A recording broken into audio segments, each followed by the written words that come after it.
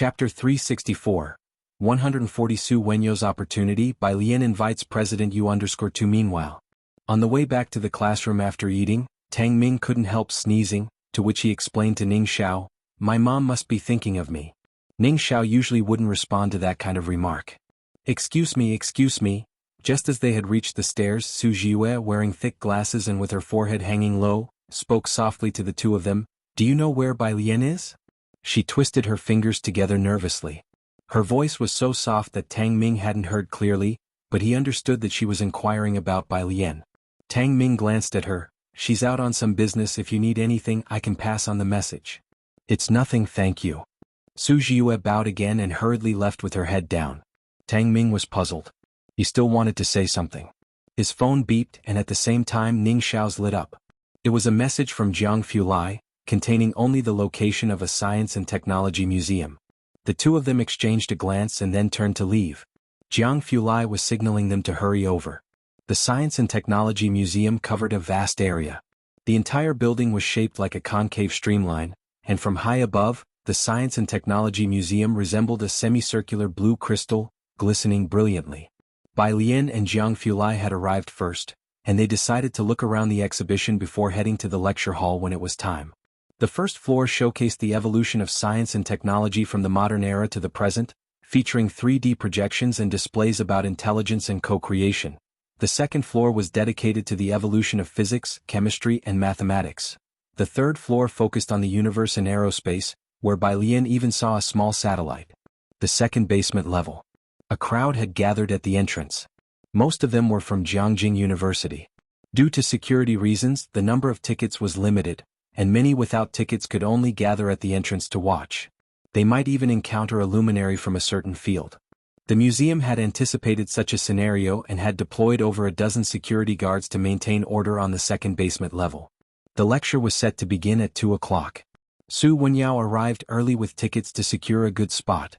He handed his ticket to the security check, and the staff member gave him a glance after seeing the blue ticket. It was only 1 o'clock, and there were only a few scattered seats left in the lecture hall. Su Wenyao, carrying a stack of books, found a corner seat, sat down, and began to go through problems with his head bowed. "Preparing for the graduate school entrance exam?" A voice came from above. Su Wenyao looked up and saw a somewhat bald middle-aged man. He was taken aback. Dean Huang? He recognized him as the dean of the physics college and also the director of Jianghu University. There was even an introduction to him hanging in the corridor on the first floor of the physics teaching building at Jianghu University. "Yes." Director Huang glanced at the ticket beside Su Wenyao. "There are few students who can get a ticket." "This?" Su Wenyao looked down at his ticket, his voice softening. "It was given to me by my sister." Director Huang seemed thoughtful. "What's your name?" "Su Wenyao." Director Huang narrowed his eyes slightly and recited a string of numbers. "This is my mobile number.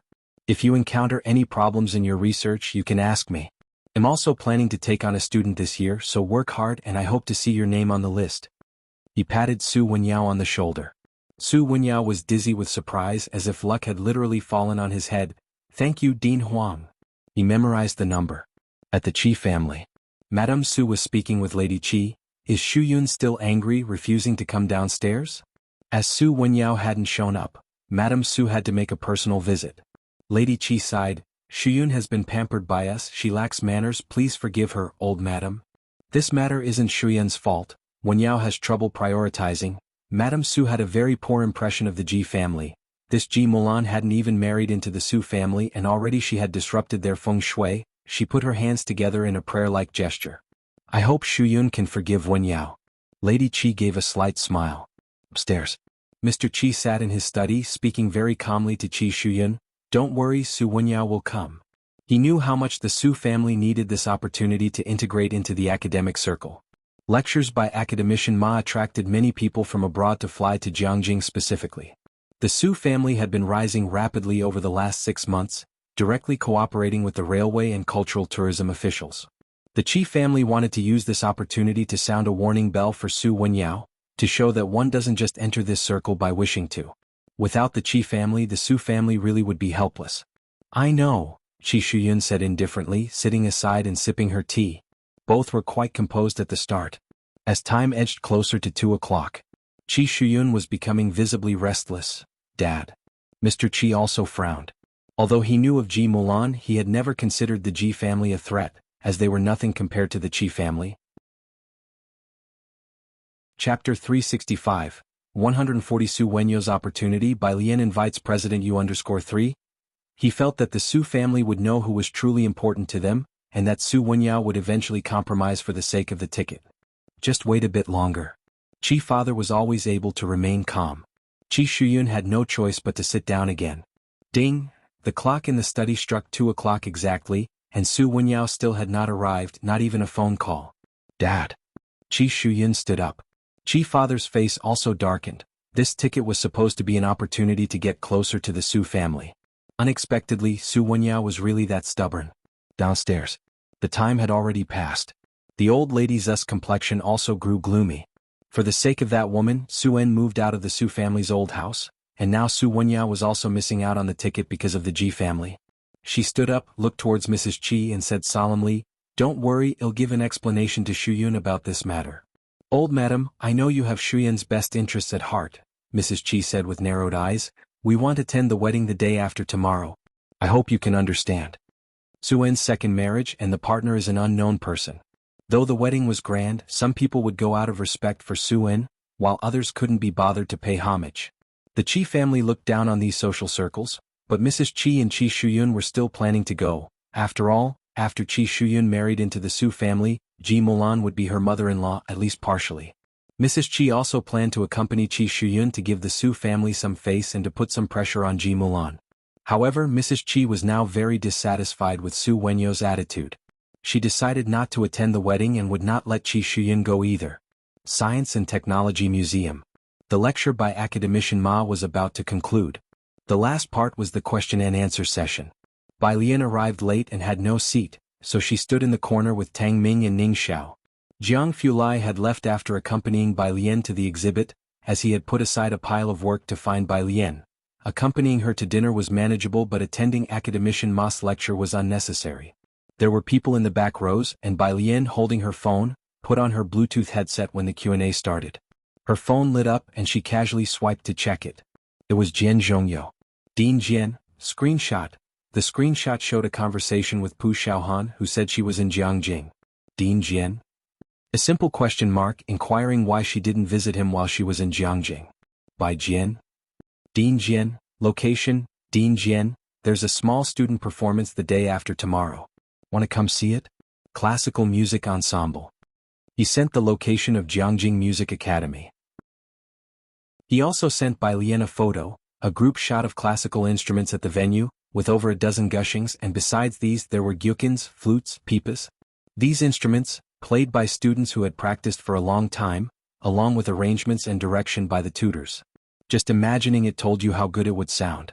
Jian Zhongyo was arranging music for Yen Lu, and Bai Lian wanted to find an opportunity to thank him, but the day after tomorrow was really not possible, coinciding with Su En's wedding, so she honestly replied that she didn't have time.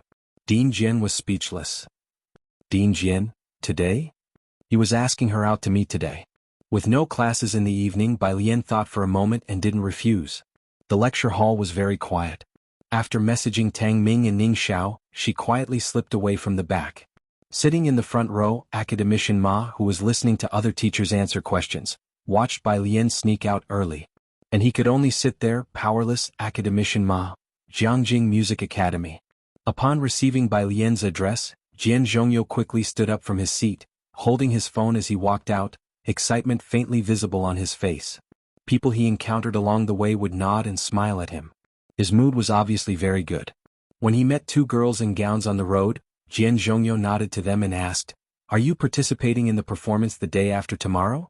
The 2 girls, not expecting Ding Jian to greet them first, bowed and said, "Yes, Ding Jian." Ding Jian recognized one of them who played The White Robe Journey. He himself was famous for playing that piece, and the Bai Lian he was about to meet could play it too. He then smiled at her, "Good luck." And with hands clasped behind his back, he hummed an unknown tune as he walked out. After he left, the girl in the purple gown excitedly turned to her companion. She had noticed that the last comment from Ding Jian was directed at Bai Xiaoqi. "Xiaoqi, do you know Ding Jian? He actually greeted you. Has he been paying attention to you for long?" Does he want to take you on as his last disciple? At the entrance, Mrs. Song, wearing a coat, walked inside, hearing the girl's last remark. Look at this, what's going on? A last disciple? Chapter 366. 141 went to Jeju Lake to pick up Jianghu, afraid to become the most explosive news. Second update, _1, Bai Qiming had already returned to Beijing, as Song Min was still at the Buyuan base. Madame Song had not yet gone back. She took the opportunity to celebrate the new year in Jianghu. Upon learning that Bai Shaoqi was selected for the school's gala performance, Madame Song would find time to watch her. Today, with Song Min visiting the Yin family for dinner, Madame Song specially came to pick up Bai Shaoqi. Those who could study at the Jianghu Music Academy all came from impressive family backgrounds. Bai Shaoqi's background was relatively modest among these people, and her fellow students were not particularly warm to her. This was the first time Madame Song saw a student actively clinging to Bai Shaoqi's arm. Bai Shaoqi, stunned, heard this and looked towards Madame Song, steadying herself. I just happened to run into Dean Jian. I saw as well, Madame Song sighed. She had seen Dean Jian leaving as she came in, but could not find an opportunity to get to know him. The girl in the purple dress smiled as she exchanged contact information with Bai Shaoqi. When you become Dean Jian's student, don't forget about me, okay? Having said this, she waved her phone at Bai Shaoqi and left. Yo, Dean Jian's student? Madame Song's heart skipped a beat. She looked at Bai Shaoqi in astonishment. She had assumed they were discussing Dean Jian's disciples because, after all, Bai Shaoqi had failed to secure her previous academic ambitions. Just now, Dean Jian took the initiative to greet me, Bai Shaoqi spoke up, her unsettled heart in these past days now beginning to calm down. Madame Song exhaled, pondering silently. She was to pick up Song Min from the Buyuan base and bring him back to the Yin family. Song Min had been very silent on the way, but since he was always aloof, neither Bai Shaoqi nor Madame Song suspected anything. At the Yin family's home, hearing the news about Dean Jian, Mr. Yin also made a special trip back. Shaoqi, that's very impressive, he praised with a smile. Bai Shaoqi went upstairs to change clothes. I will go watch Shaoqi's performance the day after tomorrow. Madame Song had been struggling with the Su family and Bai Shaoqi. After all, the Su family had now reached heights that the Song family could not. However, important as the Su family was, it did not outweigh Bai Shaoqi's position in Madame Song's heart at the moment. Fortunately, she had calmed down and broken off the engagement with Bai Lian at that time. Mom, Song Min, who had been silent all this time, finally spoke up. Bai Lian is also at the Buyuan base. Oh. Madame Song, as usual, responded indifferently to the mention of Bai Lian's name. After saying this, she realized what Song Min meant. She's at the Buyuan base? How did she get in there? Through the Su family? Madame Song was well aware of Bai Lian's past cheating incident in the humanities class. As I mentioned last time, the person who got full marks in math, that's her, Song Min said, looking out the window. Full marks in math? Madame Song thought it was unbelievable. Bai Lian's notorious reputation for lack of study in Beijing was well known. When Bai Lian left the Bai family, Madame Song decisively chose Bai Shaoqi as a swift solution to the messy situation. Now, with Song Min saying that Bai Lian scored full marks in math, Madame Song's first instinct was that it was impossible. But, Buyuan base, what kind of place is it? If Song Min wasn't certain that Bai Lian had scored full marks, he would never have brought it up to her.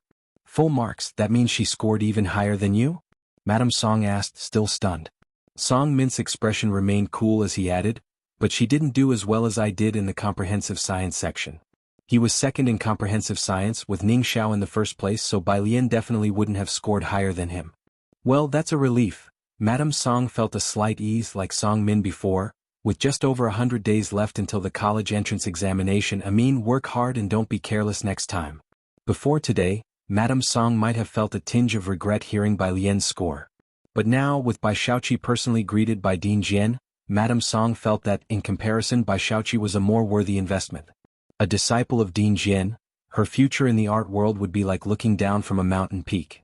She could then be compared to Bai Shaoqi, but Madame Song also felt a bit of regret. Full marks in math, thankfully her comprehensive science was less than perfect, otherwise she would have felt anguished. And she wondered if Bai Qiming knew about this. The Jianghu Music Academy was not far from the Science and Technology Museum. Knowing she was at the Science and Technology Museum, Dean Jian sent her an address. It was an old restaurant also in Chang'an district. Bai Lian started searching for directions on the map. Before she found the route, Assistant Sue called. His voice was very respectful. "Miss Bai, do you have time tonight?" "No," Bai Lian explained, "I have an appointment with someone." Assistant Sue heard the sound of the museum's loudspeakers. "Are you at the Science and Technology Museum?" "I happen to be nearby. It's just a few minutes' drive." "Where do you need to go?" "I can take you there."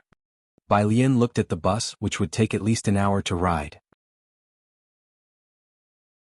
Chapter 367. 141 went to Jeju Lake to pick up Ji Heng, afraid to become the most explosive news. Second update. _2 She was afraid to keep Dean Jian waiting for long, so she didn't refuse. On the other end of the phone in the car, Su Shujie, who was sitting in the back seat, was already quite irritable, and now looked at Zu's assistant in shock. "You're taking her?" "Su En's wedding is the day after tomorrow." Su Shujie's usual car had been sent for cleaning and maintenance. Tonight, Su En had gathered the whole family for dinner, and Su Shujie was going too, so she just hitched a ride with Zu's assistant. She hadn't expected that Zu's assistant would actually go out of his way to drop off Bai Lian. "Yes, if you have something to do you can get off. He'll have someone else pick you up," Zu's assistant politely replied. Su Shujie had never met Bai Lian, though Su En had told her about her many times. She didn't have any impression of Bai Lian, but she knew Zu's assistant. He was Su En's close confidant and rarely showed such politeness to other people. Even towards her, his attitude was always proper. Now he was being so polite to Ji Mulan's daughter? Su Shujie found it inconceivable. She lifted her hand, subtly saying, "No need, I'll go too." At that moment she finally became a bit curious about Bai Lian and wanted to know why Zu's assistant was so polite to her. Within a few minutes the car arrived at the edge of the Technology Museum. The Technology Museum was a famous spot for checking in Jianghu, and Su Shujie figured Bai Lian was probably there to check in. Her gaze swept around and she immediately saw a girl standing by the road, wearing a snow-white layered woolen vest. Her jet-black hair was loosely tied up with a hairpin, with a few strands swaying in the wind by her ear. She also wore a Bluetooth headset on her ear. Her eyes were cast down, her left hand holding a phone, her right hand casually swiping across the screen. Was she playing a game? The car stopped and the girl, facing away from the sun, lazily looked up. Her entire face was revealed, and the Technology Museum behind her, shining like a sapphire, instantly became mere background to her presence. Su Shujie had long heard from old Madame Su about Bai Lian. Su En had previously wanted Bai Lian to retake her studies in Jianghu, and her grades weren't good. Ji Mulan had also spoken briefly about Bai Lian, which led Su Shujie to have a very average impression of her. But seeing her now, she thought that indeed, very few people could resist beauty, and her impression of Bai Lian improved. Zu's assistant quickly got out of the car and very obsequiously opened the passenger door for Bai Lian as she raised her hand. "Miss Bai, please watch your head." His voice was respectful. But he didn't introduce Su Shujie to Bai Lian. After all, even Su En didn't dare to be too presumptuous with Bai Lian, and it wasn't certain yet whether Bai Lian would acknowledge the connection with the Su family, so Zu's assistant didn't dare to introduce her rashly. Su Shujie, who was waiting for an introduction to say a few words to Bai Lian, was speechless. Zu's assistant then returned to the driver's seat. "Miss Bai, where would you like to go?" Bai Lian fastened her seat belt without removing her Bluetooth headset, leaned back in her seat, tapped on the address sent by Dean Jian and said casually, "Qingxin Building." There was only one Qingxin building in Jianghu, exclusive to members. Zu's assistant had been there. Su En sometimes met distinguished guests there, so he wasn't surprised by Bai Lian heading there. But Su Shujie, sitting in the back seat, took another look at Bai Lian. Bai Lian, sitting in the passenger seat, was still focused on listening to specialist English terminology, occasionally recalling key points explained by academician Ma. She knew someone in the back seat was watching her. But having been the subject of so much attention, Bai Lian didn't care and just leisurely swiped on her phone screen. 20 minutes later, the car pulled up outside Qingxin Building. Bai Lian unbuckled her seat belt, got out of the car and slightly bowed to thank Zu's assistant. "Thank you." "You're welcome." Zu's assistant said something that would make Director Chen want to hit him. "If you need a ride back later, just call me." "Okay." Bai Lian closed the passenger door and walked into Qingxin Building. Qingxin Building was essentially a private club. It was well heated inside. The front desk receptionist, clad in a delicate cheongsam, saw Bai Lian, came forward with a smile and greeted her with a bow. "Hello, do you have a reservation?" Bai Lian, holding her phone, reported the private room number, Winter 08. Winter 08 was a private room reserved for VIP guests. The receptionist's demeanor became even more respectful. "Are you Miss Bai?" Bai Lian nodded.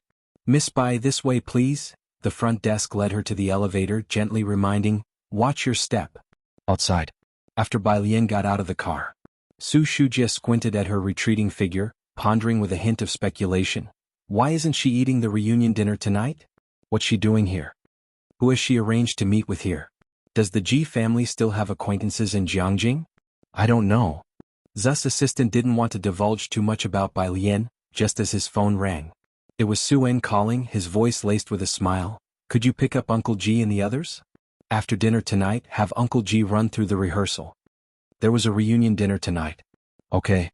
Zu's assistant hung up the phone, then dialed Ji Xiaojun, glancing at the rearview mirror. "I have to pick up the old Mr. Ji and the others. It might be a bit far." Su Shujie knew that Ji Xiaojun and his party were going fishing. Fishing spots in Jianghu were basically in the suburbs. It would be a 1 or 2 hour drive.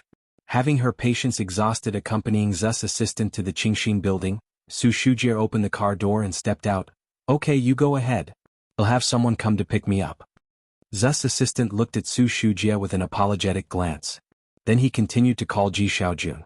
"Su Shujie, so why was Zu's assistant so respectful towards the Ji family?"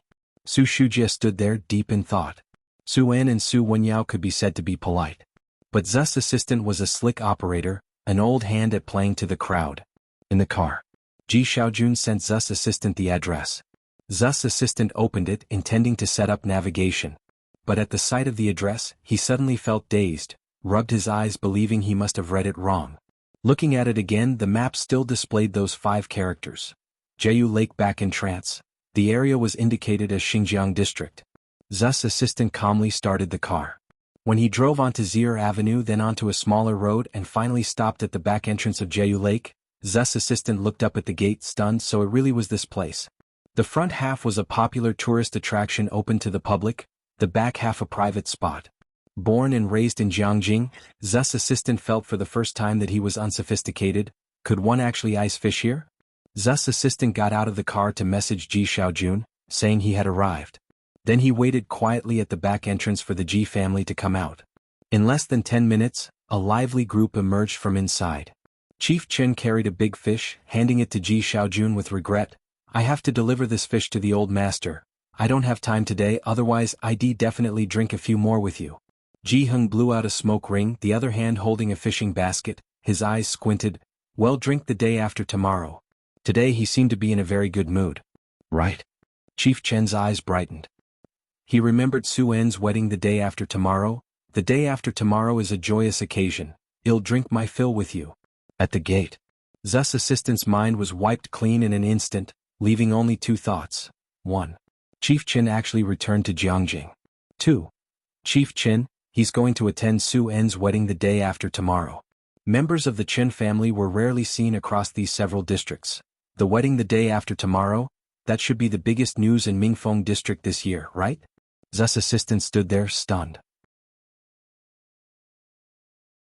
Chapter 368. The 142 Vanishing Pickup God. Honored guest _1 Director Chen was chatting with Ji Heng when Ji Xiaojun thanked Zu's assistant.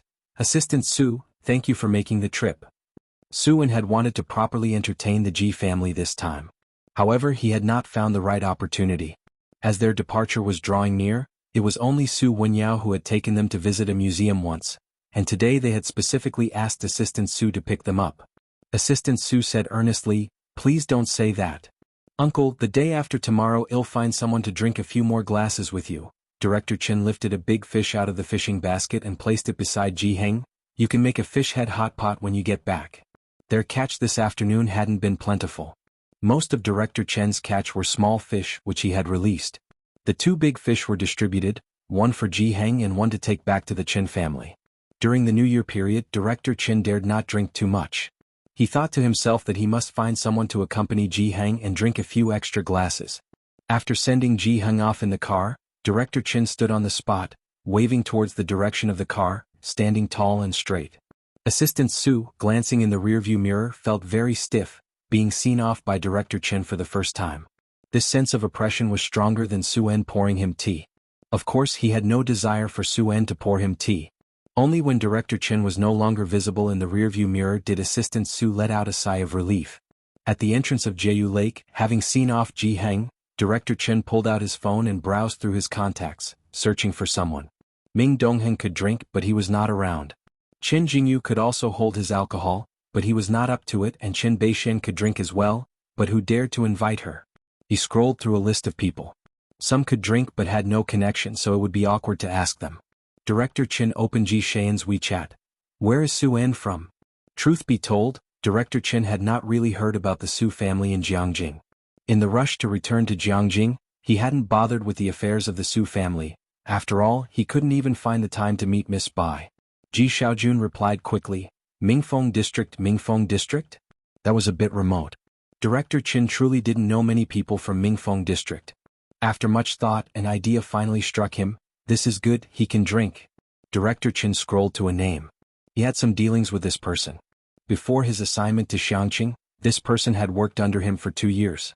Thinking this, he sent a message, inviting him to a wedding banquet the day after tomorrow. Conveniently, this person was also from Mingfeng District. Qingxin Building. The Winter 08 private room was very traditional. On the right side was a low table with tea sets. A barely scentable incense was lit, sending up ethereal curls of smoke. On the left stood an 8-panel screen. Would you like to listen to some music first? The waiter served the snacks and tea and then handed the menu of musical pieces to Bai Lian. Bai Lian took it, glanced briefly, and tapped a slender finger on one of the pieces.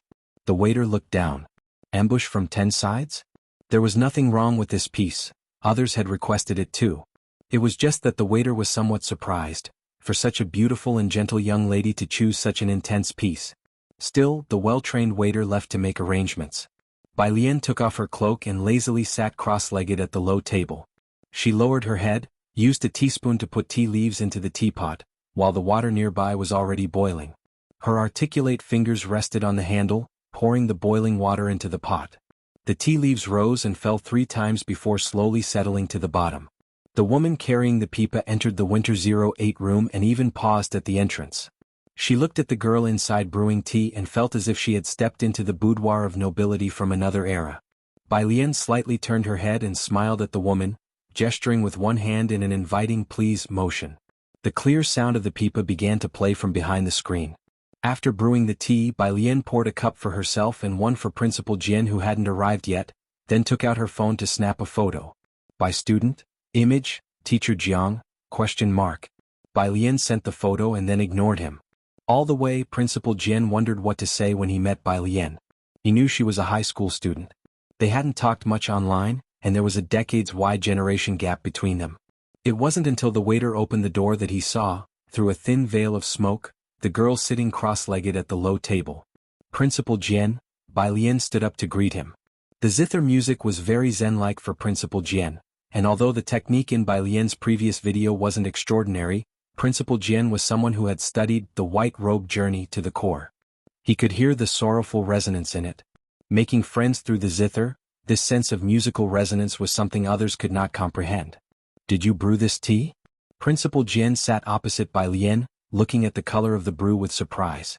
Bai Lian listened to the pipa indifferently. Yep. It was their first meeting, yet they felt like old friends. Chapter 369. The 142 Vanishing Picker God, Valued Guest What are you doing in Jiangjing? Dean Jian asked her. Bai Lian sipped her tea. Advanced studies for the college entrance exam next year. Dean Jian gave her another look. You're planning to take the entrance exam for Jiangjing University, and your teacher isn't saying anything about it?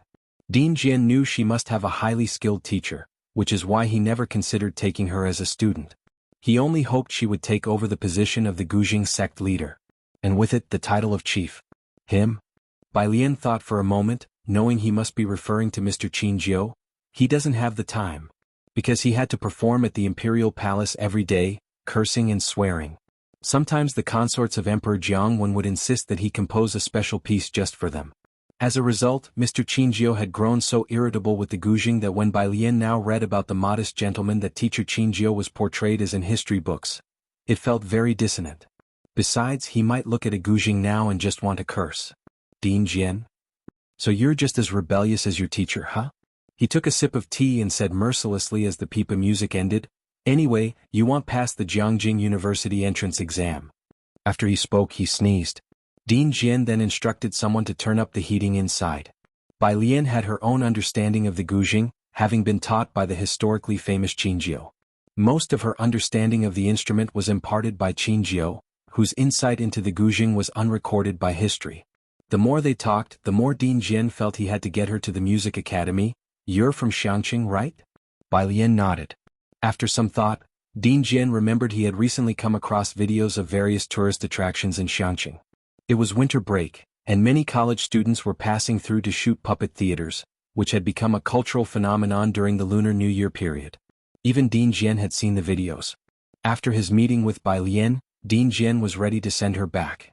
Once in the car, the driver respectfully asked Bai Lian where she wanted to go. "Wuyuan Base," Bai Lian said, opening an English reader. Before the chauffeur could respond, it was Dean Jian who was caught off guard. "Where?" "Wuyuan Base," Bai Lian replied politely.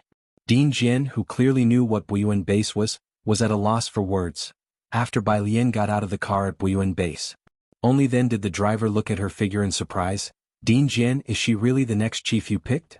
"I'd like to think so, but she's not willing," Dean Jian replied as he took out his cell phone and instructed other people in the institution not to schedule anything for him in the coming months. He was going on vacation. Startled by Dean Jian's words, the driver gasped. Dean Jian was a seasoned official of the National Arts Department and a figurehead of classical music in the country. He had been involved in arranging music for state reception-level events. His skill level was high, but his cultural image was even higher. He represented domestic classical culture, comparable in some ways to the president of Jianghu University. How many in the music academy were vying to become the favored disciples of Dean Jian? And yet there were those who weren't interested? Yunshao Hotel. Jianghu delivered the fish to the hotel staff to make a fish head dish and then went on to walk through the handover process for the day after tomorrow with Su An. Ji Mulan's first wedding was an event Jianghu had not attended. Ji Xian's wedding hadn't been such a grand affair, and Jianghu had sat quietly during Ji Xiaorong's wedding. The process was quite simple. Su Shujie sat at the table next to them with a laptop, waiting for the food to arrive while working. Ji Xiaojun and Shen Qing sat beside Ji Mulan, with Shen Qing peeling sunflower seeds and pocketing 2 pieces of fruit, earning a sideway glance from Ji Mulan. Zu's assistant was discussing details with the host. When Su Wenyao arrived, just as the dishes were served, after greeting Ji Xiaojun and the others, he sat down next to Su Shujie. Su Shujie, who had been buried in work, finally lifted her head. She wanted to mention something about the Qi family, but considering the presence of the Ji family members, she held back. After Jianghu and the others finished the process, they came over to eat.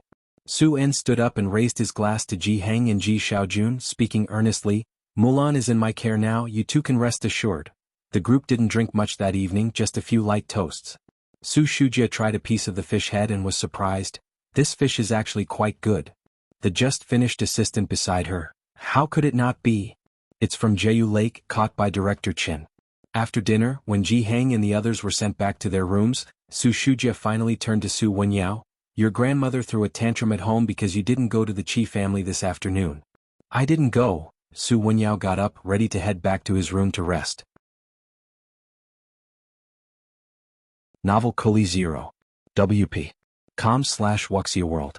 Site/chapter 370. The 142 Vanishing Pickup God, honored guest _3. The day after tomorrow he also has to receive guests, so he hasn't gone home and has booked a room at the hotel.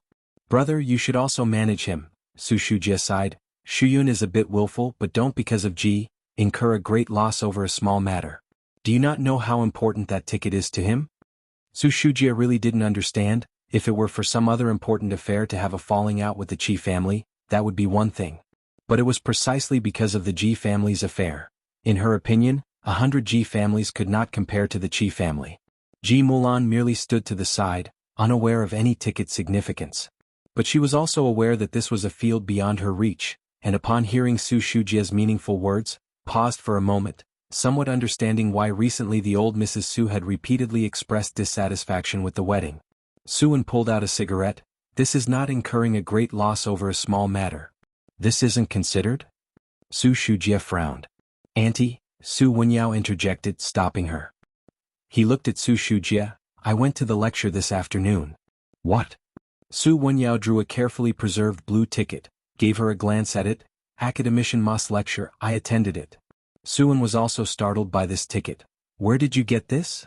The academic lecture in the science and research community was not one could just decide to attend. Alien gave it to me, Su Wenyao said softly. Su Shujie realized who this person was, extremely shocked. Her? How did she get hold of the ticket? When Su En heard it was Bai Lian, he was stunned for a while, then nodded and calmed down. No wonder. Bai Lian always knew many odd and unexpected people. If it were her, then Su En wouldn't find it strange. After all, that was the person even Director Chen would call Miss Bai. Let alone getting hold of tickets, Su En thought. Now that Bai Lian knew that academician Ma, he wouldn't find it strange either. Su Shujie felt in the afternoon that Zu's assistant had a very strange attitude towards the Ji family, and now seeing Su En's reaction, she was even more astonished. What on earth are the people from the Ji family? After she went back, she had someone show her Ji Mulan's information again, graduated from Beijing University from Shanqing. She turned it over and over but didn't see anything out of the ordinary. Su En's wedding day. It was the last day of courses at Buyuan Base, and Bai Lian and her two companions were earnestly listening to a lecture. The day after tomorrow is the Lunar New Year, and Buyuan Base would be on holiday too. The wedding ceremony was at 11:18, and Bai Lian and her group just needed to arrive before 11. During the lecture break, the professor sat above. Tang Ming went to the restroom with Wang Su, and the girl seated in the middle turned back to see the left side of Bai Lian was empty, then slowly approached. Bai Lian, with her chin propped up, was lazily flipping through a review, and upon hearing some noise, she slightly raised her eyes. She raised an eyebrow at Su Jiue, both her eyes and brows tinged with indolence. Hello, I'm Su Jiue, my brother is Su Wenyao, Su Jiue introduced herself in a soft voice. She held up her phone, wanting to add Bai Lian on WeChat. Su Jiue? Bai Lian had known this name for a long time, but only now did she learn that she was actually Su Wenyao's sister. Bai Lian had a rather good impression of Su Jiue, who was quiet and unassuming. The other time she had even wanted to give Bai Lian the math modeling Liang Wuyu and others had done. Bai Lian took out her phone, scrolled to the QR code and let Su Jiue add her. Su Jiue left, excited. Another person was added on her phone. Bai Lian didn't pay much attention until she put down her phone to continue reading the review. Jiue, Jiue, sister, you're awesome. Jiue, you can actually do math modeling with Senior He Wen. Jiue, #@ %*. Bai Lian stared at the message for several seconds before slowly, and with some hesitation, tapping on the person's avatar. The latest moment in their circle of friends was from the day before yesterday. Wild boar shocked. JPG, Su Wenyao commented. 6. Bai Lian went back, finally confirming that the person who typed such noisy text was indeed the seemingly quiet Su Jiue. Jiue, sis, aren't you attending the wedding today? Bai Lian, I'm attending. Jiue, my car is here, let's go together. Bai Lian, I'll go later. Jiue, okay then. Lian, sis, what's wrong with you? Tang Ming, who was talking to Wang Su about something, came back and saw Bai Lian looking at her phone. Her usually calm expression seemed a bit off, so he couldn't help asking. Song Min couldn't help but look over upon hearing Tang Ming's question. Nothing. Bai Lian put down her phone and continued to read her review paper. Tang Ming sat down next to Bai Lian, and Wang Su took a seat next to Tang Ming. He talked to Tang Ming. The math physics god hasn't made any moves for a while now. That stuff's killing a bunch of people. Don't worry, she must be busy, Tang Ming spoke up. Right, she's probably like Senior He Wen, spending every day in the lab, Wang Su sighed. Tang Ming, it's also possible she was off brushing up on biology and chemistry then practicing piano when free. By the way, what's your username on the app? Wang Su took out his phone, opened the app. Let's all follow each other. Everyone mostly used their real names. Wang Su searched for and followed Tang Ming and Ning Xiao. Then, after thinking for a bit, he searched for Bai Lian, but found nothing. Not there? Wang Su found it odd. In the Buyuan Base publicity office. Jianghu Lai lounged on the sofa, wearing loose-knit clothing and looking completely at ease. In his hand was a black pen, and his lightly draped legs supported several documents. Jianghu was sitting on the side, fiddling with a new Rubik's Cube. Director Chen sat across from Jianghu Lai, extremely uneasy. With Bai Lian not around, he couldn't ignore the pressure emanating from Jianghu Lai. Who in Xinjiang district would believe it? That young Master Jiang was waiting here for someone after class. 10 minutes later, Director Chen could no longer sit still. He got up with some trepidation. Jiang, young Master Jiang. Jiang Fulai stretched out a hand and tossed the document he had finished reading onto the coffee table. Speak. I was thinking of helping Uncle Ji with something. Director Chen stood there. Without thinking, he dragged Ji Heng into it. They're getting married today, surely they must be swamped. If I go, I can help out with the preparations. He had dropped off Jiang He in the morning to find Jiang Fulai and then came together to find Bai Lian. He thought Bai Lian would be there as soon as he arrived. Director Chen had no idea that scam prevention had gotten so serious.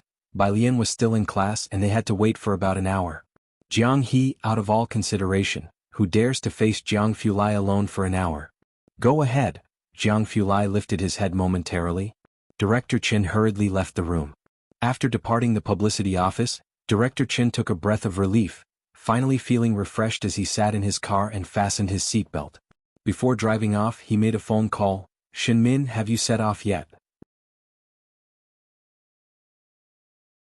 Chapter 371, 143 Wedding Banquet, Unexpected Guest, Part 2, _1 on the other side of the phone, the voice was very respectful. Mr. Chen, I was just about to leave. Fine, I've sent you the address, Director Chen said and then hung up the phone. It's just that he had no spare invitations. Director Chen didn't contact Su En, he only sent a message to Bai Lian to inquire about the invitation. Bai Lian was in class at the moment and he didn't dare to call her. 1 minute later. Miss Bai, 1. Only after getting a reply did Director Chen start the car and leave. Bai Lian and Ning Xiao's group of 3 didn't leave until nearly 10 o'clock. Where are you going? Wang Su was unaware that they intended to leave early. Today is the last day. Something came up. Tang Ming spoke for the other 2, patting Wang Su on the shoulder. We're going to a wedding, remember to send us the recording.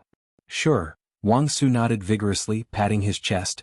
Today's lecture is on physics, Pei Qin's specialty. He'll make sure he prepares it well for you guys. Thanks. Tang Ming punched his arm. Yu Guang saw Bai Lian and Ning Xiao walking away and immediately grabbed his backpack to catch up. Chang'an District was separated from the Yunxiao Hotel by Xinjiang District, and if traffic was bad, it could take more than an hour to get there. By the time they went downstairs, Jiang Fulai and Jiang He were already waiting in the car. Professor Jiang, upon seeing Jiang Fulai, Tang Ming and Ning Xiao instinctively straightened their backs. Jiang Fulai responded indifferently, then his gaze shifted to Bai Lian.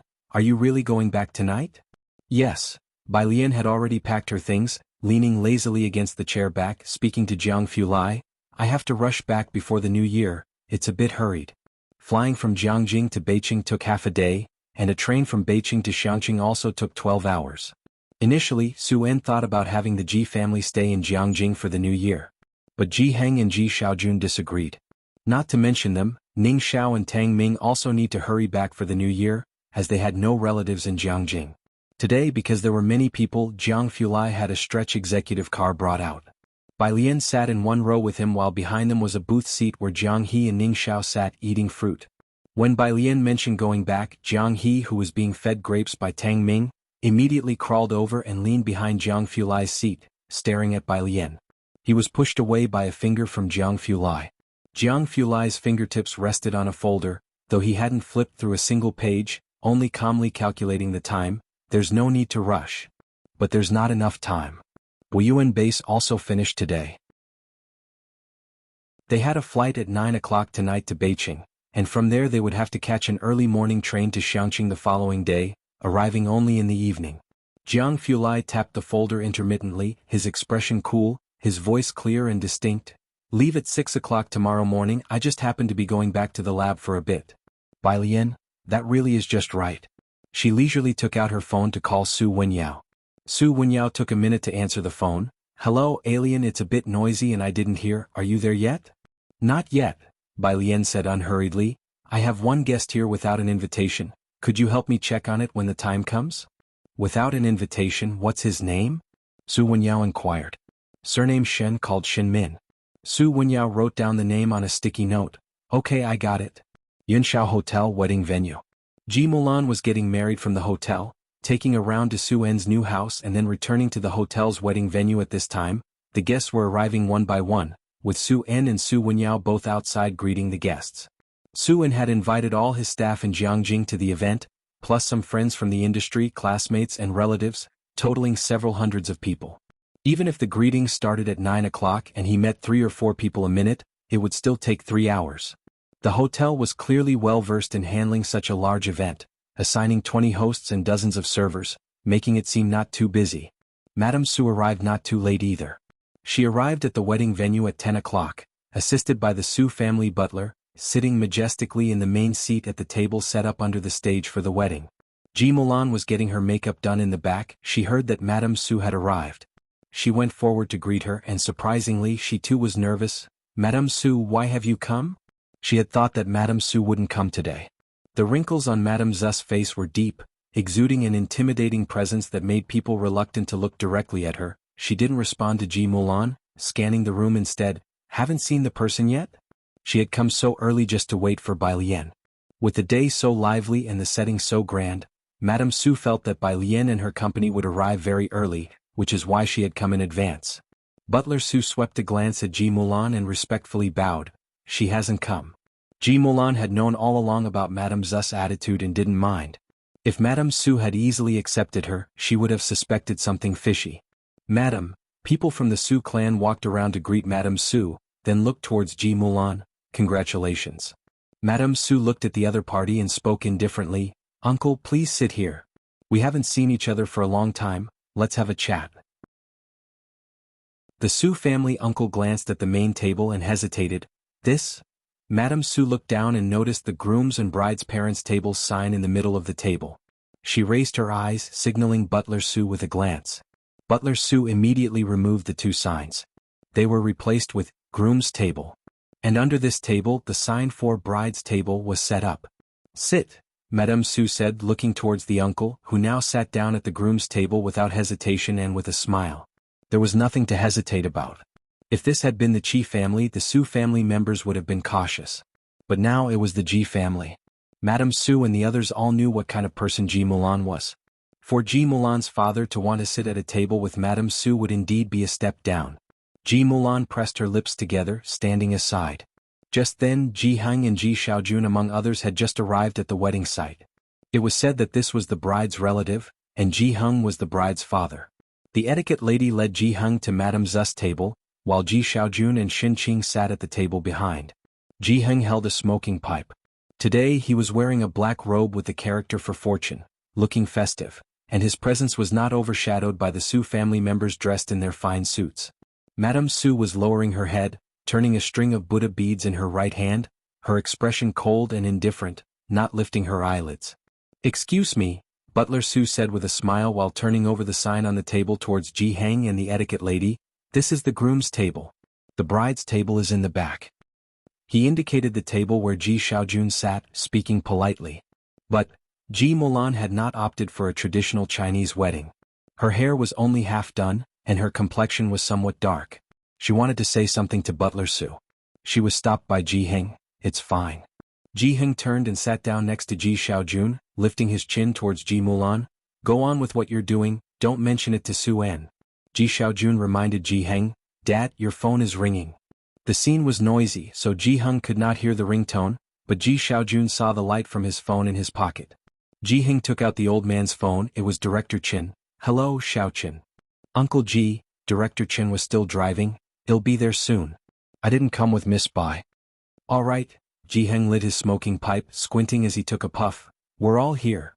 Ji Mulan looked at Ji Heng sitting at the second table and then at Madame Zu's attitude. She felt very congested in her heart. "Go back." Xin Qing glanced at Ji Mulan cautiously, knowing full well his own standing. The seating arrangement made by the Ren family for him previously had been even more outrageous than today's. Outside the door, Su En was still greeting guests and Su Shujia was looking at the guest list beside him. When she flipped to the Qi family, her expression changed slightly, and she whispered into Su En's ear, "Not a single person from the Qi family has come. I haven't seen Xu Yun or Madame Qi." Everyone had seen the hints between Qi Shuyun and Su Wenyao. People thought Qi Shuyun would marry into the Su family. This time Mr. Qi indeed wouldn't come for Su En's remarriage, but both Shuyun and Madame Qi had said they would be present. After all, it was a big event for Su En. Upon hearing this, Su En greeted the other guests with a calm appearance, while speaking to Su Shujia. "It's probably because of Wenyao. Should we have Wenyao call Shuyun?" Su Shujie was somewhat worried. It doesn't matter if Madame Qi doesn't come but Shuyan's absence. No need, Su En was firm. If they don't want to come then let it be. Seeing Su En so resolute, Su Shujie took out her phone and sent a message to Shuyun. Shuyun, the wedding is about to start. The other party didn't reply immediately. Su Shujie sighed. Just as she was about to say something, she looked up to see a man in his 40s lingering at the welcome area. She quickly went up to him. District Chief Shin? How did you come here? Hello. District Chief Shin didn't know Su Shujie but had seen Su En and was very polite. Mr. Su, I didn't realize this is your wedding. Congratulations. Su Shujie looked at Su En in shock. Wait, Su En had even invited the district chief from Mingfeng district? Had the Su family become stronger behind her back? Su En was also startled by District Chief Shin. He put aside what he was doing. District Chief Shin, are you here on official business?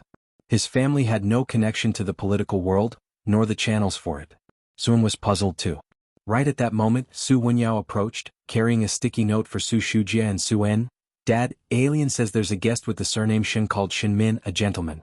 I haven't seen him here. You and Andy keep an eye out. Su Shujie and Su En hadn't had time to process it yet. That would be me. Shin Min looked up, giving a slight nod towards Mr. Su. I don't have official business today. I am here to attend the wedding banquet. I apologize for the sudden intrusion, and for disturbing you, Mr. Su. Chapter 372. 144 Chenju Gao Guangliang Field _1 Your visit amidst your busy schedule brightens our wedding banquet for Mulan and me. District Chief Shin, please come in. Su En, who had weathered many events, regained his composure in just a second.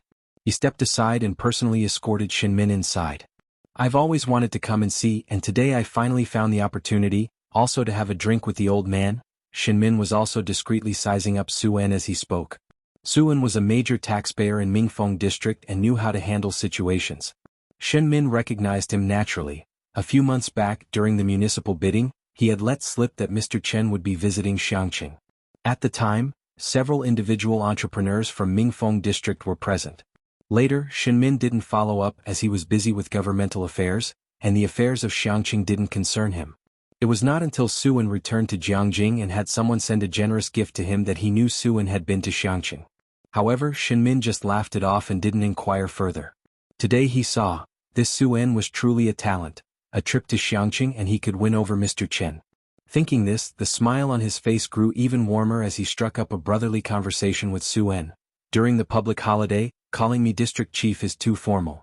I'm a few years older than you so you can take advantage by calling me big brother if you like. As the two exchanged words, Su En understood why District Chief Shen had come here. The word drink made his heart tighten. It was.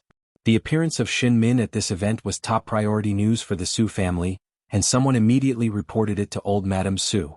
In the banquet hall, old Madame Su sat at the main table with her eyes closed, her fingers moving over her rosewood Buddha beads bead by bead. The butler, looking tense, bent down and whispered in her ear. District Chief Shen has arrived? Old Madame Zu's eyes snapped open, and the movement of her Buddha beads halted. By her side, Uncle Su, upon hearing the name, had yet to react. District Chief Shen? Which District Chief Shen? Madame Su extended her right hand, and the butler quickly placed her walking stick in her grip. Supporting herself with the cane, she stood up and walked out to greet the guest, saying, "It's Shin Min, District Chief Shen." She was also quite shocked. Since Shin Min took office, he had had little to do with the Su family. Although the Su family had sent gifts a few times, out of 10 attempts, only one was accepted. The rest were all returned. What stroke of fortune today had brought Shin Min here? She maintained her dignified demeanor but moved briskly, clearly in a very good mood. Halfway there, she saw Su En leading Shin Min in. Madame Su was wearing a black wool coat that day with no buttons, and had a trim of fox fur sewn by hand all around from collar to hem. Her eyes were deeply sunken, and they shone with a cold glint. District Chief Shin's face appeared on the local news from time to time. Those who didn't pay attention to such things might not recognize him, but nearly every upper-level member of the Su family had reviewed some lists to prevent offending anyone. District Chief Shin, upon seeing him, both Madame Su and Uncle Su were taken aback, yet their manners were impeccable. An honored guest's arrival is indeed an honor. Shin Min, not knowing Madame Su, gave her a polite nod. Without much conversation, Su En led Shin Min to take a seat. Let's sit inside for a while first. Madame Su took the opportunity to fall one step behind and looked toward Su Shujie, who had followed. She brought her hands together, her heart nearly leaping out of her chest. Your brother managed to invite Shin Min over? She naturally did not think it had anything to do with the Ji family. Su Shujie felt a momentary blank in her mind, finally catching on. She looked at Madame Su with some hesitation. It's not brother. District Chief Shin, he seems to be a guest of the Ji family. The old lady thought she had misheard and tapped her walking stick. What? A guest of the Ji family? How could the Ji family know Shin Min? At that moment the focus wasn't on that. The butler, supporting Madame Zu's other arm, looked alarmed. Old Madame, the seating. Quick, follow them. Madame Zu's gaze lifted to see Su En leading Shin Min to the first table, and she hurried forward.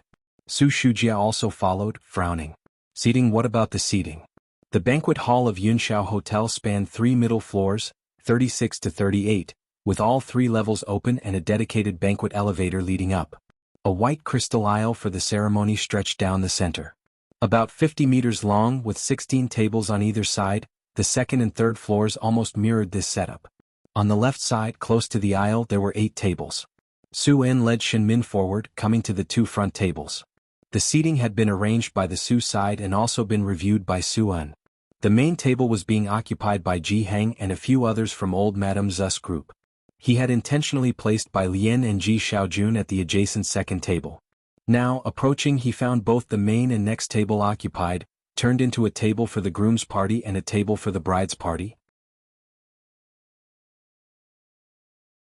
Chapter 373, 144 Chenju Gao Guangliang Field _2 and Ji Heng was seated at the second table? Seeing Su En speaking and then suddenly falling silent, Shin Min glanced at the table and realized the problem. Table for the groom's guests, table for the bride's guests. Shin Min had attended many weddings, big and small, but this was the first time he had seen such a ludicrous seating arrangement. He stood with his hands clasped behind his back, not getting involved in their family affairs. Why have you just come in now? Ji Xiaojun saw Su En and stood up to greet him with a smile. Have all the guests been received? Do you need any help from me? No, you just stay with them, Su En replied, struggling to contain his anger, then turned back to his uncle who had hurried over. How did you arrange these seats? The uncle was taken aback as well. Madame Su, leaning on her cane, came forward and scolded Su En. You're so busy with the wedding you're not being sensible, not putting the right people in charge. Look at this seating arrangement. What does it look like? See who's responsible for today's affair. Get rid of such people from the Su family. She then turned to Shin Min with a smile. District Chief Shin, please take your seat first. Raising her hand, she directed Shin Min to the first table, then gestured to the uncle to switch the seating arrangement, and finally she said in a gentle tone to Ji Heng, Old Mr. Ji, how could you sit here? Hurry up and help the old gentleman to the main table. The last sentence was addressed to the Su butler. The Su butler quickly stepped forward, while Ji Heng wrapped his pipe and looked up at Su En before waving his hand. No need, I'm quite happy sitting here. You go on with your business, no need to entertain us.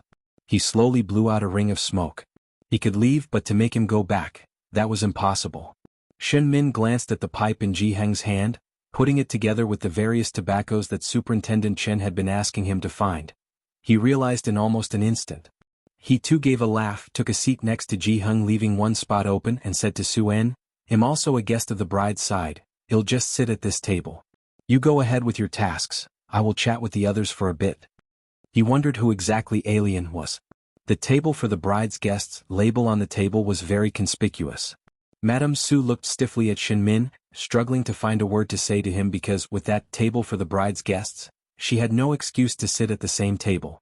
She ended up taking a seat at the foremost table, feeling as uncomfortable as if she was sitting on pins and needles. Without any mood to fiddle with her Buddha beads, the uncle initially had the leisure to consider seating, but now, standing next to Madame Su, he didn't dare to sit down. Madam, what should we do now? His eyes were on the table where the Ji family sat, bewildered. What kind of people were the Ji family? These are Alien's guests. Su En bent down and softly introduced Shin Min to Ji Heng. Su En took a deep breath. Ji Heng obviously didn't take the matter to heart, and from the seat Shin Min left open. He probably knew who would be coming. Are they all fools? Su En muttered to himself as he walked out, addressing Su Shujie and the guest reception manager, not to mention that District Chief Shen would be arriving today, but even if he wasn't, to turn a main table into a table for the groom's guests, is that proper? A table for the groom's guests indeed made a mockery of the situation. Su En's expression was terribly gloomy. Su Shujie had no idea why Madame Su would suddenly set up a table for the groom's guests. She quickly followed behind Su En, lamenting that old age indeed made it difficult to understand. How would I know about that? Go and watch over her for me, Su En instructed Su Shujie as he sent her inside. There's no need for you outside with the welcoming. At Ji Heng's table. He himself wasn't very talkative, but Ji Xiaojun and Xin Qing had more to say. Shin Min managed to coax most of the story out of Xin Qing with just a few words. Ji Heng took out his phone and called Bai Lian.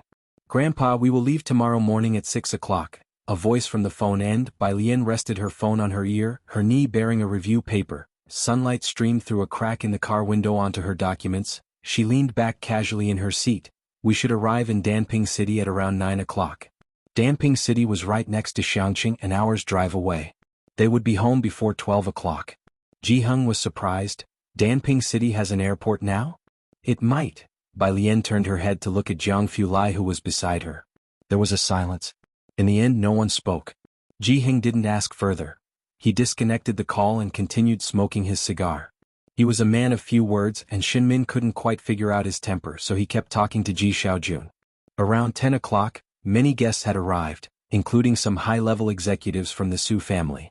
Hearing that District Chief Shen was here, quite a few people made it a point to greet them at this table before going back to their own. As for Mrs. Zu's main table, no one approached it at all. Shen Qing, who sat beside Ji Xiaojun, learned from the conversations that Shin Min was a district chief and whispered in shock to Ji Xiaojun. So Shin Min is a district chief. Another group of people arrived, led by a woman in her 40s who shook hands with Shin Min and said with a smile, District Chief Shin, I'm from the Ma family. We met at the last bidding. I didn't expect to see you here. This time the Ma family couldn't be bothered to send someone, so they sent her, and she unexpectedly reaped the benefits. With that, the woman's smile broadened. She continued to greet everyone else at the table. Elder Ji, congratulations. You've traveled from afar, so today you must eat and drink well, and don't let President Su be thrifty on your account. Even Xin Qing was not missed out on. Not everyone at the table had arrived yet, but it was already very lively. It was at this moment that some noise suddenly came from the entrance. The woman at Ji Heng's table couldn't help but look toward the entrance. Su En walked in with a middle-aged man. When Su En saw the place left for Director Qin, he knew Qin would come, and sure enough, within less than 10 minutes Director Qin arrived, letting Su En finally relax. When did you return? Alien didn't tell me you would be coming. Su En had gone fishing with Director Qin a couple of times, and the two were fairly familiar with each other. I came back on a whim. Director Qin scanned the room and strode towards Ji Heng's side. Don't mind me, I'm here to have a drink with Uncle Ji. He said not to mind him, but Su En dared not take that literally. Walking further inside, the attention from many people shifted toward them. The man beside Su En had a tanned complexion, his eyebrows were like ink, and he was not given to laughter or excessive talking, nor did he often appear in public, so most people at the scene did not recognize him. However, there were some who did. Like the middle-aged woman still standing by Ji Heng's table. And Mrs. Su at the table behind, who had just settled in for a few minutes before standing up again using a cane, tilted her head to look at Uncle Su beside her. That is, compared to Shin Min, the person now seemed even more incredible to her. Su Shujie also stood up, squinting at the man beside Su En. She was momentarily hesitant to speak. Not many people had seen Director Qin, so Su Shujie dared not be sure. Su En approached with Director Qin. At Ji Heng's table, Shin Min finally set down his teacup. He stood up with no more the relaxed look on his face, his body tensed up as he nodded slightly to Director Qin. Director Qin. His voice was deep. Not loud, but most could hear it clearly. Su Shujie, the elder Mrs. Su, and their group all watched quietly as the man Shin Min addressed as Director Qin. The people who had been mingling around Ji Heng's table swiftly parted to the sides, creating a clear path. Long time no see. Director Qin merely nodded slightly back at Shin Min in greeting and then went over to the side of the table, looking at Ji Heng with a smile breaking over his taut face. Uncle Ji, sorry to keep you waiting. As he spoke, he pulled out the empty seat beside Ji Heng and sat down. Ji Heng put down his pipe, turned his head to look at Director Qin and showed a smile as well. Xiao Qin, you've come quite early. Alien and the others aren't even here yet. I didn't want to keep you waiting, so I came ahead, said Director Qin, making no mention of the fact that he did not dare wait with Jianghu Lai for Bai Lian. He then greeted Ji Xiaojun, Shen Qing and the others. Following Ji Heng's lead, the table fell silent, not to mention Mrs. Su and others who wanted to greet them. Shen Min was also taken aback by Ji Heng's casual use of Xiao Chen. For a while, apart from their table, no one else dared to speak. Chapter 374. 145 The King Bomb card was smashed to pieces by the old lady. Second update.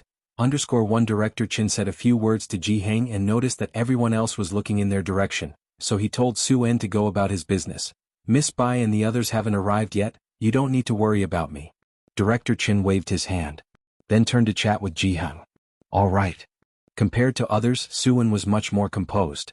Given that Bai Lian was in Jianghu, it seemed somewhat understandable that Director Chen, despite being very busy, hurried back. Su En left the room again. If Shen Min's attendance at Su En's second wedding stirred up a commotion, then Director Chen's arrival turned that commotion into a huge wave. Just a moment ago Mrs. Su could still manage to sit down. But now, seeing Director Chen sitting with his back to her, she simply couldn't remain seated. She could only stand in her original spot, supported by Su Shujia. With the banquet hall crowded today, the heating not set high, Mrs. Su had already taken off her fox fur coat, leaving just a thin layer of clothing. Yet she felt her back was soaked through. Su Shujia, her withered hand resting on Su Shujia's wrist. Is that man really Director Chen? Could it really be that Chen? Su Shujia also found it unbelievable. But seeing Shen Min's behavior towards Director Chen now, who else could this Director Chen be? But why wasn't there a single piece of information in the materials? However, she seemed to be making connections with all the previous irregularities now. Why the assistant Su was so considerate of the Ji family? Around 10 o'clock, the traffic wasn't as congested as it had been around 8 or 9, but being close to the new year, the roads were still busy. Bai Lian and her group arrived at Yunxiao Hotel at 11. At this time, Su Wenyao and Su En were still greeting guests. By now actually all the guests had long since arrived except for Bai Lian. It was clear that Su Wenyao was not so composed about Director Chen's arrival, as the two chatted sporadically by the door. The elevator facing the reception area on the 36th floor dinged and opened. Inside the elevator, Bai Lian stood in front with Jianghu Lai. The hotel was warm and Bai Lian, who normally didn't mind the cold, had taken off her coat, wearing only a white crossed collar long dress. The collar was a greenish color, embroidered with tiny clusters of gold and white flowers, with a belt of the same color loosely tied at her waist. In her right hand, she held an unread summary, talking to Jianghu Lai while occasionally glancing at the document. Jianghu Lai, half a step behind her, could still see the plain hairpin in her hair. He hadn't taken off his coat, but he carried a dark blue lady's coat in his hand. Today Bai Lian had brought his computer for him. Before they got into the car he was still looking at the computer, and he hadn't taken off his glasses either. As soon as the elevator doors opened, he and Bai Lian stepped out together. Jianghu Lai looked up slightly at Su En and Su Wenyao, who were welcoming guests. Even through his glasses, one couldn't hide the piercing coldness in his eyes. Alien, you've arrived. Su En, having never met Jianghu Lai, was reluctant to make eye contact with him and instead spoke to Bai Lian. Jianghu Lai stood beside Bai Lian, his slender, pale fingers removing his glasses and casually placing them in his coat pocket. His demeanor could also be described as relaxed, with a touch of nonchalance. But Su En inexplicably felt enormous pressure. Yes, is it about to start? Bai Lian checked the time and was relieved she wasn't late. This is my classmate. She introduced Ning Xiao and Tang Ming, but she didn't introduce Jianghu Lai to Su En. Su En didn't dare to ask. He then led Bai Lian and the others inside. The banquet hall, packed with several hundred people, was bustling. Even with the heating turned low, it was enough to make everyone's faces red with warmth. The refreshments on the tables had already been refreshed once, and Bai Lian's arrival drew considerable attention. Not to mention anything else, the mere appearance of Bai Lian and Jianghu Lai was enough to attract onlookers. However, as soon as their gaze met Jianghu Lai's pale, indifferent eyes, they would hastily look away, only to covertly watch them from behind once they had passed by. The second and third floors were still okay. The bustling noise on the first floor gradually quieted down, the noisy children hiccuped and then fell silent, and the servers holding trays of drinks slowly moved to the side, waiting for Bai Lian and Jianghu Lai to walk to an emptier area. Su En immediately saw Mrs. Zh's table, which had not been fully occupied, as well as the surrounding tables where many guests were mingling and greeting each other.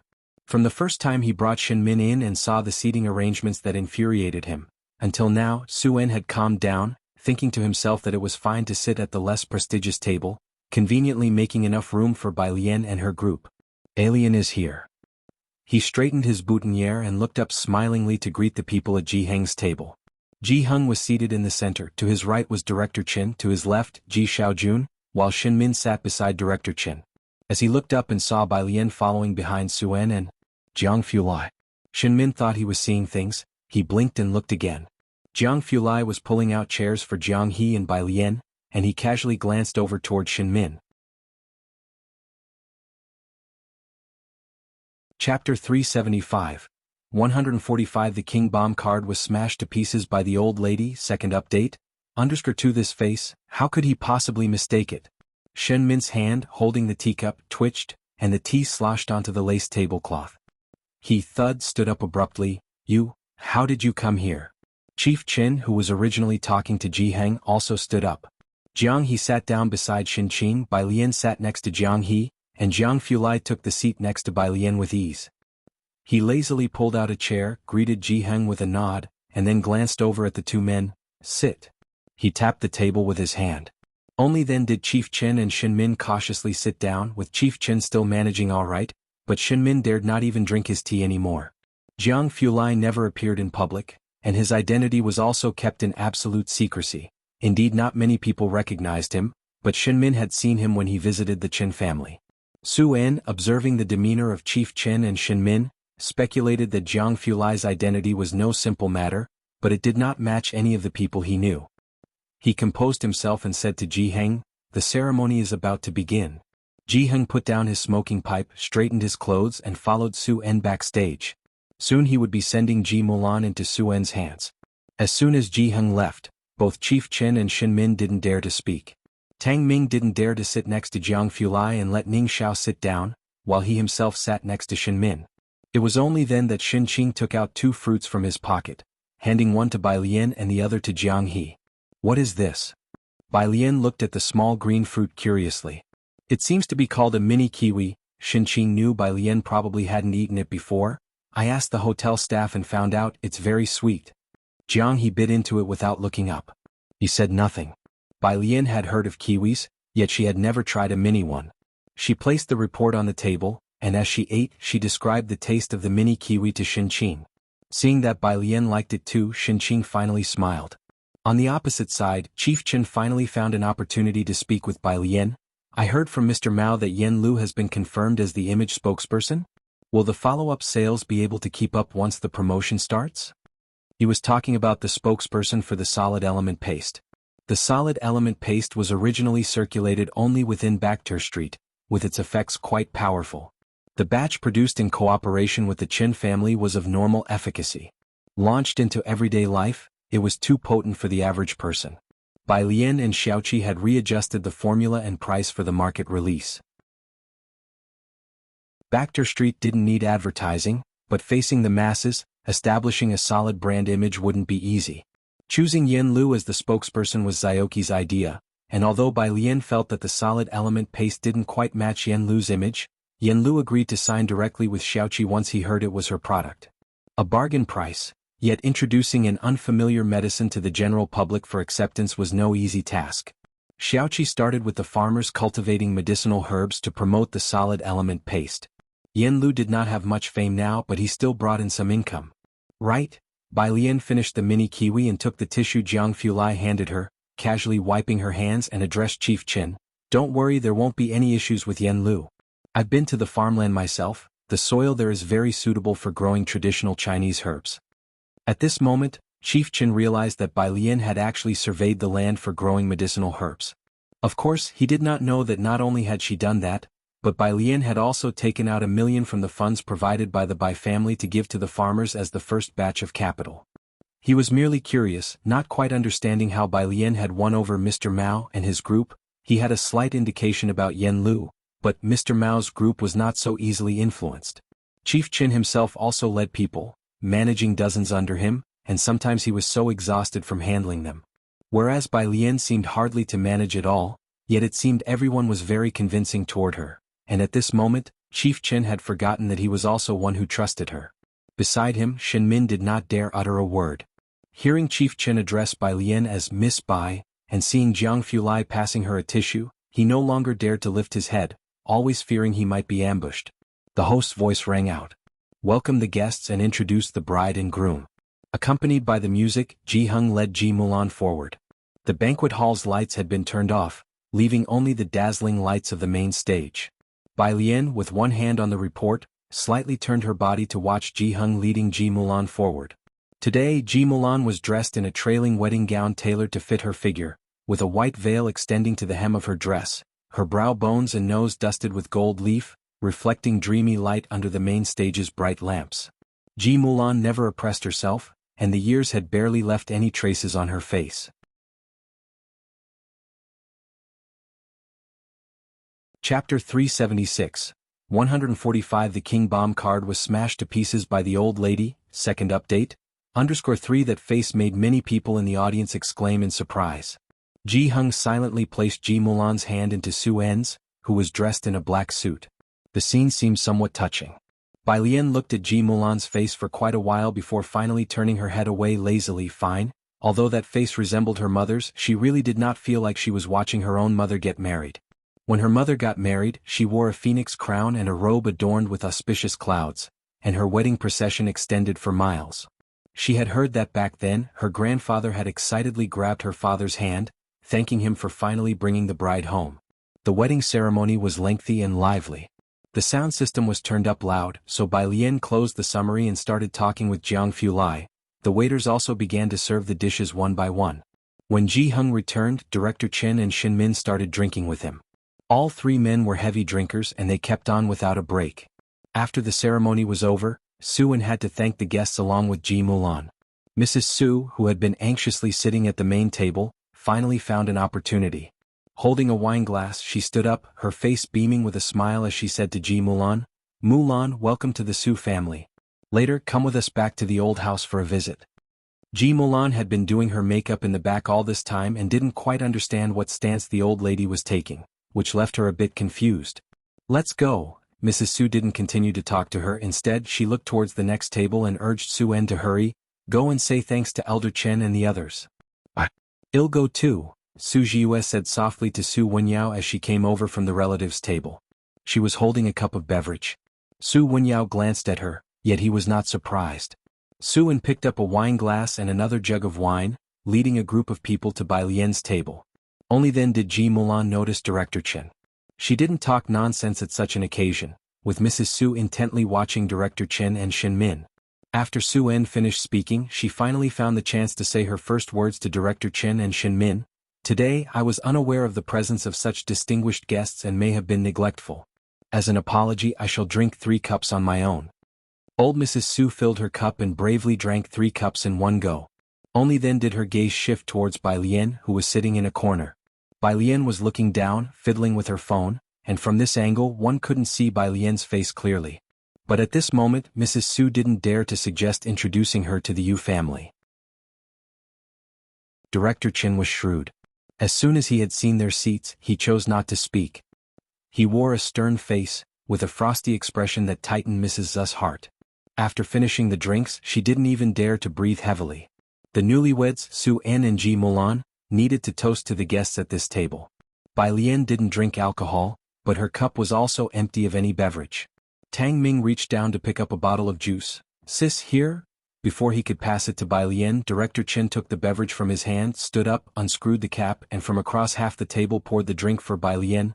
"Miss Bai, is this all right?" While unscrewing the cap, he asked her, and Tang Ming wore a WTF expression on his face. "It's fine." Bai Lian pushed her cup onto the rotating glass turntable.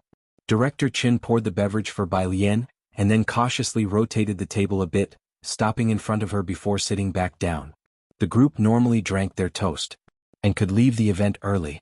Now getting a little closer, Bai Lian finished her drink and looked towards Ji Heng. "Grandfather, I'll see you tomorrow morning." She and Ning Xiao among others still had to return to Buyuan base for a seminar. "You're leaving already?" Su En felt somewhat regretful. Bai Lian nodded, studying.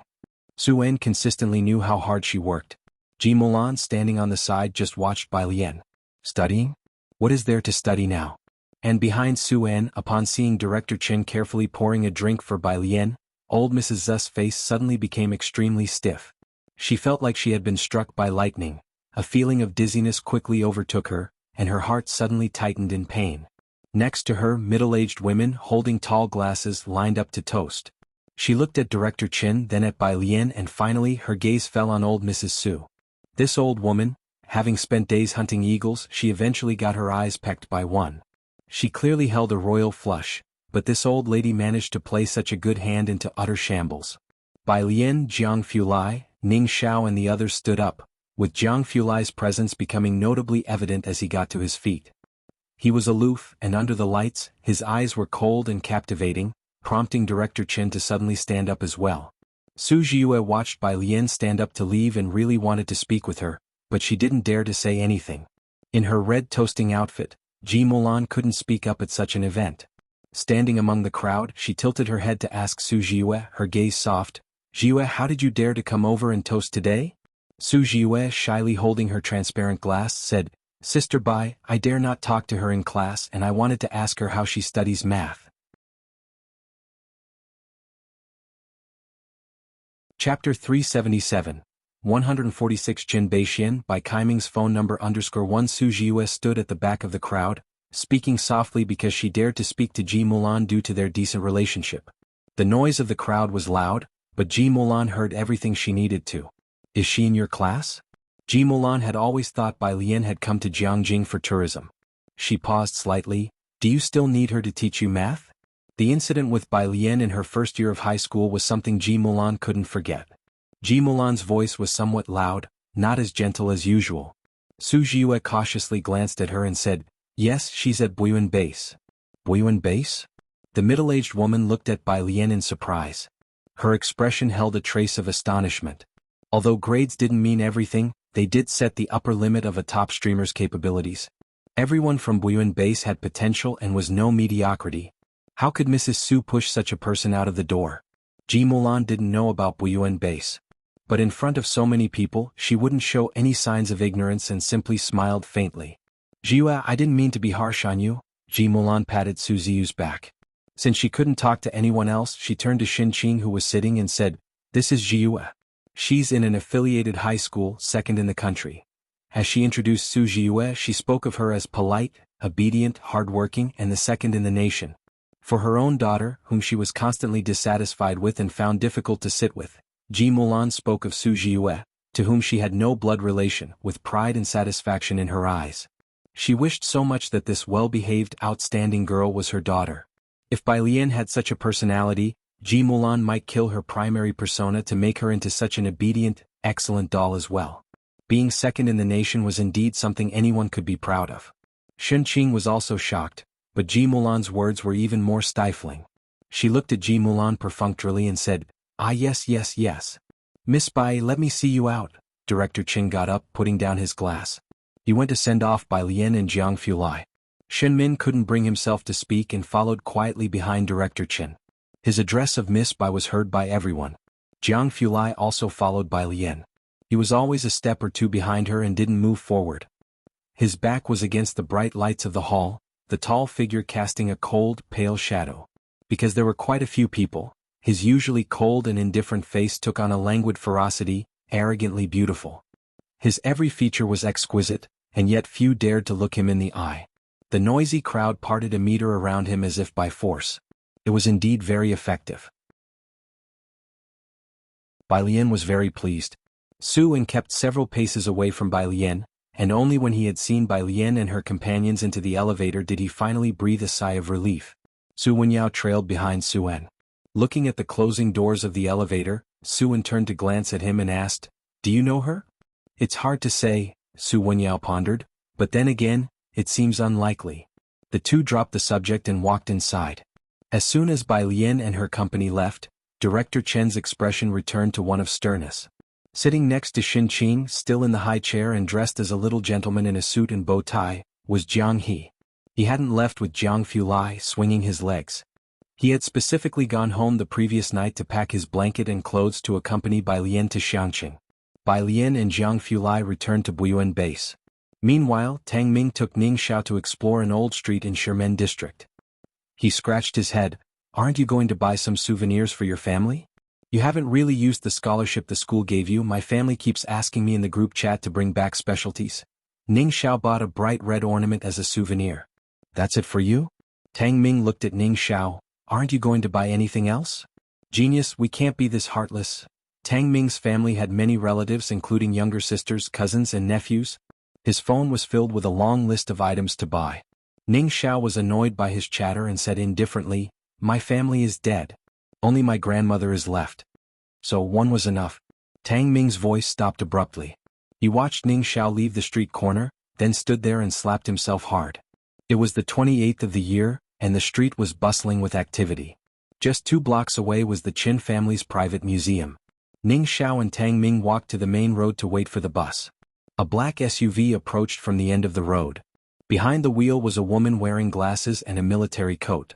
She had her hair tied into a high ponytail, her lips a fierce red, irritably honking the horn trying to clear the pedestrians who were running the red light. The passenger side was adorned with a large bunch of sunflowers. There weren't many cars on this road, and with the ancient street opposite drawing a large crowd, only one traffic officer was left trying to direct traffic but could hardly stop those in a rush to cross the street.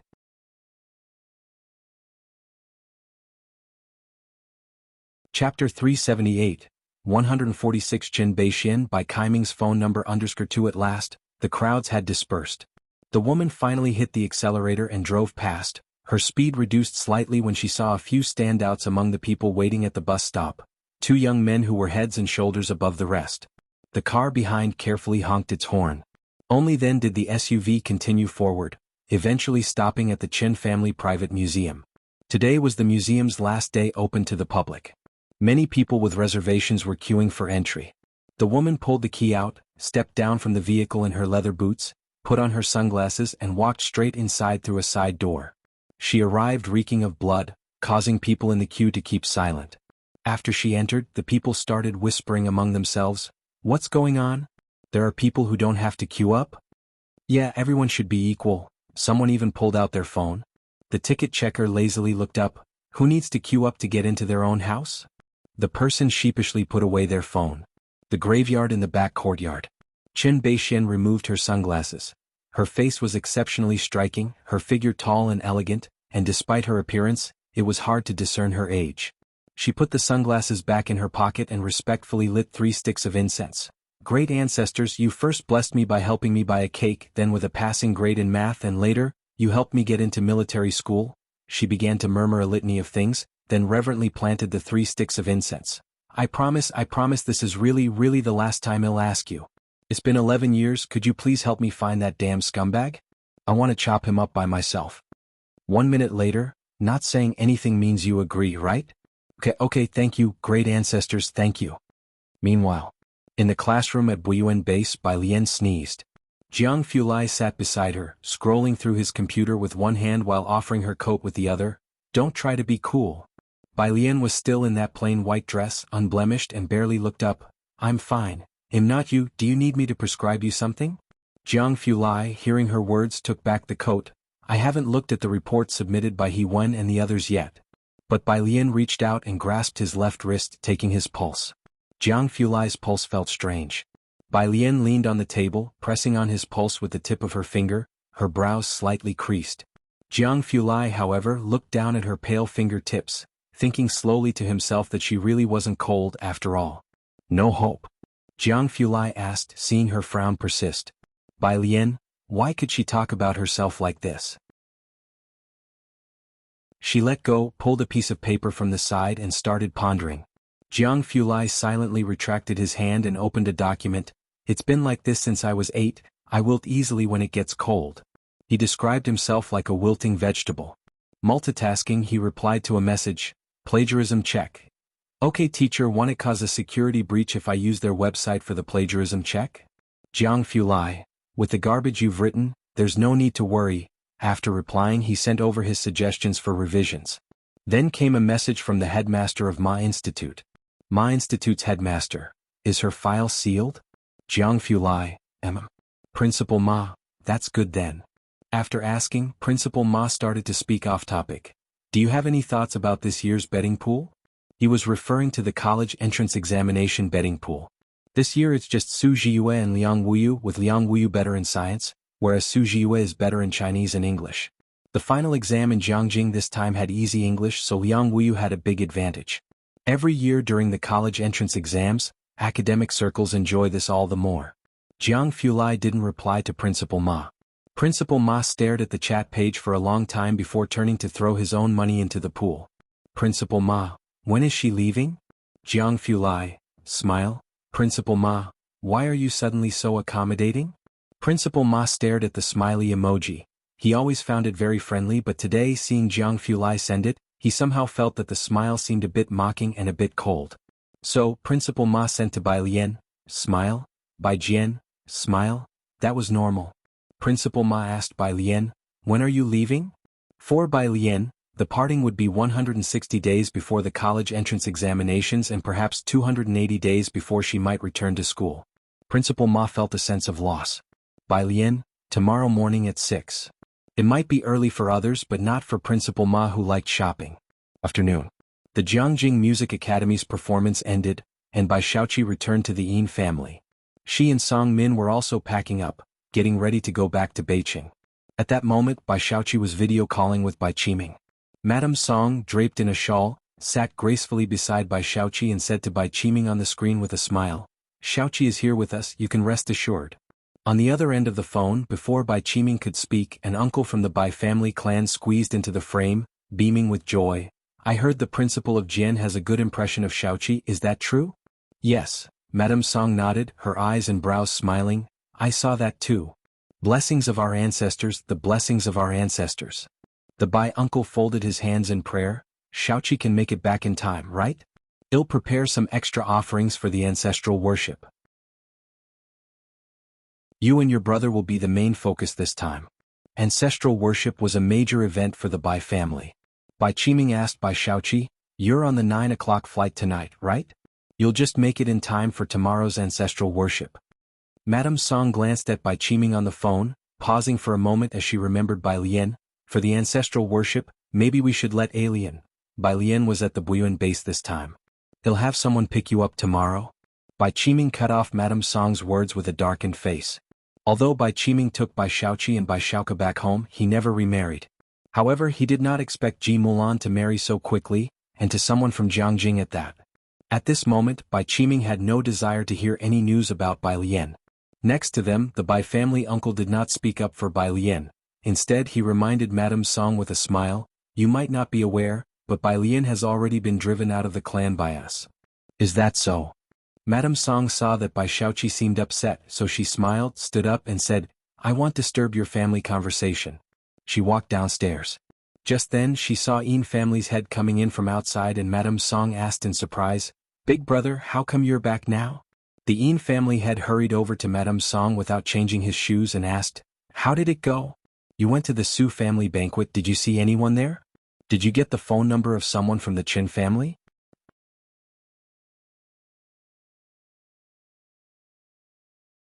Chapter 379, 147. Jianghu has status. Scholars from Ma Institute come to deliver mechanisms. Second watch, _1. Mrs. Song tightened her shawl. "What call?" she asked in surprise as she came down and poured a glass of water for President Yin. "Big brother, drink some water and take your time." President Yin held the cup but didn't drink, just stared at her. "A call from the Qin family." "You mean, that Qin family?" Mrs. Song's heart missed a beat. Others might not know, but Mrs. Song did. Xinjiang district was small, and inside, all places were public or leased land. Only a few families could live there, and the Qin family was one of them. President Yin nodded. Clenching his teacup, his voice carried a tinge of jealousy. "It's about the Su family's wedding banquet. It's all the buzz in our circle. I found out only after asking around that the Qin family was present today. Didn't you also receive an invitation?" He remembered that Mrs. Song came to Jiangjing for the wedding as well. "There are many who want to contact that person from the Qin family." President Yin looked at Mrs. Song full of hope. "What about you? The Qin family?" Mrs. Song's mind was as if in a haze. They truly managed to invite someone from the Qin family? Qin family. Does Ji Mulan really have such good fortune? "Are you?" Seeing her expression, President Yin had a bad feeling in his heart. Mrs. Song looked up blankly. Big brother, the wedding clashes with Shaoqi's performance.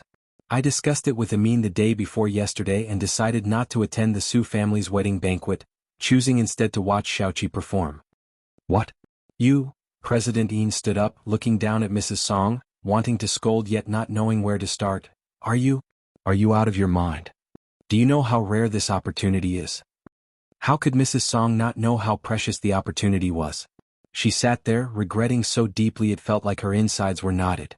If she hadn't received the invitation from the Su family, it would have been one thing, but to have it and miss the event was where Mrs. Song's deepest regrets and struggles lay. Even another 10 years might not yield an opportunity like today for the Yin family. The next day, just before 5 in the morning, Shinqing got Jianghu out of bed and draped a coat over him.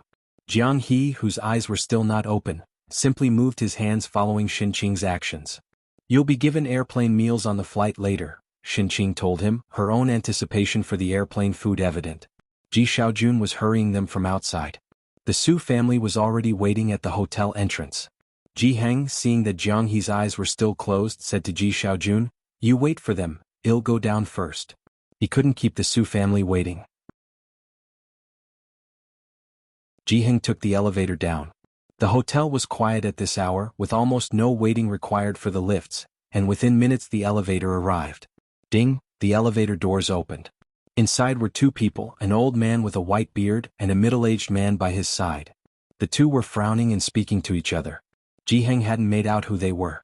When he saw there were people in the elevator, he stepped to the side to let them out first, holding a bag in his right hand and a smoking pipe in his left.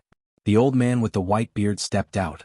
Ji Heng, passing by him to enter the elevator, noticed the old man suddenly stop, turning shakily to look back, his lips trembling as he pointed at the person inside the elevator. "You?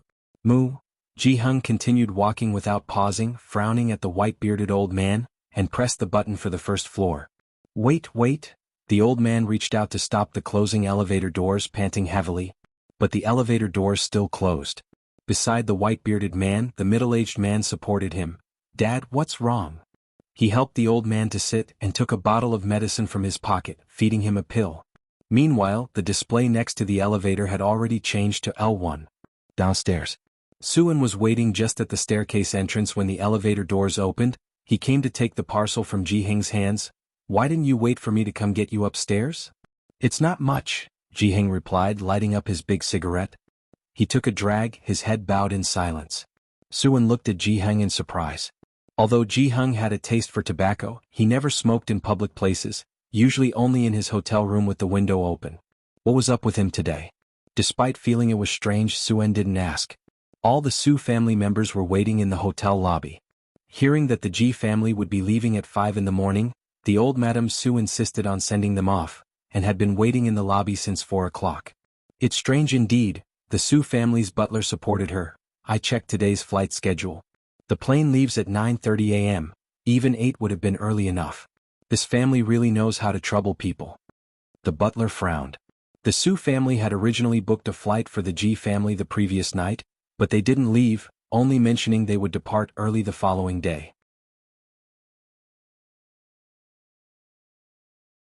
Chapter 380, 147 Ji Heng has status. Scholars from Ma Institute come to deliver mechanisms. Second watch, _2. They can leave whenever they want to, Mrs. Su said, pressing her brow. "Did you say that Bai Lian is really at Buyuan base?" The butler nodded. "Yes, I've heard she's very good at math." "That's unexpected," Mrs. Su nodded. "No wonder. Suan has always wanted to acknowledge her as part of the family. It would be good to acknowledge her, but..." Mrs. Su glanced at the butler. "Jiue was raised by me since she was little. Even if Bai Lian comes back, her treatment can't be better than Ziyu's." She knew that Suan had kept a room for Bai Lian. "Rest assured," the butler bowed his head. "Who doesn't know that Miss Jiue was nurtured by you? Although Bai Lian's grades are good, they aren't higher than Miss Ziyu's." The airport. Mr. Qi and Qi Shuyun were also waiting early at the entrance. "Mrs. Su, Mr. Su," Mr. Qi said with a smile as he approached them.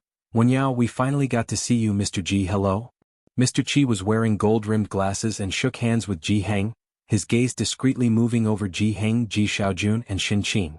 Shinqing dared not meet his eyes and sheepishly retreated behind Ji Xiaojun.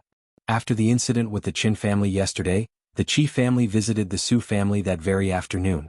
In Jianghu, who doesn't know how to judge the winds of change? The district mayor Xin, the Chen family, either of them was someone the Qi family couldn't afford to tread upon. After shaking hands with Jiheng, Mr. Qi couldn't understand why, even though Jiheng looked stable. He didn't seem like someone from the Chen family circle. What was the reason? Qi Shuyun was wearing a black coat and knee-high boots. Her sunglasses were clipped to her lapel. She glanced at Su Wenyao, then turned her head away. The Qi family regretted it in their hearts. The original ticket was a good opportunity to get closer to the Su family, but it ended up becoming a grudge between the two families.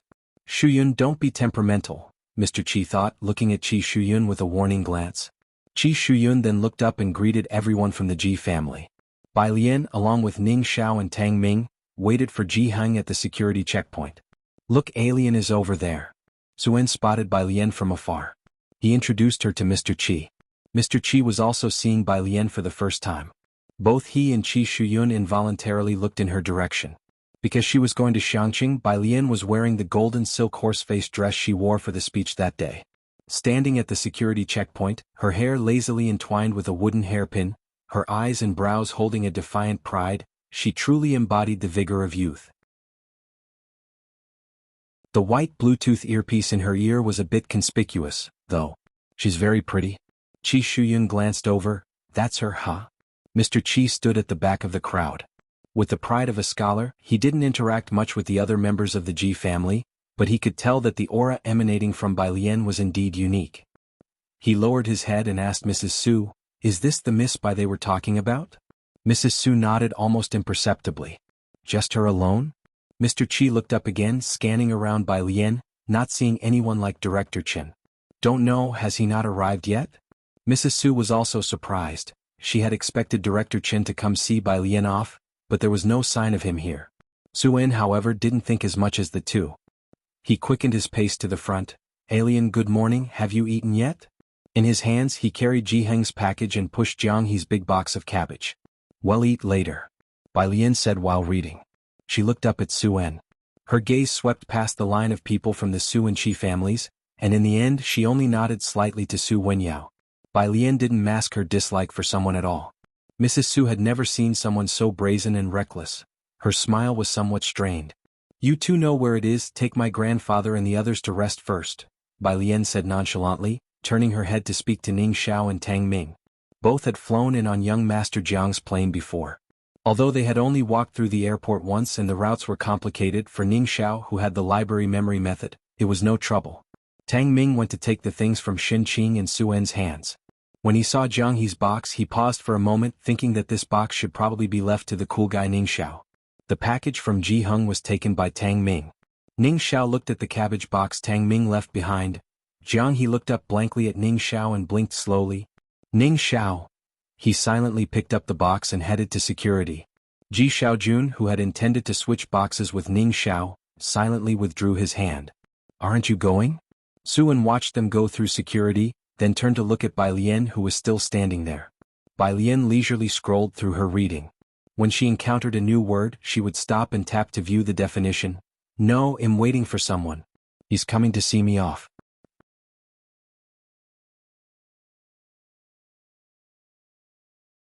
Chapter 381, 147 Jiheng has status. Scholars from Ma Institute come to deliver mechanisms. Second watch, _3, who? Madame Z's heart skipped a beat. Mr. Qi beside her also looked toward Bai Lian. Bai Lian glanced at her, an old man who enjoys shopping and morning runs. Shopping old man. This obviously didn't match Director Chen, so Madame Su chuckled and fell silent. You all go back first. Bai Lian crossed another word and looked up at Suen, signaling them to leave first. Su Wenyao stood aside, having taken off his down jacket. He was only wearing a gray sweatshirt and said to Suen, Dad, you go back first, it'll be fine here. On the second day of his marriage, Suen still had a pile of things to take care of. Suen didn't refuse. All right then, alien, I'll head back first. After the new year, we'll come to Xiangqing to see you.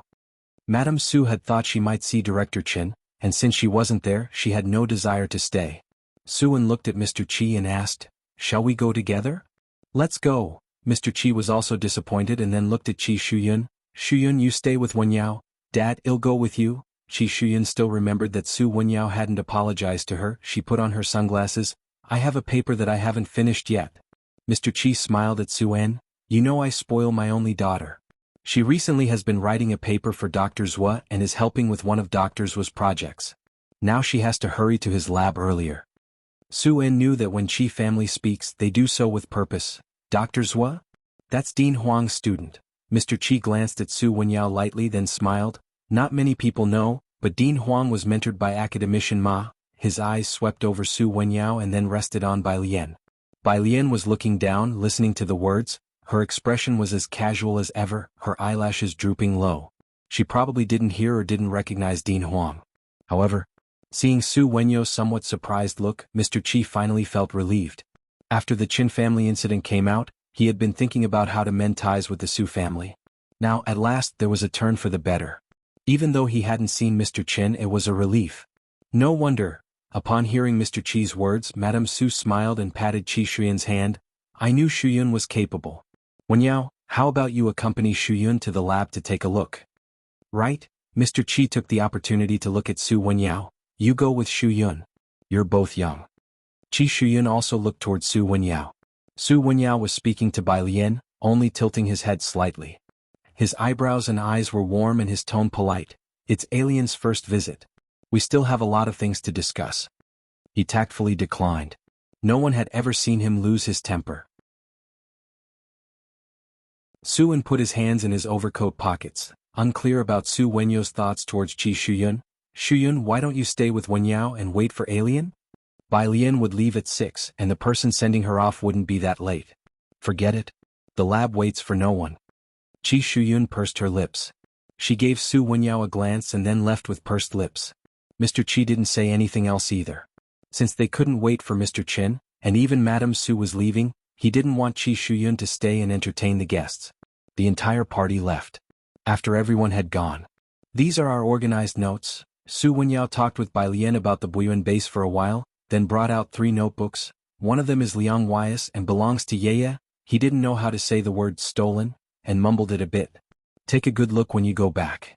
Su Wenyao handed the notebooks to Bai Lian, having heard from Su Zhiyue that Bai Lian wasn't very good at comprehensive science. Bai Lian took the 3 notebooks, her nerves twitching severely. Especially seeing that one of them was a physics notebook. What if Jianghu Lai saw it? The person sending you off hasn't arrived yet? Su Wenyao looked down at the time, 5:40 now. Will you make it on time? Bai Lian looked toward the entrance. A tall, somewhat aloof figure approached, wearing a peak cap and walking at an unhurried pace.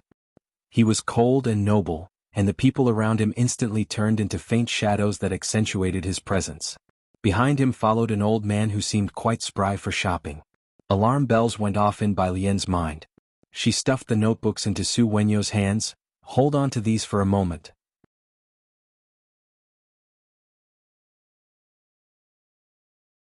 Chapter 382, 148 Ma Institute Fellows Favorable View, hit her strong suit now _1 Su Wenyao held the notebook that Bai Lian had returned to him, and amidst his surprise the 2 people not far away had already approached. You arrived a bit late, Bai Lian said, resting her right hand on the handle of her suitcase, her white coat casually draped over her arm. Jianghu Lai had met Su Wenyao before, so it was not unexpected to see him here. Listening to Bai Lian's words, Jianghu Lai only glanced coldly at the academician from the Ma Institute beside him. Today the academician found out his car plate was restricted just when he was about to leave, which led to Jiang family's driver taking a detour to pick him up. But he wasn't the least bit embarrassed and instead continued talking to Bai Lian. There are still 160 days left, you must not relax in your studies.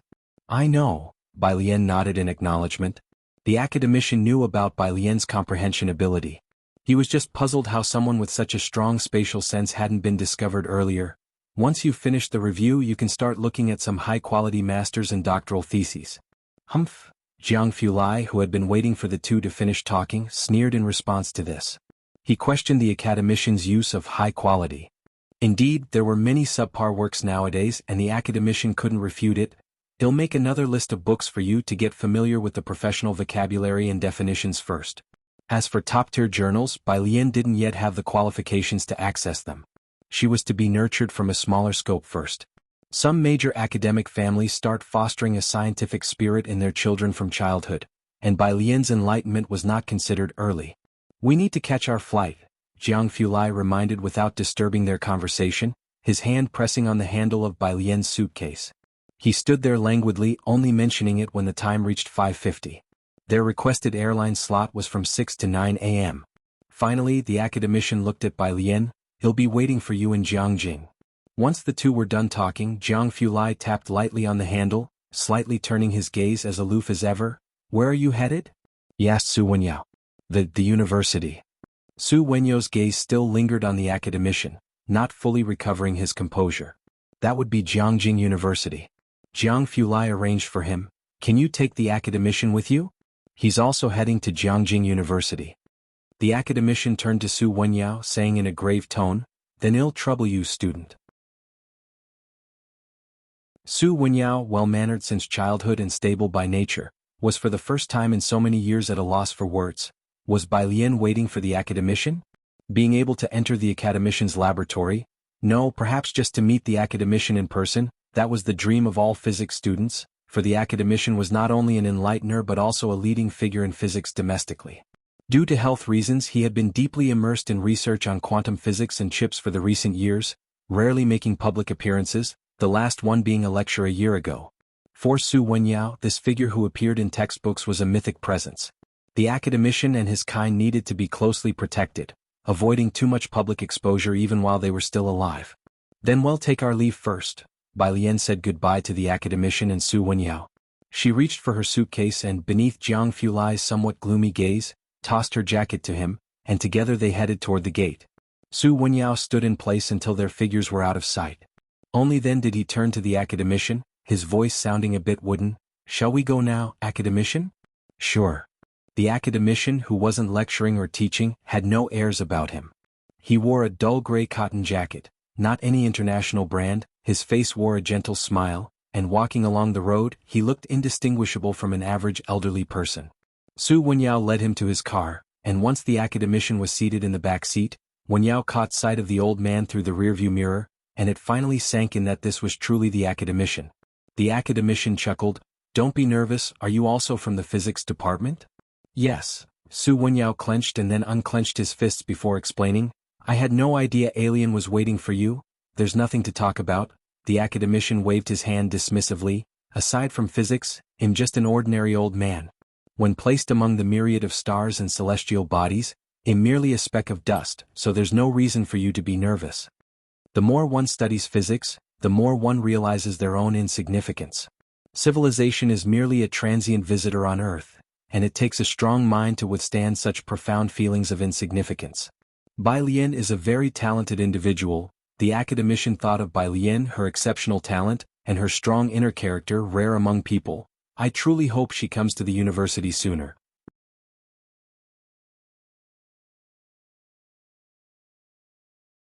Chapter 383, 148 My Institute Fellows' Favorable View. Hit her strong suit now _2 Su Wenyao started the car, but was utterly shocked by academician Ma's lament.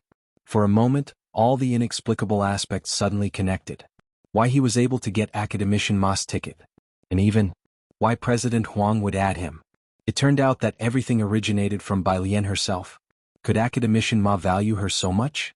He had only seen Bai Lian waiting alone at the airport, looking quite solitary, so he decided to keep her company, never expecting to be waiting for academician Ma himself. It was a little past 9 in the morning. The plane landed in Danping City, where Xinqing enjoyed meticulous care throughout the journey. Getting off the plane, she whispered to Ji Xiaojun, "This plane ticket was well purchased with few passengers. Next time we can buy this kind again. Look, Dad's back doesn't even hurt." Ji Xiaojun gave Xinqing a look. With only a few of them, how could it not be few? Obviously, Xinqing also had no concept of a private plane. Ming Dongheng had brought 2 cars early on to wait for them. Ji Heng, Jianghe and Xinqing took one car, while Bai Lian and the others took another. The black business car drove onto the new highway from Danping City to Xiangqing. Did they build a new road? Bai Lian, sitting by the window, noticed at a glance that this asphalt road was very new. She sat up straight and rolled down the window. A few months ago this road was still quite worn out. The journey from Danping City to Xiangqing also took about an hour by car, covering 50 kilometers. The fact that it was now open to traffic within just a few months was quite shocking to Bai Lian. Jianghu glanced at her. There she sat, gazing out of the window, bathed in the charming sunlight that outlined her serene profile. Lian, you don't watch videos, do you?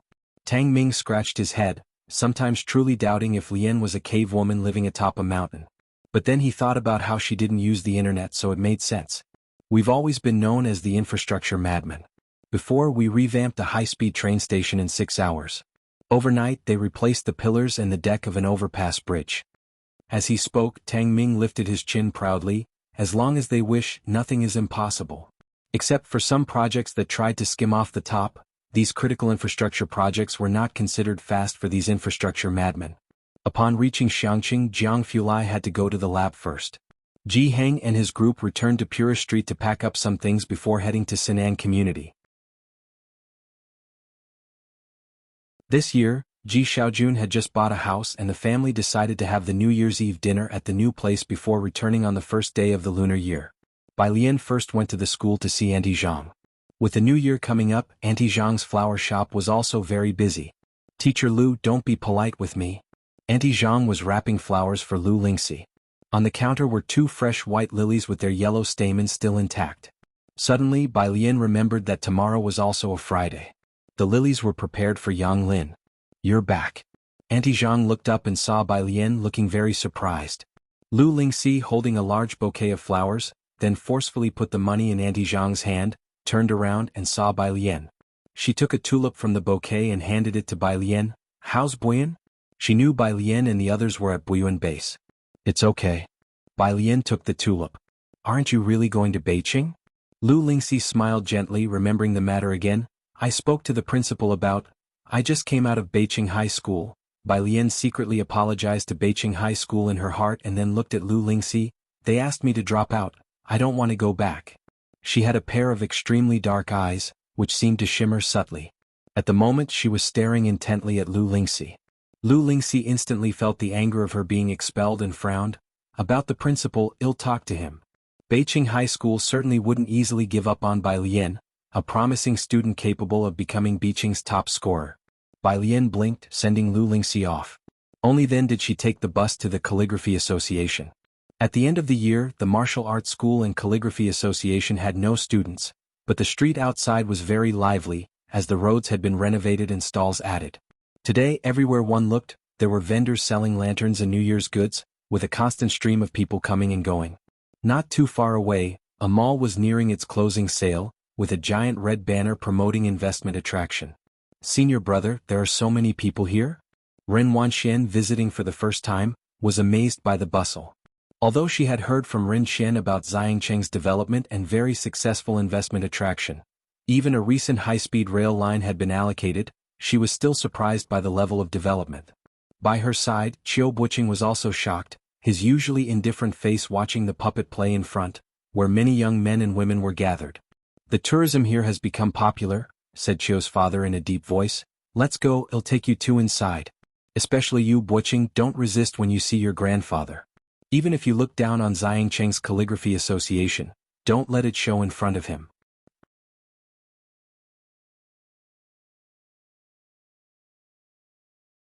Chapter 384. 148 My Institute Fellows Favorable View, hit her strong suit now _3 Ever since Qiu Xuezhing joined the Xiangqing Calligraphy Association, Qiu Buqing and Ren Wanxian had almost no contact with him.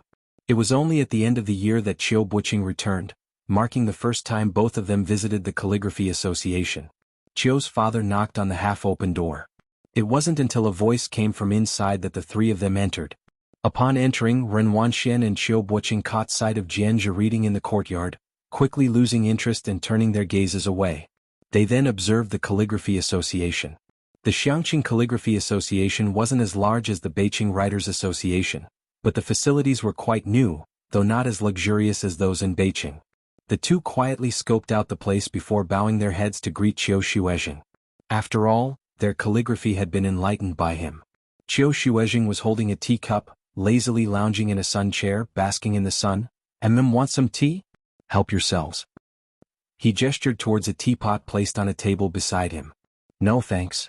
Ren Wanxian glanced at the teapot and teacups and refused. She wouldn't even drink the tea Jianghu poured, much less be impressed with the tea here. Qiu Buqing didn't drink any either. Qiu's father chatted with Qiu Shuezhing, mainly about the development of the surrounding area. Ren Wanxian and Qiu Buqing stood to one side, listening. It was not until there was a soft knock at the door a second time. The two instinctively looked towards the door where a girl, dressed in a black and gold horse-face skirt, entered.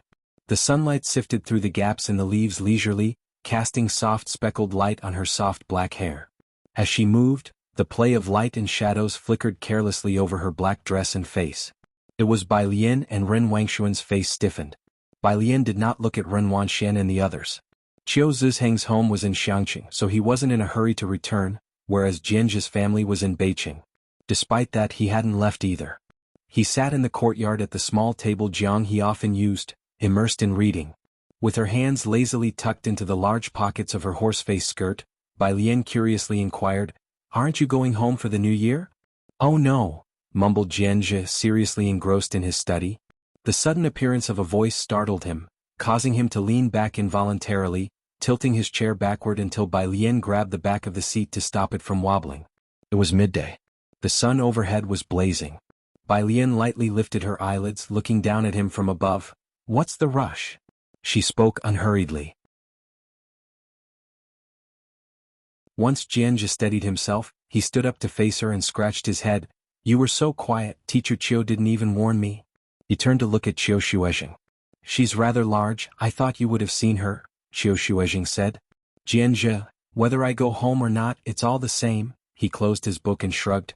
"My family probably wouldn't even notice I'm not there. I have time to read books now."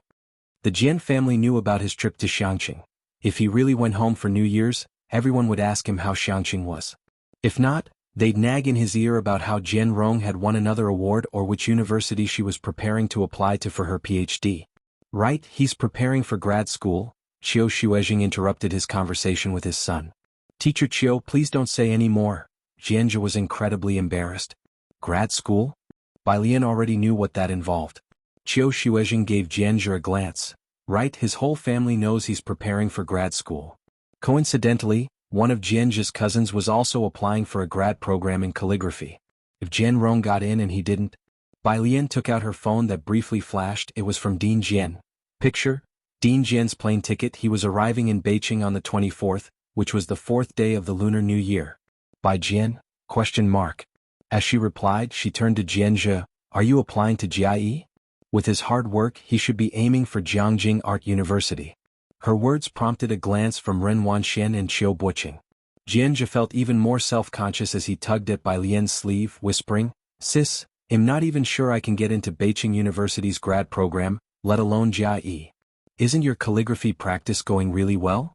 Bai Lian was surprised. "You might not know," Qiu's father laughed as he explained to Bai Lian, "he needs knowledge of ancient literature theory, and Buqing is just trying for a PhD at Beiqing University." "Right, it's very hard to get in," Jianzhi murmured to Bai Lian. "Sis, please stop mentioning it." Bai Lian, "Very hard. Do you know what they examine in literary classics?" Qiu Buqing finally couldn't hold back, as everyone in calligraphy was aware that grad school required knowledge of literary classics. He said evenly, "Not to mention others, just take the two major pieces of tedious ancient text you've never studied. Would you say it's difficult or not?"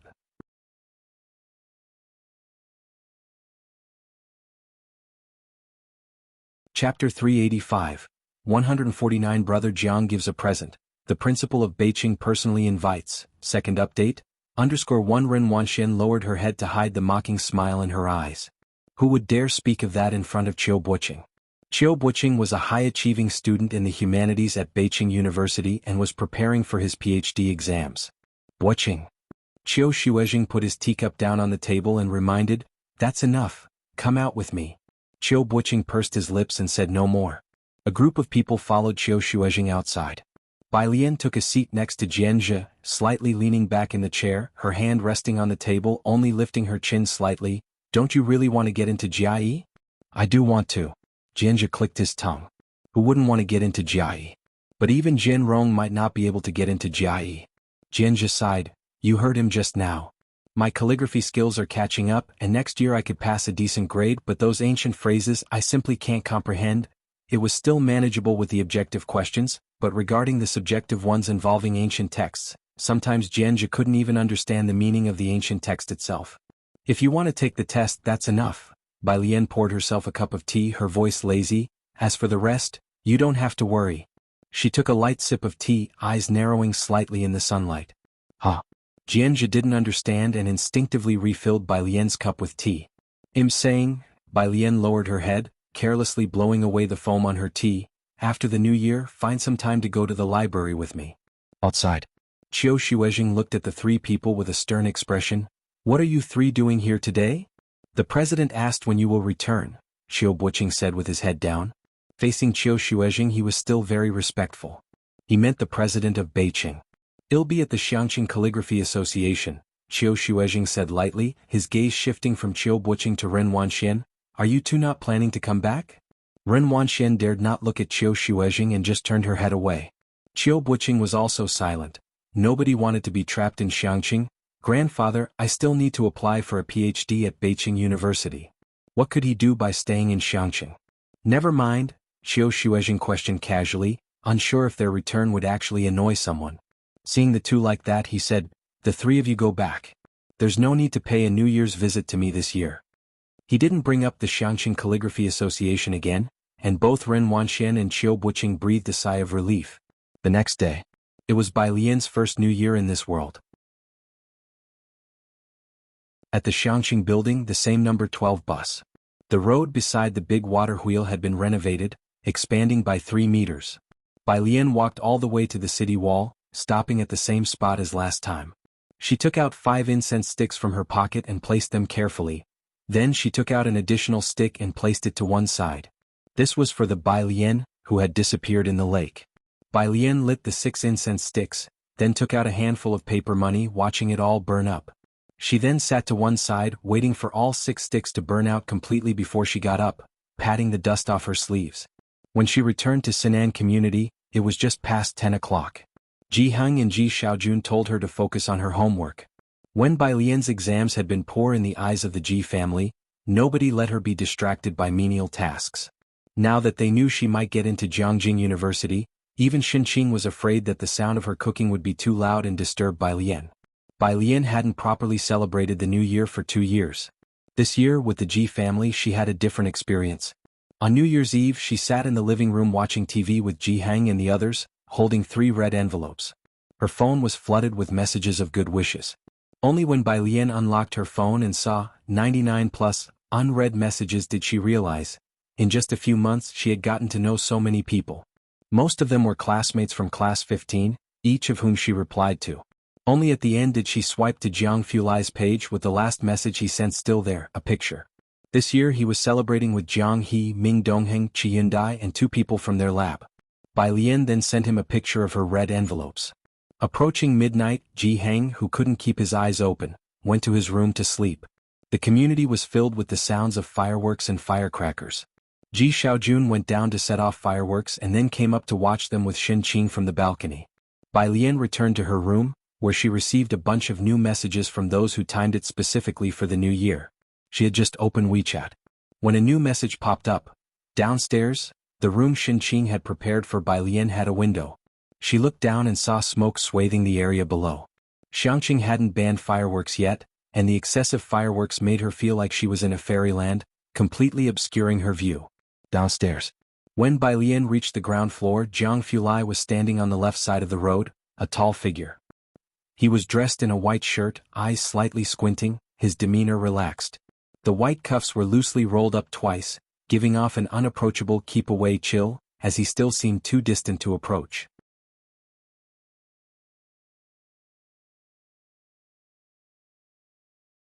Chapter 386, 149 Brother Jiang gives a present. The principal of Beijing personally invites. Second update, _2 He fiddled with a silver lighter in his hand. His well-defined fingers pressed the metal switch, and a pale blue flame rose and vanished. You down here? Sensing Bai Lian's approach, he turned his head and handed her the lighter, for the fireworks. The buildings in Sinan community were widely spaced, so Jiang Fulai set up the fireworks in the middle of the road. Bai Lian took the lighter, crouched down to light the fireworks and asked, Where's Jiang He? He's asleep. Jianghu Lai had deliberately waited for him to fall asleep before leaving the house. Bai Lian gave him a skeptical look, then retreated to Jianghu Lai's side and looked up at the fireworks. The fireworks were silent for a second. The next moment they shot up into the sky like silver flowers, bursting open in multicolored parachutes that slowly drifted down. Before they completely faded, 3 streaks shot up into the sky, bursting into red, orange and yellow colors like 3 blossoming roses. Holy shit, look, a bunch of people opened their windows. Some held up their phones to start recording. Bai Lian quietly watched the fireworks. The whole show lasted about 5 minutes. In the end, 4 fireworks burst in the sky and slowly formed 4 characters.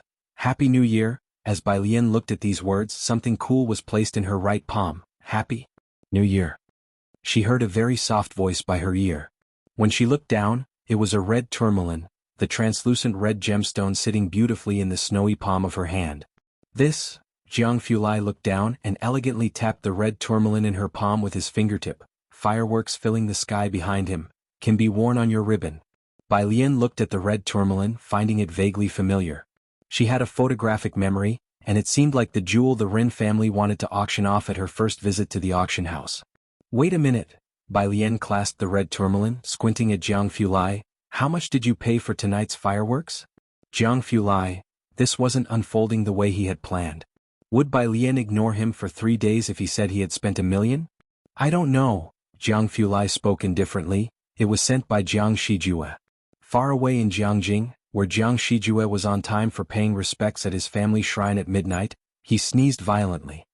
He quickly knelt down, wondering if the ancestors were displeased with the incense he had carefully selected. The first day of the year. Bai Lian returned to Purist Street with Ji Heng. Whenever they encountered an acquaintance they would stop. Bai Lian collected quite a bounty of candy and snacks in her pockets along the way. Happy New Year. Ji Heng looked up to see the neighbor on the left. The neighbor turned and walked away upon seeing him. Ji Heng, holding his smoking pipe, was taken aback. The neighbor muttered under his breath, "No way I'm playing chess with you during the new year." Bai Lian still didn't know what Ji Heng had done to a group of neighbors before they set off. Hearing the words playing chess, Ji Heng also entered the yard somewhat sheepishly and dared not speak any further. On the 3rd day of the new year, Bai Lian was in the yard explaining the meanings of words to Ji Heng, when she received a call from the principal of Xiangqing High School. It's about Beiqing. The principal of Xiangqing glanced at the 2 people in his office, speaking in a hushed tone. People from Beiqing are here at our school, currently in the office. Do you have time to come over? Beiqing High School? Bai Lian made a pause gesture. Hadn't Lu Lingxi mentioned this to them? Ji Heng immediately got up with his smoking pipe and moved the embroidery frame out without delay. After Bai Lian finished her call with the principal, she turned to see Ji Heng embroidering seriously. Grandpa, I'm going to the school for a bit. She methodically put on her Bluetooth earpiece and bade Ji Heng farewell. Ji Heng lowered his head slightly. It was only after Bai Lian left that he murmured to himself, quantum entanglement? What was it again? Ji Heng expressionlessly put down the needle in his hand. Xiangqing High School. The meeting room. The principal respectfully poured tea for the 2 esteemed guests. The principal of Xiangqing High School wasn't on the same level as that of Beiqing High School. The Beiqing High School principal sat upright and proper. He held his teacup but didn't drink, only watching the Xiangqing principal. Where's that student? Schools compete with each other too. Last year, when Bai Xiaoke got into Jiangjing as the top scorer from Beiqing, Jiangjing directly allotted 10 app spots to Beiqing High School. This year during the college entrance examination, Xiangqing High School produced a student who seemed capable of competing with Song Min. No matter who ended up being the top scorer, Beiqing High School couldn't let him go to another school. Of course they didn't believe Xiangqing High could replace Beiqing. Principal Li, don't hurry, she'll be here soon. The Xiangqing principal refilled Principal Li's cup and he lowered his head to check the time, estimating that Bai Lian should be arriving soon. He'll go downstairs to receive her. Bai Lian had never been to the meeting room before, and he wanted to take the opportunity on the way to persuade Bai Lian to thoroughly consider it. As soon as he left, Principal Li and the teacher of Beiqing International class discussed in whispers, "We must get him to our school no matter what." The 2 had assumed the top student was a boy. It was mainly a preconceived notion, as apart from Bai Xiaoqi, they had not seen any female students among the top 10 in the science subjects. 100,000 yuan in scholarship money, and if she gets the top score, 800,000 yuan in a grant for education, plus extracurricular coaching from a teacher from Jianghu. The teacher of the international class knocked on the table while looking at the surrounding campus environment. He will definitely not refuse. Beijing had also brought their school's sincerity this time. The principal and the teacher of the international class came to personally invite, just to persuade him. Who in Xiangqing wouldn't want to climb out of this place, with only its shabby train station? Today many roads were still under construction, causing both visitors much inconvenience. Principal Li also felt that there was no way the other party would refuse, and even after all this time he still wanted to exclaim, a full score of 150 in mathematics, who on earth can achieve such a feat? Such a prodigy had never been seen before, even in the IMO competition. It's like a comet streaking across the sky. The international class teacher squinted, eyes glued to the meeting room door. This student had even more potential than Song Min, and only lagged slightly in the sciences. With a little better mental state during the exam, she might be able to compete with Song Min for the top spot once more in Beijing. Now they dared to only dream that this person could compete with Song Min for the Beijing top score. It was less than 5 minutes before there were voices of conversation outside the door. Both visitors subconsciously straightened their clothes. The door was pushed open with a creak. The Xiangqing principal led in a girl wearing a blue coat. In her right hand she carelessly twirled a stack of A4 papers. The Xiangqing principal introduced her with a proud tone. Principal Li, this is our school's top student, Bai Lian. Bai Lian's grades had grown under the watchful eyes of the whole grade's teachers. From the first score of 450 to now 692. Principal Li had only gotten to know Bai Xiaoke in the past 2 years of school. In the following year he only remembered Song Min and Bai Xiaoqi as for Bai Lian. He might have heard of her, but why would he particularly remember such a student? At this moment, was he just surprised that the student who had scored 1 point higher than Song Min was actually a female student? Next to Principal Li, the international class teacher stared blankly when he saw Bai Lian's face. Bai Lian had been in the international class before, and the very first time he saw the name Bai Lian, he was very displeased. At first sight of Bai Lian he immediately remembered her. The teacup in his hand was knocked over in shock. You? Bai Lian? The Bai Lian with 150 in mathematics and a total score of 692.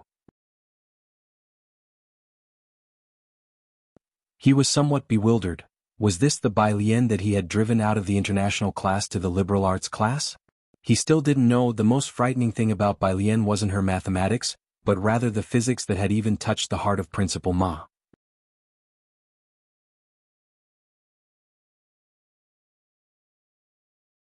Chapter 387, Shocking Beijing High School. Ren family extends an olive branch. _1 Bai Lian stood behind the headmaster of Xiangqing, nodding her head politely. I was also a student of Beijing High School before. Then why did you come here? Principal Li looked at the headmaster of the international class and then at Bai Lian. He was hesitant. Why would Beijing let go of this person? Everyone in Xiangqing had always wanted Bai Lian to go to Beijing, feeling gratified that the students could have a better platform.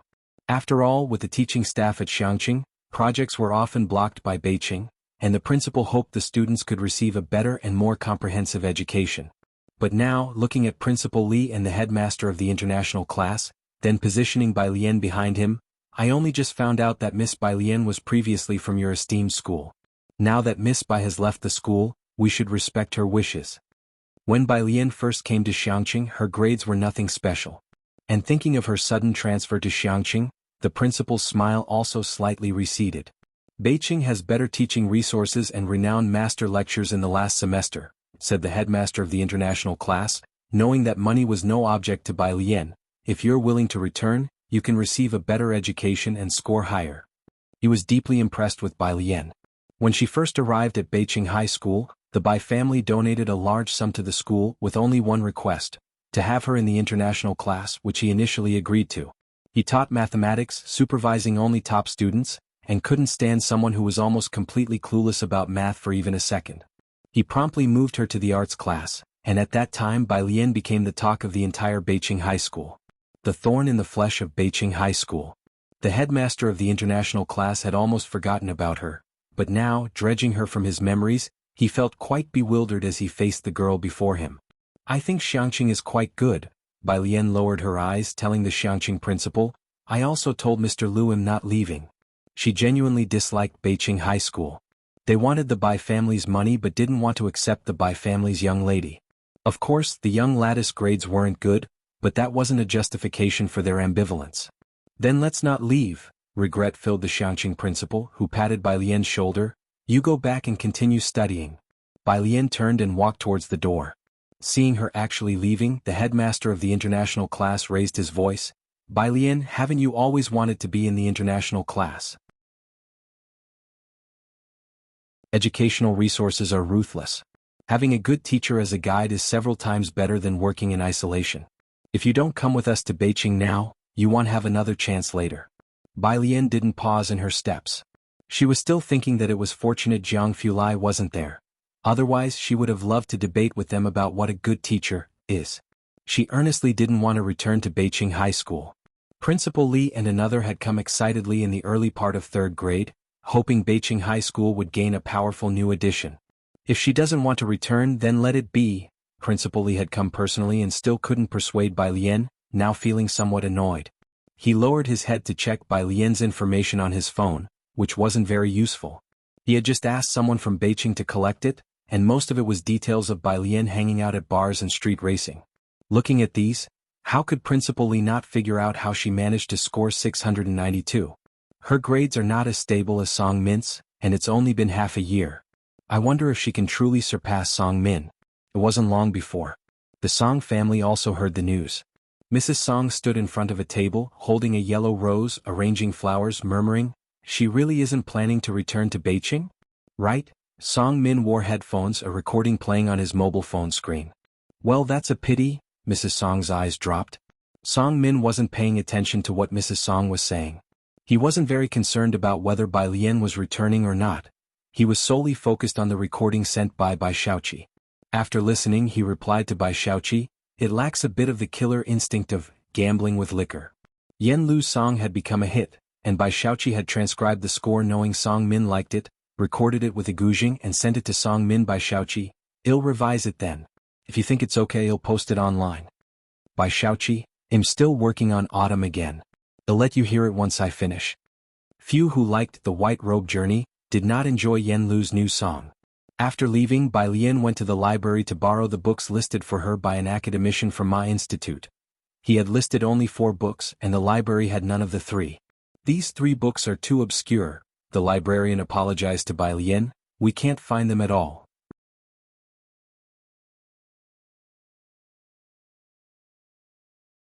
Chapter 388, Shocking Beijing High School. Ren family extends an olive branch. Understood to Bai Lian hadn't expected that such a large library would not have all 4 books she was looking for. She thanked the librarian and then complained to Jianghu Lai. In the end, she found 2 more of the ancient texts she wanted, went to the front desk to check them out, and the librarian was surprised to see such vastly different styles of books.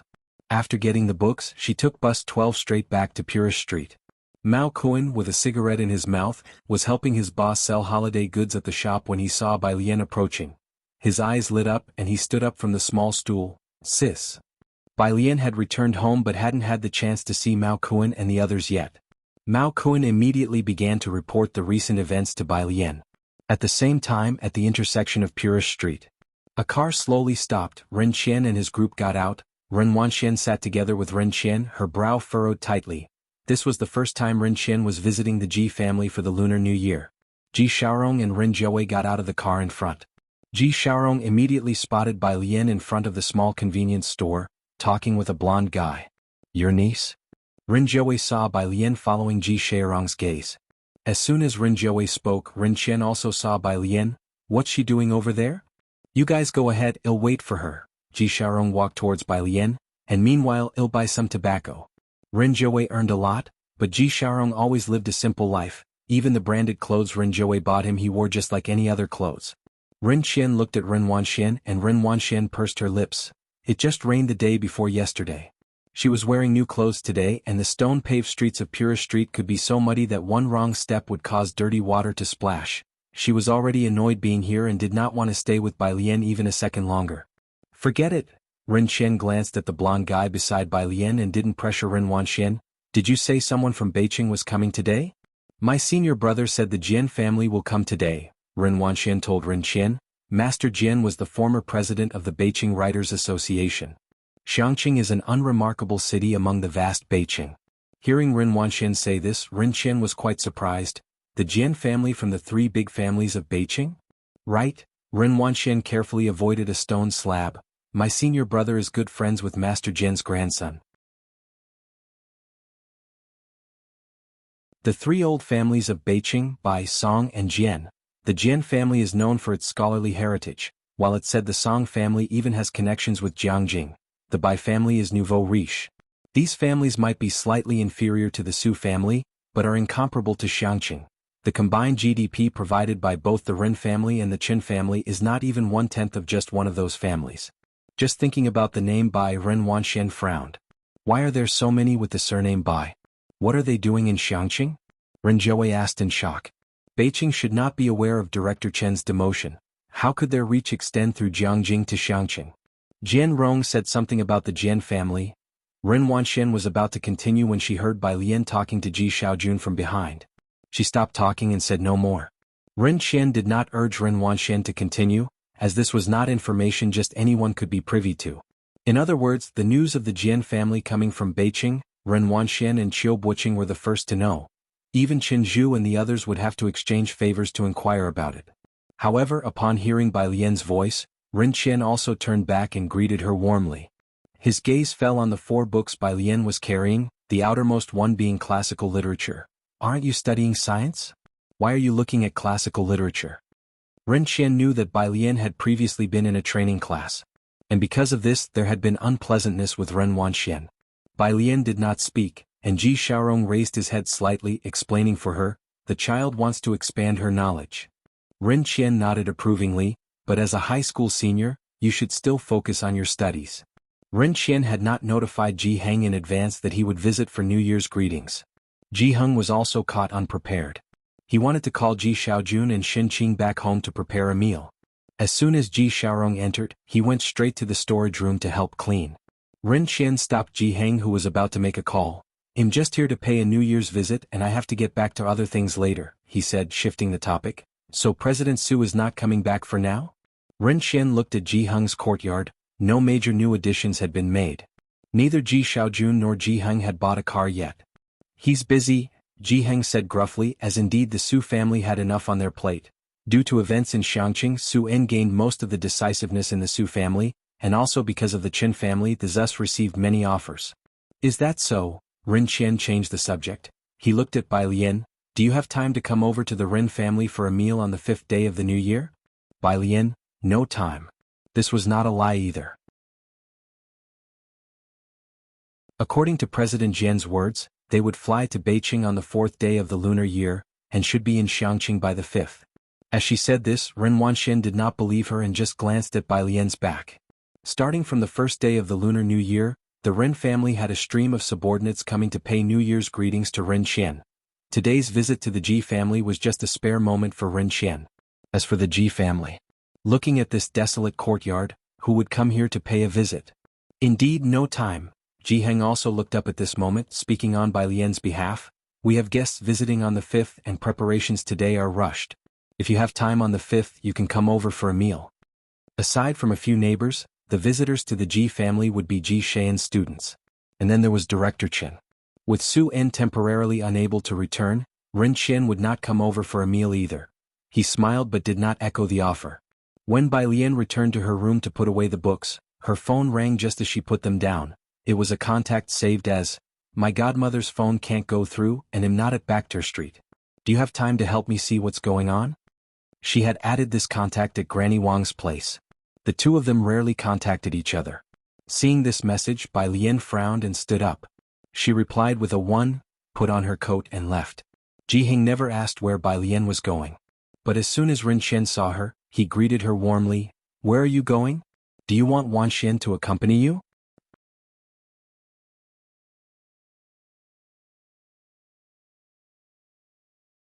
Chapter 389, 151. But her teacher was Liang Zuan. Second update, _1, going to visit Grandma Wang in the next street over. Bai Lian reached out to open the yard gate, slightly turned and glanced at Ren Qian. Grandma Wang in the next street? Ren Wanxian gripped her phone tightly, looking towards Ren Qian. Grandpa, I'm discussing something with my senior. Ren Qian didn't insist on Ren Wanxian going with Bai Lian anymore. Ji Hing picked up the smoking pipe on the table and stood up. He knew that Ren Wanxian didn't like him smoking, so he retreated to his own room. Once everyone left, Ren Wanxian looked around and seeing no one, she lowered her voice. Jian Rong seemed to say that a very important elder from Jian family is coming to Xiangqing, and they are looking for an opportunity to meet that elder. Upon hearing the last part, Ren Qian sat upright. An elder whom even Jian family wants to meet? So mysterious? Who could it be? He exchanged puzzled looks with Ren Jiawei. Inside a courtyard on the street next to Purish Street, the old person's coughing echoed one after another, and Ning Xiao was patting the elder's back with an extremely distressed look on his face. The sound of knocking on the door came. He watched as Grandma Wang finished her water before he went to answer it. He thought it would be the neighbor from next door, but to his astonishment, it was Bai Lian. Alien? Bai Lian hadn't expected to see him either. Their eyes met until a weak voice came from the room. Who is it? My classmate. Ning Xiao opened the door to let Bai Lian in. Struggling to sit up, Grandma Wang's eyes weren't too good, but through the window she could make out Bai Lian's face with a trace of joy. Alien. Bai Lian entered as if she knew the way. First, she glanced at the 3 ancestral tablets in the main room, which had fresh fruit offerings. Then she went into the room to see Grandma Wang, and seeing her trying to sit up, she quickly helped her and naturally checked her pulse. Be careful. Bai Lian looked down, feeling a weight in her heart. Cough cough. I didn't realize you two were classmates. Grandma Wang's murky and dim eyes lit up, and her withered face seemed to gain some life. Does he often do homework with you? Yes. Bai Lian continued patting her back until Grandma Wang's coughing subsided. We and another classmate went to Jianghu for tutoring before the new year. Good good. Grandma Wang was somewhat excited. Then I'm relieved. She was frail, having been kept awake by her cough these past days, but under Bai Lian's care she fell asleep in less than 5 minutes. He'll teach you a set of massage techniques later. After Bai Lian tucked her in, she stepped out of the room to talk to Ning Xiao. Ning Xiao, seeing his grandma fall asleep in less than 5 minutes under Bai Lian's hands, knew the massage was effective. He was just a bit surprised. Bai Lian knew how to do this too? After teaching Ning Xiao, Bai Lian remembered Xiao Wang's issue. Where is your grandma's phone? Ning Xiao finally found the old-style cell phone in a corner. It was out of power. Bai Lian understood the situation before she replied to Xiao Wang. Her phone ran out of battery. Spend more time with her when you can. Wang, thank you. The next day. Tuesday, the 4th day of the month, Bai Lian and Jiang Fulai went to the prison early in the morning to visit a certain Mr. Zhang. Alien. Zhang Shi's hands were still cuffed as he walked in, greeting them first. Brother Jiang, Happy New Year. Then he had the look of someone about to cry. Got beaten again? Jiang Fulai stood behind Bai Lian, arms crossed, his stance lazy. His narrow, light eyes occasionally swept over him, appearing quite disdainful. Zhang Shi eyes, not really. Fights were common, but he wasn't crying because he got beaten up, but because Qi Yundai had come over that morning. He's making me memorize legal terms. Zhang Shi's looked at Bai Lian and Jiang Fulai, complaining about Qi Yundai's evil deeds. Bai Lian hadn't yet grasped what legal terms were. Jiang Fulai gave Zhang Shi's a glance and asked sincerely, is that thing really worth memorizing? Isn't it something you can remember just by looking at it once? Zhang Shi's sobbing came to an abrupt halt as he looked up at Jiang Fulai blankly. He felt like crying even more. In half a month, Zhang Shi's had made considerable progress, reaching a second-year level in mathematics, and his English improved the fastest. While he was making crafts in prison, not only did he strive to be the first, but he also managed to memorize words while being the first. Every few days there would be complaints about him. A staff member from the prison whispered to Bai Lian and Jiang Fulai while seeing them out, because he's always reciting words loudly while queuing for the toilet, disturbing people in the next stall. He didn't dare talk to Jiang Fulai. They left the prison gate. Bai Lian settled into the passenger seat and bowed her head to fasten her seat belt. Where are you going? Jiang Fulai's fingers rested on the steering wheel, casually tapping it.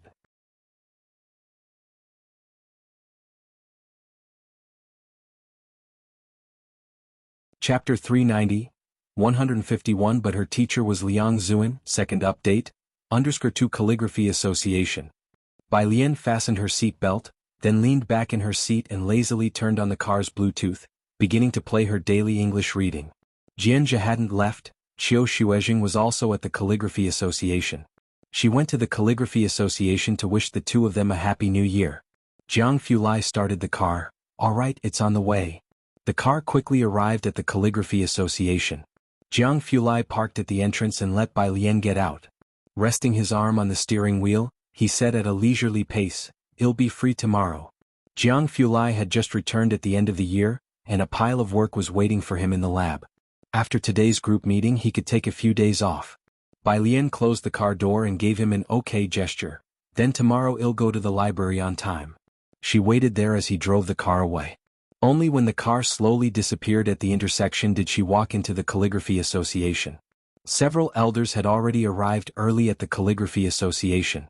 Because of the new year, red lanterns were hung inside the Calligraphy Association, making it very lively. When Bai Lian entered, two kids were already sitting in the yard and had started practicing calligraphy. When Jianghu saw Bai Lian, he smiled and greeted her with New Year's wishes. The two children also recognized Bai Lian. With Jiang Fulai not around, the kids were especially cheerful in wishing Bai Lian a happy new year. Bai Lian always had candy in her pockets which she now took out for the two children, while saying to Jianghu, "I'm going to the library near number 1 middle school tomorrow." "Tomorrow?" Jianghu was taken aback. Bai Lian tilted her head slightly, raising her eyebrows. "If you're busy you don't have to come. There's no rush." The graduate exam was still a while away. "It's not that I have anything," Jianghu thought for a moment. "I'll go to the library to find you tomorrow." Bai Lian went to look at the children's calligraphy. "Okay, bring your graduate exam books." The yard of the Calligraphy Association was not small either, 10 meters both in length and width. There were about a dozen small tables arranged on the left side, with 4 large trees planted on both sides. The main gate was at the front, and the other 3 sides were surrounded by buildings, with the council hall directly opposite the gate. Now the sun had slowly risen, streaming through the gaps in the trees and spilling onto the white paper underneath the children's hands. "Exam books." Jianghu was somewhat puzzled. A melodious ringtone interrupted Jianghu's thoughts. He took out his phone and answered the call. "Dad?" "Jianghu, just what are you thinking of doing?" Jianghu's father lowered his voice. "I told you your grandfather is going to Xiangqing today." "There are students at the Calligraphy Association today," Jianghu responded. On the other side of the phone, Jianghu's father was a little irrational. "Do you really plan to take root in Xiangqing? What on earth attracts you there? Do you know that Jian Rong is going to take the exam at Jiayi? Your grandfather is finding people in Jiangjing for him." Jianghu thought about his improved calligraphy. "I think it's quite good. Are you coming?" The other side hung up the phone in a huff. Jianghu looked at the busy tone on his phone, shrugged, and said earnestly, although no one would believe him, "The Ren family." Ren Qian, dressed in a formal suit, came down from upstairs talking on the phone with a stern expression. "No news from Mr. Chen yet? Don't know when he'll return?" "Okay." He hung up the phone with a worried frown.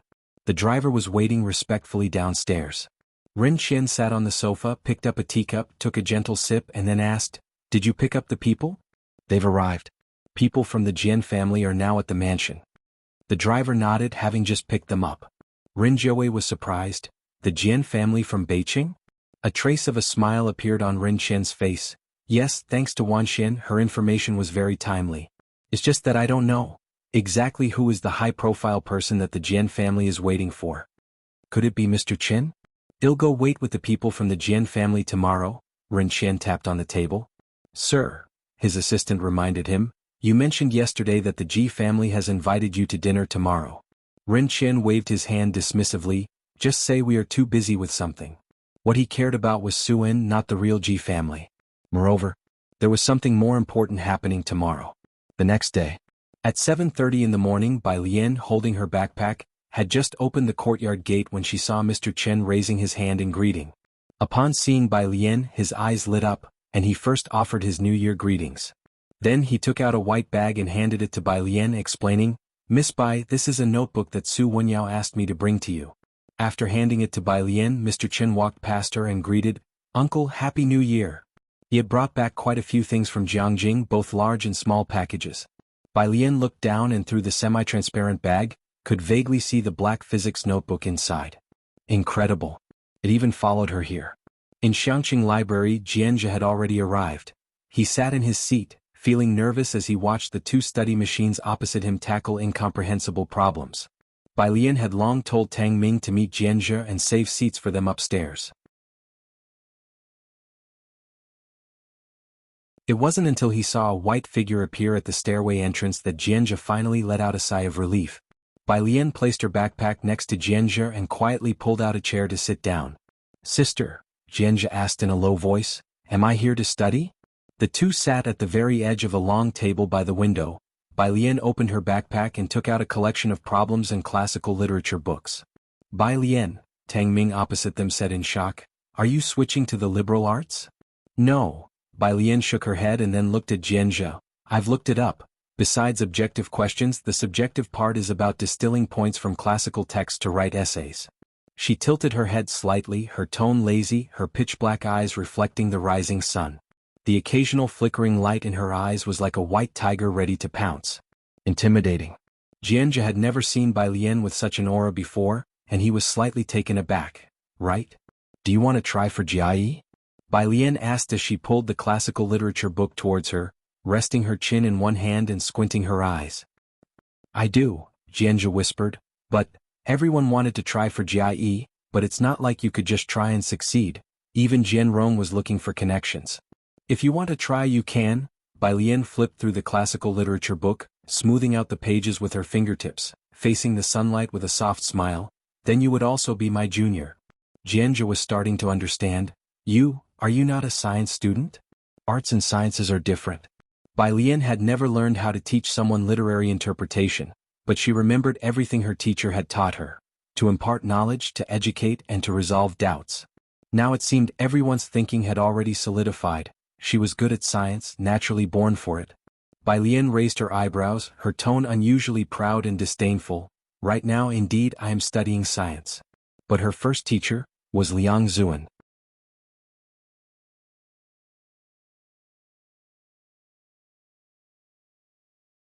Chapter 391. What kind of people are hiding in 152 Xiangqing? What books do you usually read? Bai Lian tapped on the table and asked Jianzhe, since she had never asked about Jianzhe's matters and only had a rough idea of what the school taught these days. Since birth, Jianzhe had been learning to write big characters with his family. The Jian family was a scholarly family, and since a young age they also fostered the younger generation of the family. But this generation had Jian Rong eclipsing the others, so Jian Zhonghai wasn't as concerned about his grandchildren's education and focused all his attention on Jian Rong. When Bai Lian asked him what books he liked to read, Jianzhe paused for a moment before looking at Bai Lian, hesitantly saying, "Rebirth of the Dragon Emperor, The Beauty Bodyguard, Campus Belle?" She made a pause gesture. Jianzhe scratched his head. Does it seem very unambitious?" "Not at all, some people only want to be gangsters." Bai Lian didn't object to these things. She had been taught etiquette from a young age but still maintained her true nature, and it was because of Liang Zuan. Liang Zuan's method of upbringing was quite unique. He never stifled a person's character. His education was to make a person comply with natural law, to make his students become individuals with complete personalities. She was just struck by the word rebirth. Were there really such books? Bai Lian silently took note of the book title and then looked at Jianzhe. "But if you want to take the entrance exam for Jie, you should put aside these hobbies for now. After you're admitted into Jie you can read them. First read the 13 classics." Fostering literacy in classical literature was important. "I browsed through this book last night." "You can start with this one." Bai Lian didn't know how well Jianzhe did in his university studies, but since he wanted to take the entrance exam he must have some basic skills. You need to have a good grasp of Old Chinese phonology, syntax, and semantics so you can read literature. If there's something you don't understand, ask me. Similarly, modern Chinese is also an art. Fortunately, the Bai Lian of the past had left her with precious memories of 19 years, and with her own memories of 23 years in ancient times, she possessed a breadth of knowledge and worldly experience that few could match. Jianzhe took the classical Chinese book Bai Lian handed him. Quite surprised. Most people think that classical literature entrance exams are quite easy nowadays, but in reality, while objective questions aren't difficult, subjective essay questions are extremely tough. The question Jianzhe did yesterday was, one should devise good methods to invigorate one's tactics.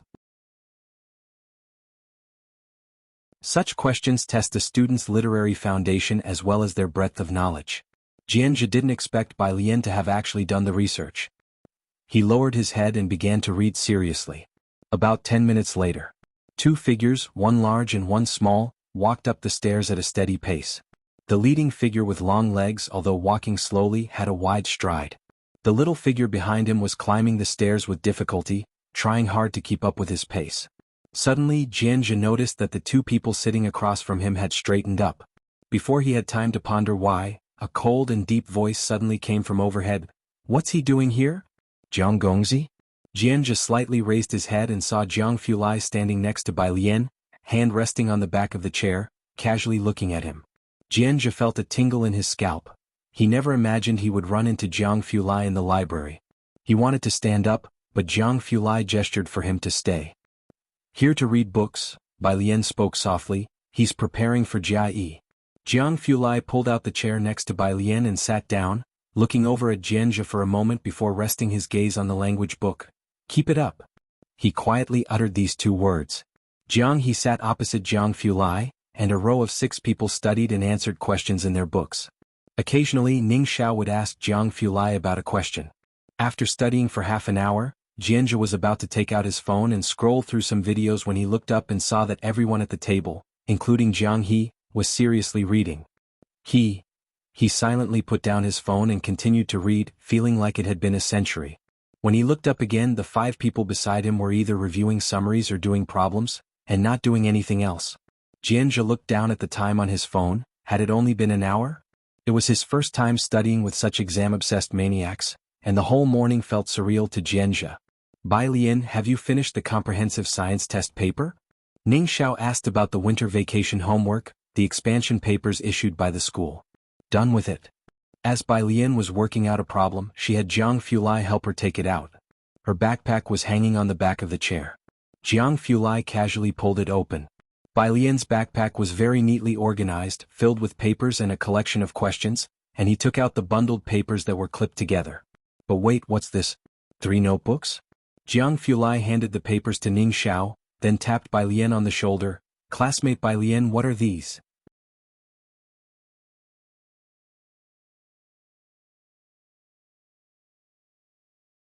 Chapter 392. What kind of people are hiding in 152 Xiangqing? _2 he asked. Bai Lian's hand, which was writing the symbol alpha, paused mid-arc. An alarm bell rang in her head. "Notebook?" "This." Bai Lian took out 3 notebooks, 3 of them written by 2 people, physics by Su Wenyao and biochemistry by Liang Wuyu. "I prepared the physics one especially for Zhang Xiai's," she said calmly. She indeed needed the chemistry and biology. As long as it didn't involve physics, then everything was negotiable. Jiang Fulai glanced at the physics notebook. Can he understand it? The notebook and error collection from a Jiangjing University physics department ace. Even Ning Xiao would need to study it seriously. "Give it to him first." Bai Lian found a good home for the notebook. "Even if he doesn't understand, Qi Lu will tell him." Jiang Fulai reluctantly believed her. After studying until the afternoon, Bai Lian and Jiang Fulai went back to Purist Street for a meal. Some of the things that Director Qin had in the morning were prepared by Jiang Fulai, who went early to worship the tree god with Ji Heng and others, and at noon, there was a vegetarian feast at the tree god temple. They didn't go back. In the evening, Ji Heng and Ji Xiaojun prepared the meal and reminded Bai Lian and Jiang Fulai to come back for dinner. 5 o'clock in the afternoon. Jianghu exited the library with light steps. He, who got into Beijing University through an arts exam, had never studied this seriously even in his senior year of high school. Only after Bai Lian and Jiang Fulai got into the car did he ask Tang Ming, who was beside him, "Do you study every day from 8 until now? Without a single break in between?" "Not exactly," Tang Ming shook his head. Jianghu breathed a sigh of relief. "I get up at 6 every morning to memorize English." Tang Ming shared his schedule with Jianghu. "Then I come to the library at 8 and go back at 5 in the afternoon.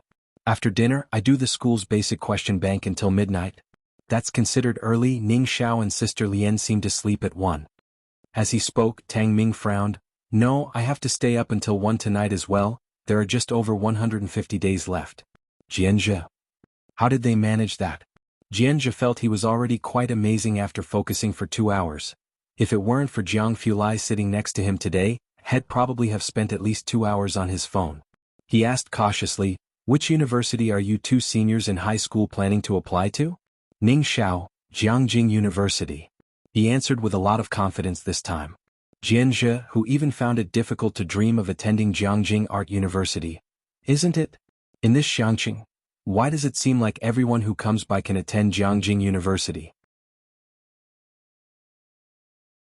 Did Jiangjing University become as common as cabbage? Wouldn't this be among the top 10 even in Beijing? Jianzhe began to doubt his life choices. Who exactly were Bai Lian and her two classmates? He carried his book and took out his phone, playing a racing game on his way to Xiangqing train station. His grandfather, Jian Zhonghai, was still waiting there to pick someone up. Xiangqing train station. It has been renovated, but the foundation is old, and the train station still looks run down. The new South Station is under construction and will connect to the high-speed rail. Ren Wanxian frowned as she stepped on the ground, following Ren Qian out of the car, very curious. Grandpa, is the old president really waiting here in person? Yes. Ren Qian had already seen a large group of black-suited bodyguards up ahead. He hurried over and greeted the man in the center, Jian Zhonghai, with great politeness. President Jian, the person you are waiting for hasn't arrived yet? Jian Zhonghai was not only the former president of the Beijing Writers Association but everyone who had reached this position knew. Becoming president meant holding multiple positions, like vice chair of the Beijing Political Consultative Conference, the head of the Department of Literature and Art. The efforts of the Jian family for generations were not something any ordinary family could match, especially since they were from Beijing. Jian Zhonghai had silver hair, donned a gray coat, and his forehead bore 3 deep wrinkles. Intellectuals often held each other in contempt, and he glanced at Ren Qian, speaking succinctly. His train is at 7 in the evening. Jian Zhonghai got the information from the people he had arranged. In actuality, after his elder brother left home, he never returned to the Jian family, and even seeing his brother was difficult for him. Who could have known that without the Jian family's protection, the other could still make it step by step and eventually become the sect leader of the Jiangjing Bureau of Literature and Art?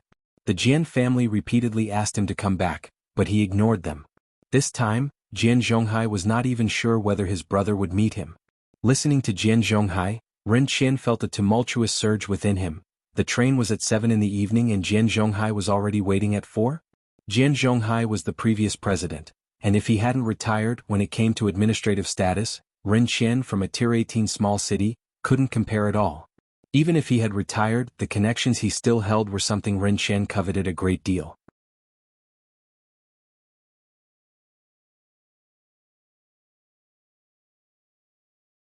Chapter 393. What kind of people are hiding in 152 Xiangqing? Unfree, to have Jian Zhonghai waiting here so early? Who could be the VIP that Jian Zhonghai is waiting for? He felt even more fortunate that he hadn't gone to the Ji family today. I have prepared a dinner for you and your distinguished guest. Ren Qian handed a gift list to Jian Zhonghai. Please see if there is anything your guest might not like. It's not easy for someone like Jian Zhonghai to come to Xiangqing. Recently, Ren Qian's power had become more dispersed, and the items he had prepared for Jian Zhonghai were extremely rare. Jian Zhonghai looked it over and his attitude towards him improved significantly. Ren Wanxian and Qiu Buqing stood aside, unable to say anything in such a situation. The few people were just talking. Jianzhe appeared from behind the crowd. When Ren Wanxian saw Jianzhe, she was shocked. What are you doing here? Did Qiu Xuezhing let something slip? She couldn't help but look at Qiu Xuezhing, frowning. Did Bai Lian also know? Jianzhe just walked forward, stopping beside Jian Zhonghai. Grandfather. Grandfather? Jian Zhonghai's grandson? Ren Qian and Ren Wanxian were dumbfounded. How could a member of the Jian family appear in Xiangqing? Jian Zhonghai had 2 sons and 2 daughters and several grandchildren. Among them, Jian Rong was his favorite and had been cultivated by his side since childhood. As for Jianzhe, from childhood he had been hiding comic books under the bed. Jian Zhonghai had scolded his family extremely harshly. He glanced at Jianzhe without saying anything. Jian's father pulled Jianzhe aside and scolded him in a low voice. Your grandfather arrived yesterday, how come you are only here now? I went to the library with Sister Bai. Jianzhe spoke up. Sister Bai is very impressive. I think her calligraphy. Although Bai Lian was 2 years younger than him, they were used to calling her sister. He tried to promote Bai Lian to his father. Jian's father interrupted him, not caring who Sister Bai was, and just coldly looked at Jianzhe. Can't you make some normal friends? Look at Jian Rong's friends, then look at yours. Never mind that, can't you tell the difference between your grandfather and other people in importance? Isn't Jian Rong also not here? Jianzhe didn't want to argue about this with his father. He looked around and didn't see Jian Rong. You think you are like Jian Rong? Jian's father lashed out again. He is studying in the mansion, waiting for your elder uncle. Your grandfather will personally take him there. Jian Rong was the hope of the Jian family. His matters were of utmost importance. How could he possibly be here? If Jian Rong could go, why couldn't he? Jianzhu was very unsatisfied. He decided to go back and study for 4 more hours that night. Meanwhile,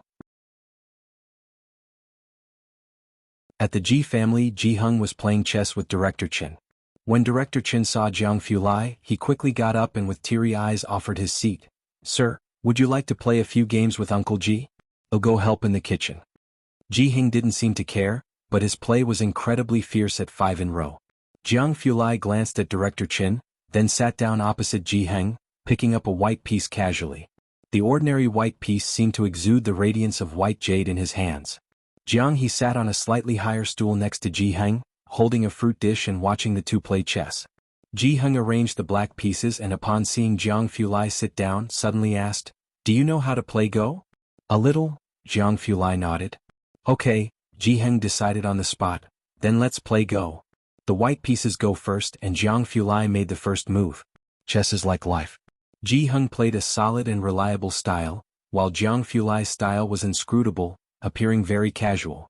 Bai Lian stood to the side and watched for a while, until she received a message from Ding Jian. Ding Jian, image, Ding Jian, what's this place? Looking down, Bai Lian saw a picture by the Xiangqing building with Ding Jian's luggage beside it. Bai Lian, weren't you on the 7 o'clock train? Ding Jian, there's a villain among the crowd. Bai Lian, wait there, she told Jiheng she was going to pick someone up at the city gate. The city gate was close to Pura Street, just 4 stops away. Jianghu Lai watched Bai Lian leave, then raised his hand to play another piece. Jiheng didn't pay much attention to this move, but after the 10th piece, the white pieces on the board formed a pattern full of hidden danger, step by step leading to a trap. Jiheng's mouth twitched. No way, who changes their playing style midway through a game? At the city gate. When Bai Lian found the person, Ding Jian was standing next to his silver luggage, looking quite desolate. You're alone? Bai Lian thought he had company. It's the holidays, I didn't want to make anyone work overtime. Ding Jian looked up and explained, I'm not a 3-year-old child. His trip to Xiangqing had been leaked by someone. So he had to abandon the train and take a bus from Beijing to Xiangqing, which was quite a hassle. He was unsure whether he could still check into the hotel he had booked. Ding Jian looked at Bai Lian, puzzled. Is the tourism industry here so developed? But last month, Xiangqing suddenly became incredibly popular, and with the tourism bureau seizing the opportunity to promote it, all the hotels in Xiangqing were fully booked after the 2nd day of the lunar month and impossible to reserve. Otherwise, Ding Jian certainly wouldn't have troubled Bai Lian. He was a person who did not like to impose on others. Let's go to my grandfather's for dinner first. Bai Lian went to pick up Ding Jian's suitcase. It's very heavy. Ding Jian started to protest. His 28-inch suitcase contained not only daily necessities but also a slightly smaller zither case.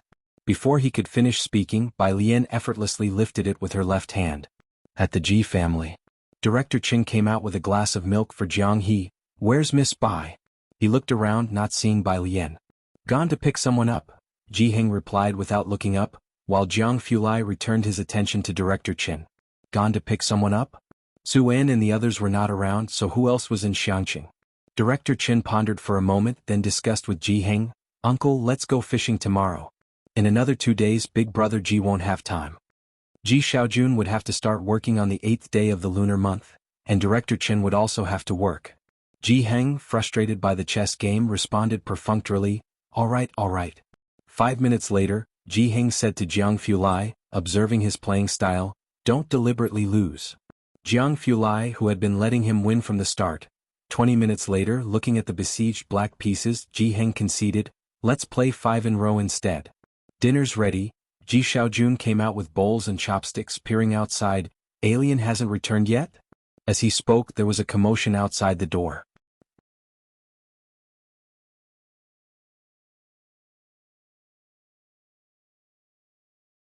Chapter 394. 153 Ding Jian, Jianzhu's cheating friend, second update. _1 Bai Lian's voice was speaking.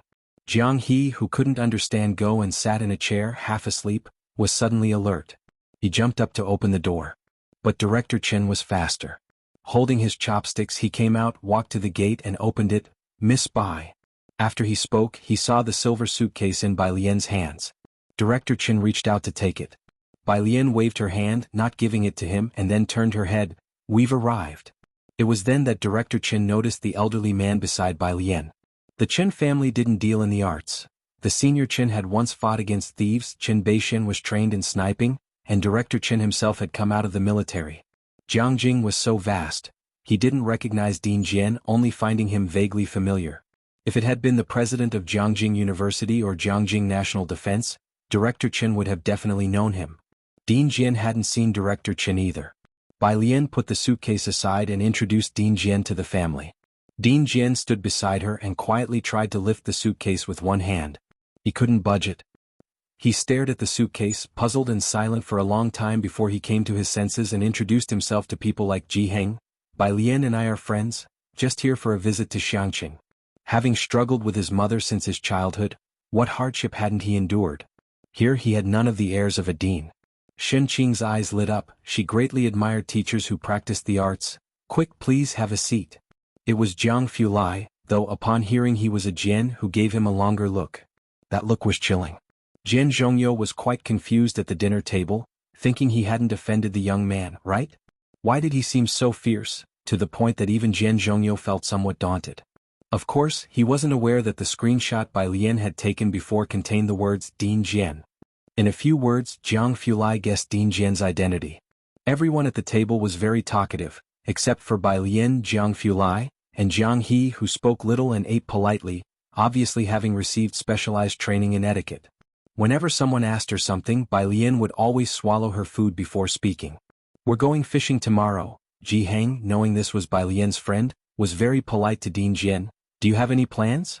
You can join us for fishing and also take a look at the Xiangqing River. It's quite spectacular." He knew Bai Lian was on a tight schedule, with her senior year being very busy, using every bit of time for homework. Ding Jian thanked him. "Thank you." Before coming to Xiangqing, he had also looked up the history of the place and was quite interested in Xiangqing. He had come to find Bai Lian and also wanted to get a good look at its history. In the evening, Ding Jian temporarily stayed over at Jianghu's place. Xiangqing train station. At 7:30 the train arrived, but the person Jian Zhonghai was supposed to meet wasn't there. Where is the person the old president was supposed to meet? Ren Wanxian had been eager to see who Jian Zhonghai was supposed to pick up. But she didn't see anyone. Ren Qian was also puzzled. Jian Zhonghai was quite astonished. He took out his phone and made a call. 2 minutes later, he furrowed his brows, saying to his father, "The person has arrived, but they don't want to see us." They avoided the train and went straight back to the mansion. "We'll discuss this when we get back." Jian Zhi seldom left Jiangqing. Within the Jian family of Jiangqing, meeting him was as difficult as reaching the sky. Now that he was out of Jiangqing, it was the only chance to persuade Jian Zhi. The group headed back to the mansion, while Jian Rong wanted to return to the Calligraphy Association. With Ren Qian and Jian Zhonghai both present, hearing his son talk so insignificantly, Jian's father scolded in a low voice, "Even Jian Rong is obediently following your grandfather. With this opportunity you should show your best, and you want to go back to the local Calligraphy Association for what?" Obviously it was to practice calligraphy. Jiang Fulai made him write 100 big characters every day, which, due to an early departure that day, he had yet to complete. "Dad, would you and Grandpa like to visit the Xiangqing Calligraphy Association?" Jian Rong tried to sell the idea to Jian Zhonghai. "It's really nice and the kids there are adorable." Jian's father's forehead throbbed with veins. He wished he could cover his son's mouth on the spot. Jian Zhonghai glanced at Jian Rong. "If I have time, I might take a look." Jian Zhonghai was a proper former president with an administrative rank, not just any ordinary deputy position. With his status, if it weren't for Jian Zhi, Jian Zhonghai wouldn't have come to this place in his lifetime, let alone visit a local calligraphy association. It was utterly unthinkable. The next day, early in the morning, Jianghu brought the New Year's gifts to the Ren family. Being no ordinary household, Jianghu had put thought into it, presenting a painting he had embroidered himself, along with some expensive tobacco and alcohol. In-law, Ren Qian personally came down to greet him, directing someone to bring the gifts into his study. "Have lunch here at noon, he'll have it prepared." Ren Qian looked around, Bai Lian hadn't come.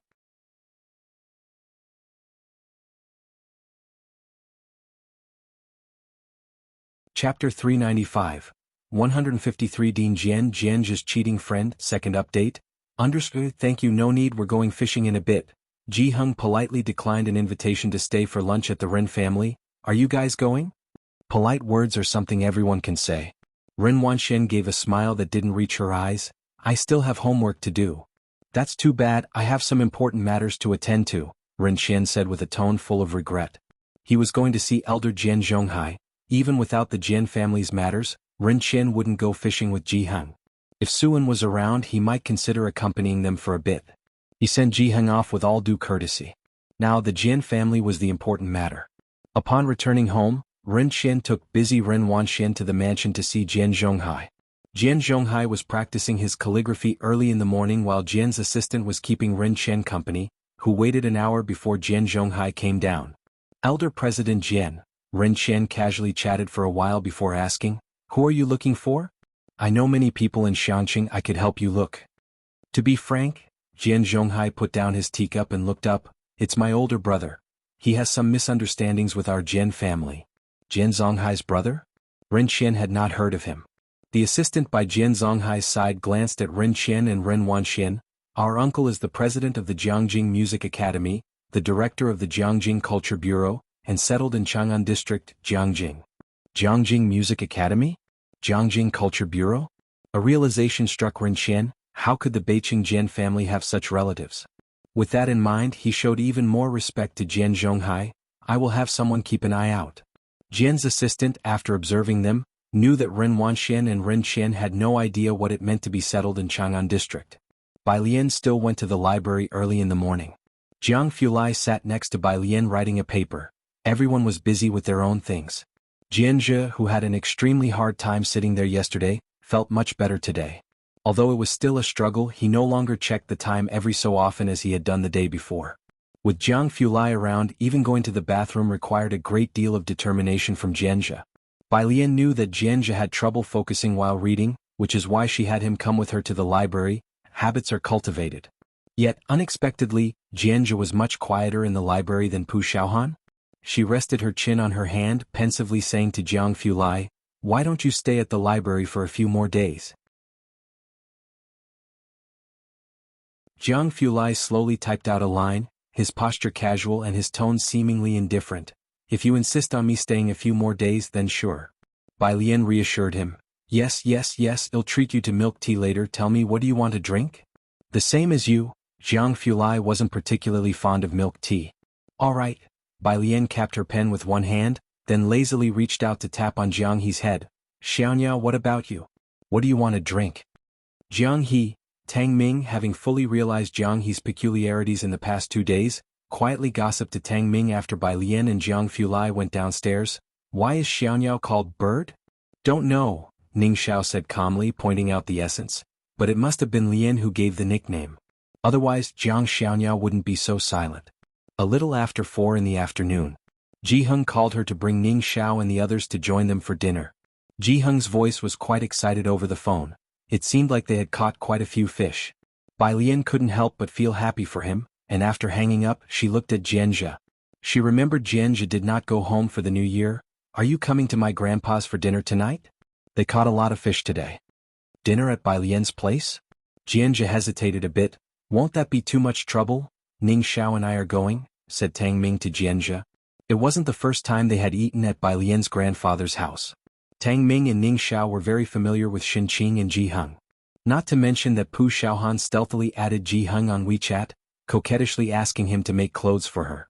Tang Ming was quite amazed. "Okay then," Jianzhe nodded. He did not have many friends but had met quite a few people through Bai Lian since coming to Xiangqing. And that included the 2 academic aces before him.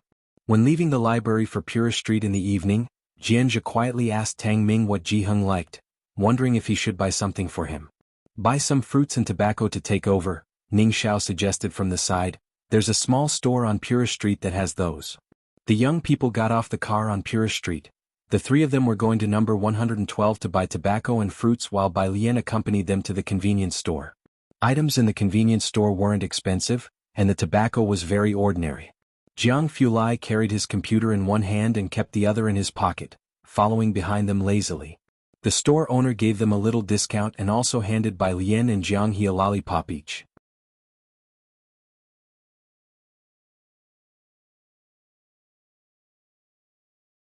Chapter 396. 153 Dean Jianzhe's cheating friend, second update. _3 Tang Ming complained to Jianzhe, why don't we have one? Jianzhe. Maybe it's because you're just average looking. Tang Ming, then what about teacher Jiang? Jianzhe, a death sentence. Luckily a phone call saved Jianzhe. He had never been more grateful for his dad's call than at this moment. Didn't I tell you there's a banquet today? Jian's father whispered from the other end of the phone. Where are you? Jianzhe walked to the side and spoke softly, I'm having dinner at a friend's house, I won't be coming. Anyway, his presence wouldn't make a difference, it was likely a banquet that Jian Zhonghai was hosting to promote Jian Rong. Whether he attended or not was inconsequential. You? On the phone, Jian's father glanced at Jian Rong talking to Jian Zhonghai on the sofa and then back down at his phone. He couldn't understand why Jianzhe lacked ambition. Master Jianzhe doesn't have time? Where did he go? Jian's assistant looked at Jian's father, surprised. Jian's father forced a smile. He's having dinner with a few friends. Friends? Those fair-weather friends from Xiangqing? Taking another look at Jian's father, the assistant then realized and went to report back to Jian Zhonghai. It wasn't that the assistant looked down on Jianzhe's friends. It was mainly because Jian Rong's friends included well-known figures from the Beiqing circle, and one of them was even the top scholar of Beiqing's college entrance exams from last year. The contrast was simply too stark. Jian's father felt humiliated by that look. If Jianzhe were by his side, he would surely have been beaten up again. If he's busy, let it be, Jian Zhonghai said indifferently. Where Jianzhe went to eat wasn't a concern to him as long as Jian Rong was there. Then he turned amiably to Jian Rong and said, Are you sure your uncle added you? Jian Zhongyo was an odd one. Jian Zhonghai knew his contact methods. Yet Jian Zhongyo didn't add the older generation to his contacts. Only some younger family members and occasional assistants or secretaries went through. Amicham, Jian Rong nodded. I was just asking uncle about where he lives. Good. Jian Zhonghai laughed heartily and clapped Jian Rong on the shoulders vigorously. Meanwhile, Jianzhe hung up the phone. Tang Ming and Ning Xiao each carried a bag and they handed one to Jianzhe as well. Let's go. The group made their way to Jiheng's yard. Ning Xiao, who had been there once, recognized the way and led Tang Ming and the others. Bai Lian walked behind with Jiang Fulai and was accompanied by Jiang He. The setting sun stretched their shadows long. Bai Lian was wearing a lead white top with batwing sleeves and a silver white pleated skirt that fluttered as she walked.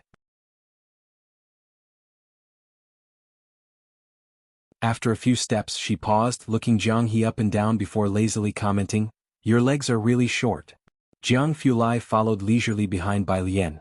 His gaze was light, only looking down at Jiang He disdainfully when Bai Lian spoke. Heh. He gazed at Jiang He, emitting a heartless chuckle. Jiang He. He quickened his pace, clearly frustrated. Jiang He was slow, and Ning Xiao's group had already reached Jiheng's place, while the three of them hadn't even made it to the corner. Does Sister Bai live here? Jianzhe asked curiously, looking around. Right, Tang Ming said, chatting with Jianzhe on the side. Ning Xiao raised his hand to knock on the yard's door. As soon as his hand reached up, Shinqing opened the door. I could hear Tang Ming talking from far away. Come in quickly, I've specially simmered soup for you both today. Jianzhe, who hadn't met Shinqing before, entered hesitantly behind Ning Xiao. There were only two others in the yard besides Shinqing. They were Director Chen and Dean Jian. Both squatted in the middle of the yard watching fish. Director Chen greeted Ning Xiao and then, pointing to the largest fish in the middle, introduced it to the group. I caught this one. Dean Jian pointed to the fish next to him, slowly saying, This one is the one I caught.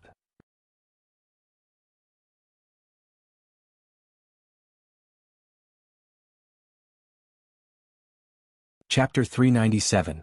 154 Shock Jianzhe ignites the east of the city. _1 The weather in Xiangqing was not cold, so Director Chen had rolled up his sleeves. He had a very down-to-earth air about him. Ning Xiao and Tang Ming both showed great respect to Director Chen, complimenting his fish when they entered.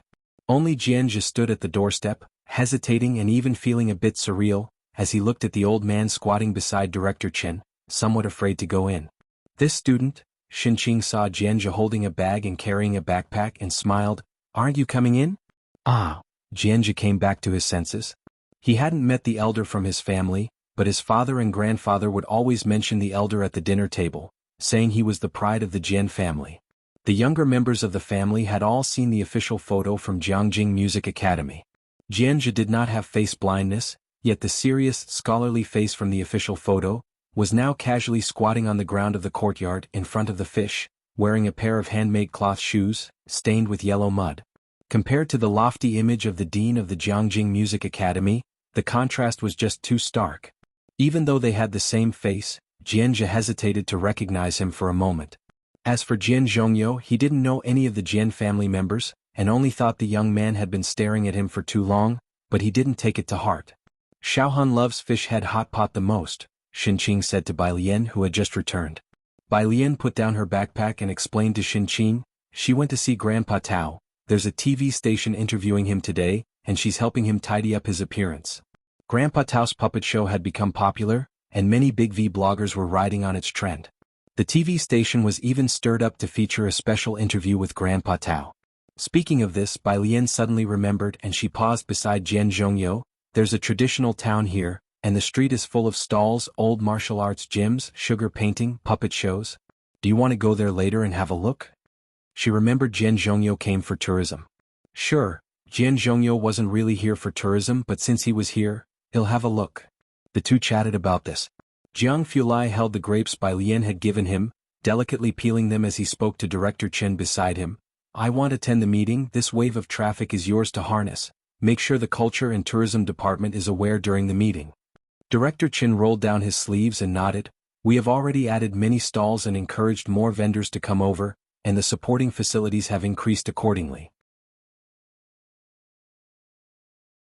Maintaining public security in the east of the city and guiding tourists is the priority, Jiang Fulai said as he finished peeling, and handed some to Bai Lian, who was still talking with Jian Zhongyo before returning.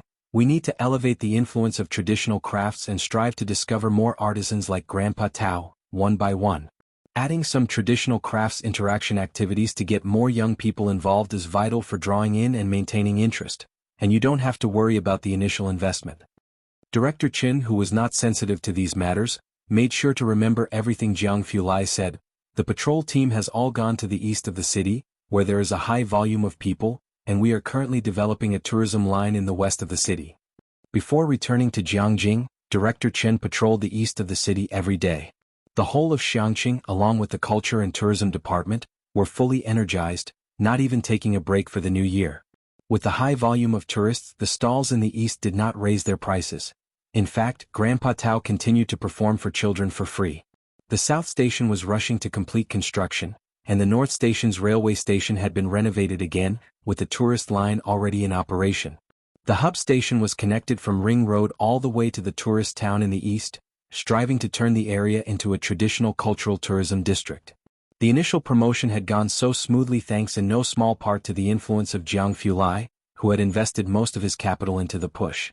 The people of Xiangqing kept their traditional friendliness, with most of the guest houses being run by locals, charging only for meals. In their words, they had never imagined people would come to see Xiangqing on purpose, because even the locals wanted to leave, so they were especially hospitable to tourists. At the dinner table, a big bowl of soup was brought to the table, and Xinqing specially served one bowl each to Ning Xiao and Tang Ming. Thank you. Both expressed their gratitude politely.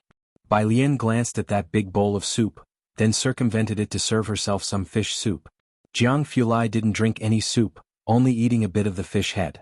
As for Director Chen, he looked at Ning Xiao and Tang Ming, with words on the tip of his tongue. Sitting beside Tang Ming, Jianzhe dared not look at Jian Zhongyo on his left nor at Jiang Fulai on his right, and just kept his head down eating. After finishing their meal, Director Chen quickly and deftly helped Ji Xiaojun wash the dishes. Ji Heng's courtyard was lively until 9 o'clock when everyone departed. Bai Lian returned to her room, drying her hair while she took out her phone, opened Chengdu and searched.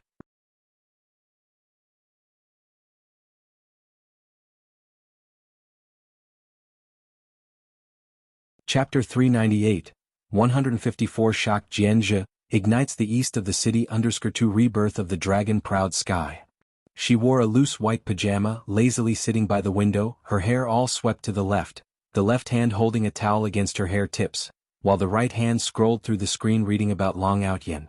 She could speed read 10 lines at a glance. Could there really be such a thing as rebirth? After reading a few chapters and seeing nothing about how Long Out Yen was reborn, Bai Lian skipped ahead, ready to listen to some English, when a message from Jianzhe popped up at the top of her phone. Bai Lian clicked on it and took a look. Your family, that Mr. Jian, he looks a bit like one of my elders. Bai Lian? Jianzhe, the one I told you about before, the one who learned zither as a child, does this Mr. Jian play the zither? Upon reading this, Bai Lian sat up straight, methodically tapped on the head of the Calligraphy Association's director, took a screenshot, then replied, he didn't come back for the new year. It was 10 minutes later, while chatting with Ji Heng, that the director of the Calligraphy Association saw the reply, just don't let him spread my message. After reading the reply, Bai Lian relayed to Jianzhe, it's him. At the other end of the phone, Jianzhe, who had just boarded a taxi, suddenly wanted to stand, his head banging hard on the car roof. The driver glanced in the rearview mirror, breaking in alarm. Young man, do you need to go to the hospital? No need, Jianzhe replied stiffly. Though he had suspected the old Mr. Jian was his elder from the moment he first saw Jian Zhongyu. Still, the shock was inevitable when Bai Lian confirmed it. The Jian family would resort to anything to meet Jian Zhongyu, even spending a lot of money every year to bribe the people around him. For example, when Jianzhe saw yesterday that Jian's father and the rest couldn't meet their target, he thought it was another false lead, but he didn't expect that Jian Zhongyu really came to Xiangqing. And he was at Bai Lian's place. How did he know Bai Lian? The next day, Jianzhe, with panda eyes, came to study with Bai Lian and the others. When Pu Xiaohan arrived holding her incomplete winter holiday homework, she was startled by Jianzhe. Hi, Jianzhe greeted Pu Xiaohan. They had met at the Calligraphy Association, and at that time Pu Xiaohan was rather distant with Jianzhe. Seeing him studying with Bai Lian and the others today, she felt a bit more familiar. Let me copy the winter holiday homework, I didn't do many of the tough questions, Pu Xiaohan murmured, asking Tang Ming for the homework. The extended questions were too difficult. She didn't dare to ask Ning Xiao. His stern look was a big improvement over Jianghu Lai. If it weren't for Bai Lian, Pu Xiaohan would not even dare to speak to him. Tang Ming pulled out his homework for her. Jianzhe was shocked as he looked toward Bai Lian and Jianghu Lai. They didn't care? Why couldn't he even sneak a moment on his phone? By 2 in the afternoon, Pu Xiaohan finished copying the homework and had gone through the wrong questions given by Bai Lian. Then she packed her bag and quietly said goodbye to Bai Lian. Bai Lian, I'm going to see grandfather Jian. She was an online friend of the director of the Calligraphy Association and knew he was going to the Eastern City tourist area, so Pu Xiaohan volunteered to be his tour guide. Eastern City. The director of the Calligraphy Association arrived first. He was dressed in a gray shirt, holding a fan Ji Heng had given him. Just after getting off the tourist bus line, a volunteer approached him. Grandpa, are you here alone for the sightseeing? Would you like some water? He unscrewed a bottle of mineral water and handed it to the director of the Calligraphy Association. On the 6th day of the lunar year, the crowd was continuous at the Eastern City. The volunteer saw the director alone and of considerable age. He made a point of finding a young person to be responsible for his safety. Pu Xiaohan hadn't yet arrived when the director was taken to watch a puppet show. Next to it was a stand for performances by the audience. The volunteer gave the director a sugar painting and even led him to the stand prepared for amateur performers. In addition to puppets and masks, there was an arrow placed beside the stand. A child of 7 or 8 years old went up to perform a face-changing act. The director, motivated by the warmth, spur of the moment, sat down and picked up the arrow beside him. He was proficient with most instruments except for this one. Grandpa play, moon reflected in the second spring. A bunch of people below were clapping. Here no one recognized him, but they were clapping and cheering below the stage, not for grading or performing, but for the sheer joy of sharing the experience. The director sat on the stool, his right hand relaxedly holding the bow, with his middle finger and ring finger casually inserted between the bow stick and hair. With a mostly young audience and during the festive period, it didn't seem right to play sad music. What did young people like again? Suddenly the director had an idea, then he nonchalantly crossed one leg over the other, squinted his eyes and drew the bow across the strings, his middle finger and ring finger lightly touching them, bringing forth a lively and vigorous sound from the stage. It was like a wave of joy splashing into a calm lake, bringing about a performance.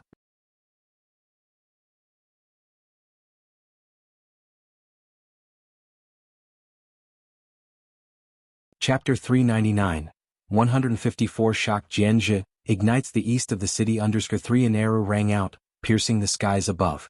It set the entire eastern part of the city ablaze. The young people's eyes lit up. Wasn't this sexy love? Could their traditional instrument, the eru, actually play that? There were hardly any experts in the audience. All they knew was that this eru had a really great tune. It was lively yet carried a touch of sassiness, which didn't seem to match the serious and stern old man at all. In an instant, the lightly attended stage began drawing crowds, lured by the sound of the eru. Countless people recorded the scene, surrounding the stage so tightly that no one could pass through. When Pu Xiaohan arrived, Director Jian was desperately looking for her help. She finally managed to pull Director Jian out of the crowd and handed him the milk tea that Bai Lian had brought for him. The two of them snuck behind a huge blue trash can to drink their milk teas. "Grandpa Jian, you actually know young people's music?" Pu Xiaohan took a sip of her milk tea. She had listened to half of Sexy Love. It was astounding. She had always thought Director Jian was a serious person.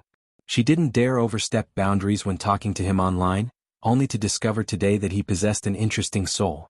"It wasn't me." Director Jian's eyes were open to a new world by Bai Lian, squatting down with his milk tea. "Your classmate who sits behind you played it first on the zither. She's better at it than me." That serious yet playful charm, Director Jian thought Bai Lian played it spot on. These classical instruments didn't always have to play classic pieces. Letting more people know that even the eru could play music from all times and places was important. Bai Lian. Pu Xiaohan's eyes twirled. Bai Lian only practiced the instrument at home, and aside from that one school anniversary, Pu Xiaohan hadn't heard her play since. But it made sense. That air of refined rascality, Bai Lian captured it just right. 7 o'clock in the evening. Bai Lian and Jianghu were in the eastern part of the city looking for Pu Xiaohan and Director Jian. The tourist route was on the newly built Xiang Mountain Avenue, which connected to Xiangbei. Wallow Road, a popular tourist street, intersected with Xiang Mountain Avenue. The whole of Wallow Road was paved with bluestone slabs, and Peace Road crossed it, also laid with bluestone. The Calligraphy Association Martial Arts Hall was right at the junction of Xiang Mountain Avenue and Wallow Road, and the shopping center on Xiang Mountain Avenue was about to open. Pu Xiaohan and Director Jian were sitting at a roadside stall on Peace Road, waiting for their snacks to arrive. Wallow Road was 5 meters wide and Peace Road was a bit narrower, so there were fewer people than on Wallow Road.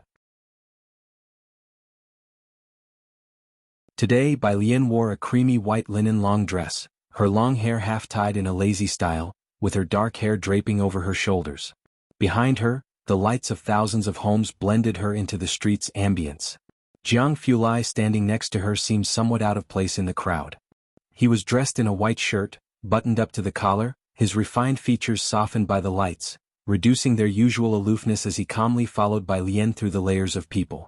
Pu Xiaohan didn't expect someone like Jianghu to join them for street food, so she asked the owner to prepare an extra portion.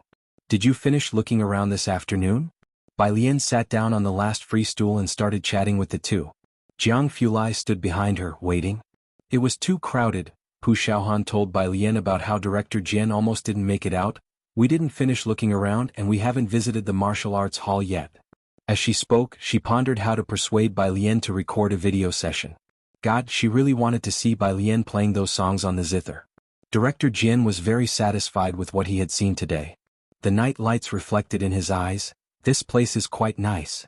How about we stay here tonight to get a feel for the local customs?" The owner brought over 2 servings of chicken strips, thoughtfully providing 4 skewers.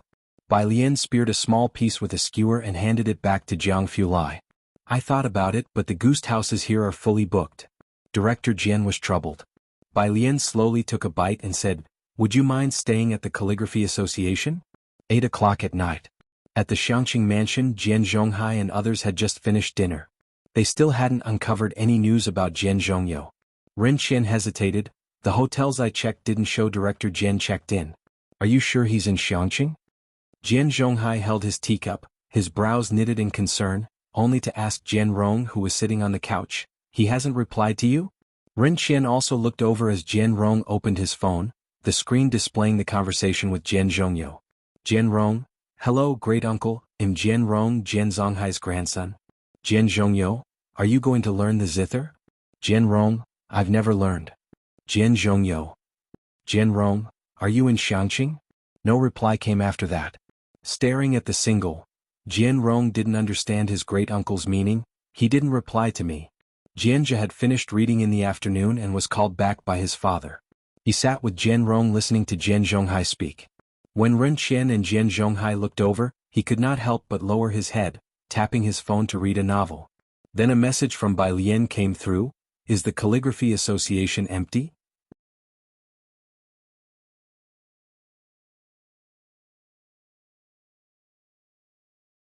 Chapter 400. Sect Leader 155, the next Dean of the Jian Institute. Second update. _1 Because Wallow Street became popular, many tourists would visit during the day to see the Calligraphy Association and the martial arts schools. The Calligraphy Association would give away free calligraphy to visitors, so even during the New Year's holidays, Qiu Shuizheng did not go home. The Calligraphy Association had been closing at 10 o'clock at night for the past month. Jianzhe said, "Today Mr. Qiu went home and there's no one at the Calligraphy Association, he'll be right back."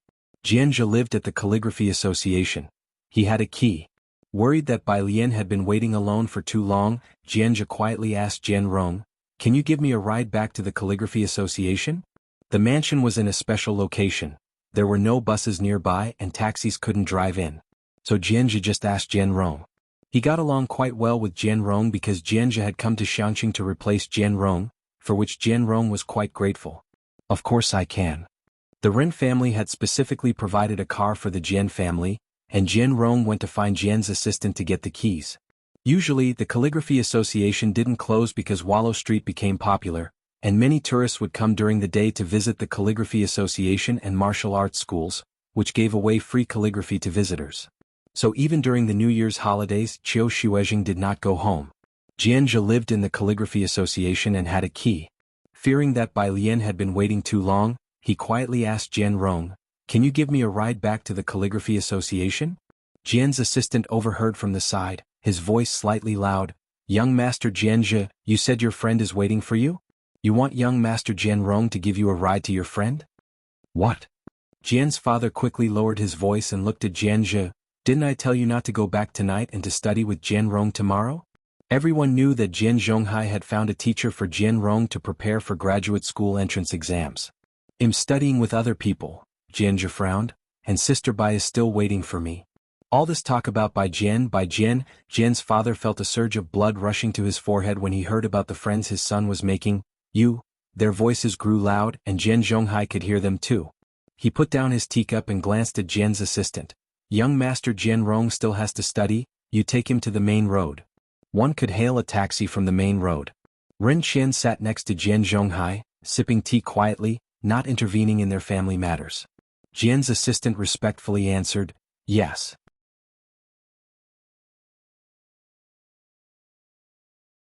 He took the car keys and drove Jianzhe. Jian Rong looked at Jianzhe somewhat apologetically.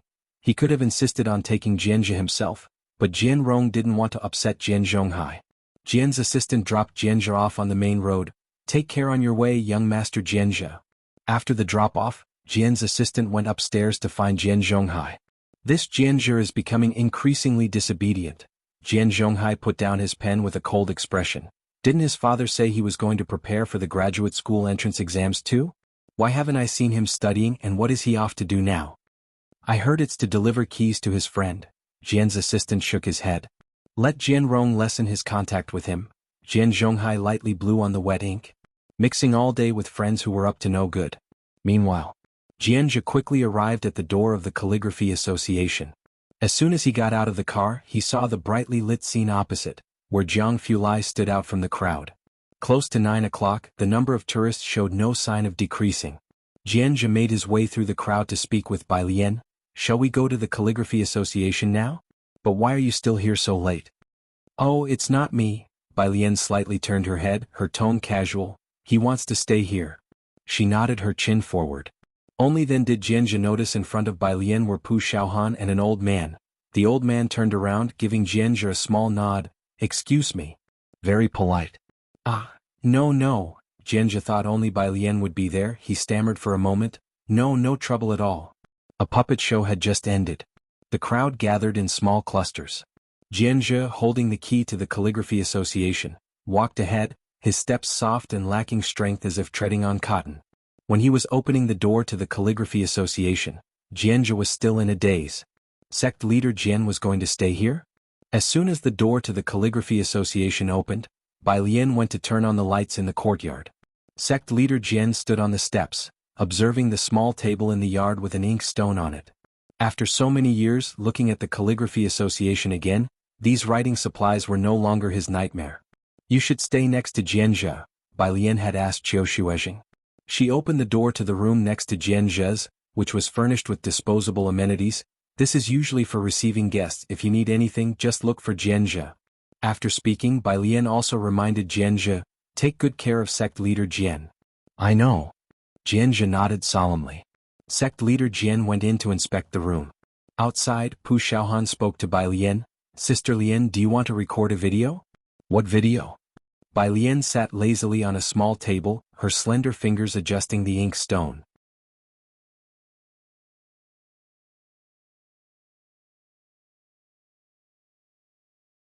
Chapter 401. Sect Leader 155, the next Dean of the Jian Institute, second update, _2, this kind. Pu Xiaohan took out her phone and played a video of a girl playing the guzheng for Bai Lian. She was playing Gambling with Liquor. Pu Xiaohan pointed to the girl in the video and said to Bai Lian, she's super popular lately, and I heard she's about to play Autumn again. The comments are all suggesting that Dean Jian should take her as a disciple. Should we also jump on the trend and show off our skills? Bai Lian looked down and saw the girl's name, Bai Shaoqi? What an unlucky illegitimate child of an outer chamber. Oh, no playing. Bai Lian leaned back, crossed her arms and raised her eyebrows. Pu Xiaohan, why did she sense a hint of rebellion? After Bai Lian and Jiang Fulai left, Dean Jian finally took out his phone, opened WeChat and casually asked Jianzhe, add WeChat. Jianzhe mechanically took out his phone and scanned Dean Jian's WeChat QR code. Add friend. All in one go. Dean Jian's video went viral online. Recently, Xiangqing tourism was already a hot topic. It's easy for videos about Xiangqing to trend, especially when the Eru player is an expert like Dean Jian. Xiangqing, Eru version of sexy love. Strong sense of contrast.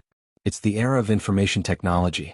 In one afternoon and evening, the hottest video broke 10 million views, over 3 million likes and hundreds of thousands of comments. The oppression from the Eru? This is a real rhythm master, covering face. It's still the old man. Only professionals know how awesome the old man is, crying. Folks, I need to make a trip to Xiangqing. Indeed, the masters are among the folks. In the midst of the regular comments, one suddenly popped up. Masters are among the folks? Why don't you check out a Jian Zhongyo? Should I go? Is this for real? With such widespread viewership, people had started to recognize Jian Zhongyo. Suddenly, it pushed the entire video to the peak of popularity. On the 7th day of the Lunar New Year in the morning, in the mansion Jian Rong, through the citywide push of big data, came across this video. He excitedly found Jian Zhonghai with his phone. Grandpa, great-uncle is really in Xiangqing. Jian Zhonghai took the phone, agitated. Where is this? Xiangqing tourism area, Jian Rong replied. Good, good. Jian Zhonghai hurriedly headed outside. Let's go find him there today. As long as Jian Zhongyo was still in Xiangqing, everything would be easy to negotiate. Jian Rong followed Jian Zhonghai with his phone in hand, and then suddenly thought of something. He opened his phone and sent a message to someone. Confirmed, my great-uncle is in Xiangqing, Beijing. By family. Bai Shaoqi was reading the comments.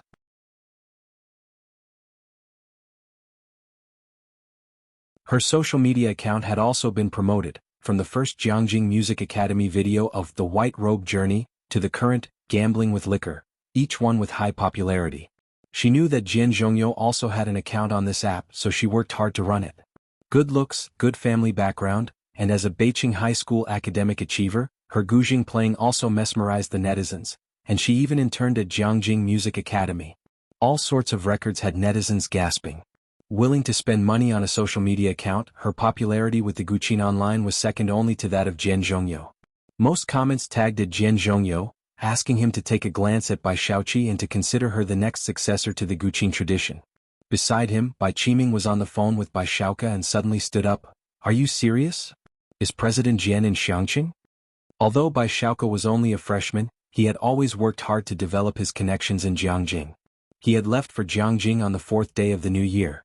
Bai Shaoqi, with her sharp ears, also straightened up when she caught the words President Jian. All right, father understands. Bai Qiming hung up the phone, then arranged for money to be sent to Bai Shaoka before telling Bai Shaoqi, the Jian family says President Jian is in Xiangqing, as he mentioned Xiangqing. Bai Qiming subconsciously frowned. Bai Lian was in Xiangqing. He shook his head, pushing thoughts of Bai Lian to the back of his mind. Pack your things right now, he'll have the driver take you to Xiangqing and he'll speak to the school on your behalf. Bai Shaoqi hadn't seen President Jian for a long while, and she thought he would reach out to her after he had specifically greeted her last time, but that contact had never come. Hearing this news now, she couldn't contain her excitement. The 8th day of the new school year was approaching for seniors, but for Bai Shaoqi, President Jian was the priority. Bai Qiming directly secured a week's leave for her. On the 8th day in the afternoon, the Ren family stretch business van stopped at the intersection of Xiang Mountain Avenue, with Jian Zhonghai, Jian Rong, and an assistant stepping out. Jian Zhonghai had not found President Jian here yesterday and was prepared to look around once more today. The assistant got out of the car and spotted Jianzhe across the street. Master Jianzhe? Jianzhe's father, who had just exited from the front passenger seat, heard this and hurriedly looked across the street. Jianzhe stood with 2 girls and a blonde guy. One of the girls was tall with her hair half up, secured with a hairpin, and was holding a mobile phone, seemingly playing a game, while the other was holding a camera, talking to the blonde guy. The blonde guy looked like a typical thug. Jianzhe's father's face turned dark in an instant.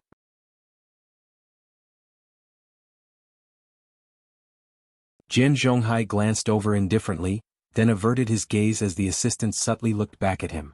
"Grandpa, I'll go ask if Jianzhe wants to come," Jian Rong whispered before running towards Jianzhe. Jian Zhonghai gave a signal to the assistant, who immediately followed. Upon reaching Jianzhe, Jian Rong realized that one of them was Bai Lian, whom they had met in Jiangjing.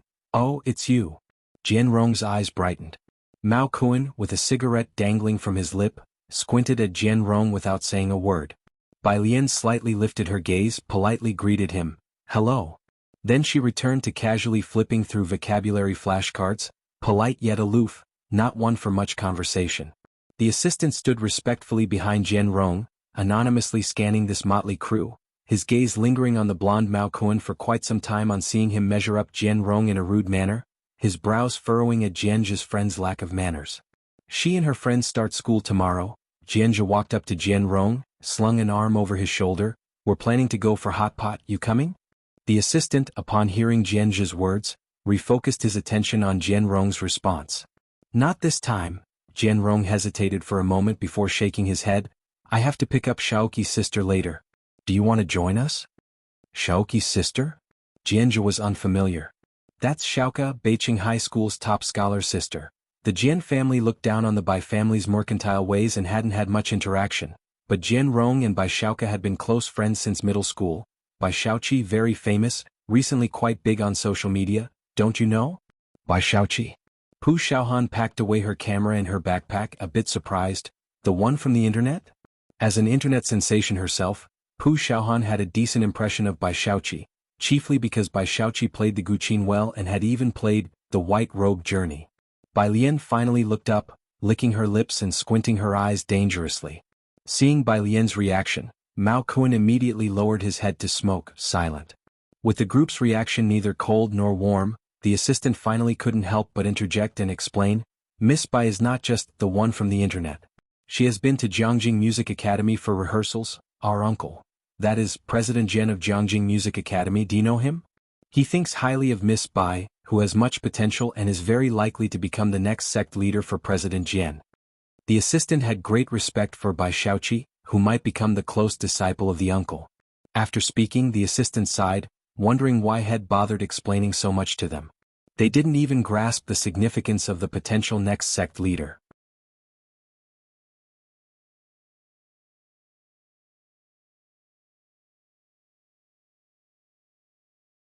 Chapter 402. 156 brought back to the Bai family to ride on their popularity _1 Mao Kuan was not one to follow these things. When Jian's assistant spoke, he just took a drag on his cigarette and glanced at Jian's assistant without giving an opinion.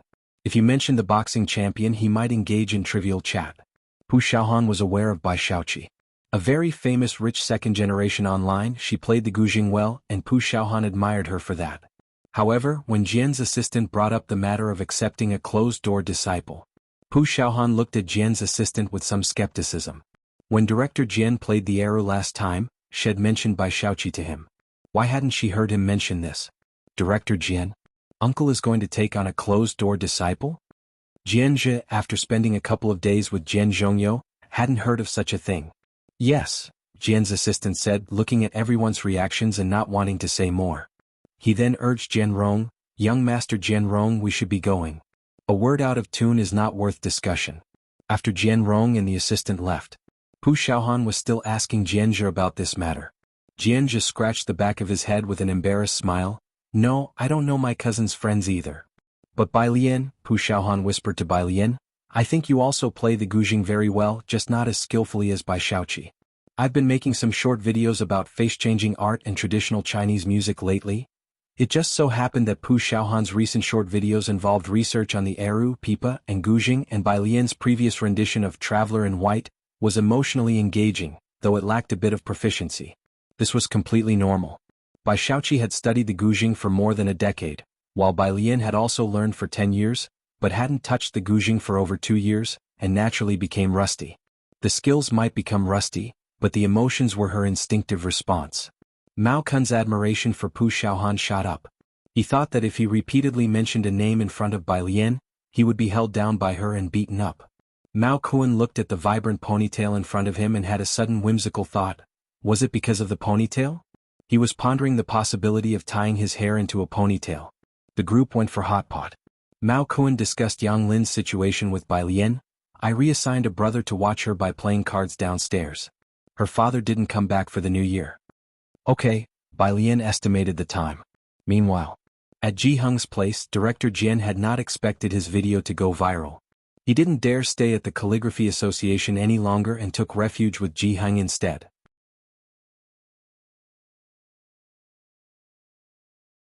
The head of the Jiangjing Music Academy called him helplessly. "Do you know how many journalists have come to interview us, asking whether we've taken advertisement fees from Xiangqing to have you perform on stage?" Ah. Director Jian also felt helpless. "I was just inspired by the people here and went on stage to play the Eru. I'll explain it myself." He had no idea that no one in Xiangqing would recognize him. Instead, netizens recognized him. He took out his phone, logged into his video account and posted a message. "V Jian Zhongyo, I'm visiting Xiangqing for tourism. If possible, I hope to find a success to be the next guzheng sect leader." Picture. The picture was of Xiang Mountain Avenue. Xiangqing was already a hot topic recently. Jian Zhongyo was only famous in classical music circles, and most ordinary people didn't know him.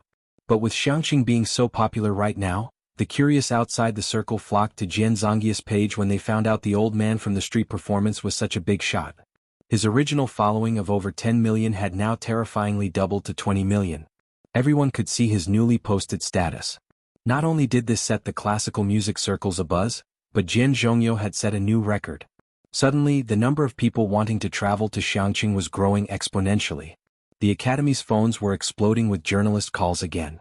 People inside the circle knew the significance of the next sect leader, while those outside didn't. But after a wave of explanations by netizens, they also realized this was a leader in classical music.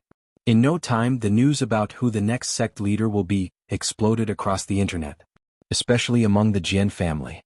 Jian Zhonghai received this news immediately, and though he had his doubts about Bai Shaoqi, his hands trembled all of a sudden. He interrupted his itinerary saying to Jian Rong, "I will go with you to pick up Bai Shaoqi." Bai Shaoqi had just arrived in Xiangqing. The Bai family's driver brought her over. Aside from that, Bai Qiming had also provided her with a bodyguard. As soon as she arrived in Xiangqing, she received a call from a classmate who had performed with her at the Jiangjing Music Academy. They were extremely excited. "Shaoqi, are you in Xiangqing now?" Bai Shaoqi, who had slept the entire way, was unaware of the news about Jian Zhongyo. "How did you know?" "I just do." The girl suppressed her excitement. "It's most likely you who Director Jian is looking for to be the next sect leader. Such wealth and honor."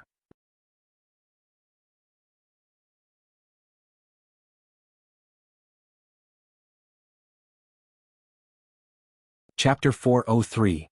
156 brought back to the Bai family to ride on their popularity _2. The two chatted for a brief moment before Bai Shaoqi hung up the phone, hastily clicking into the video notification as it came through.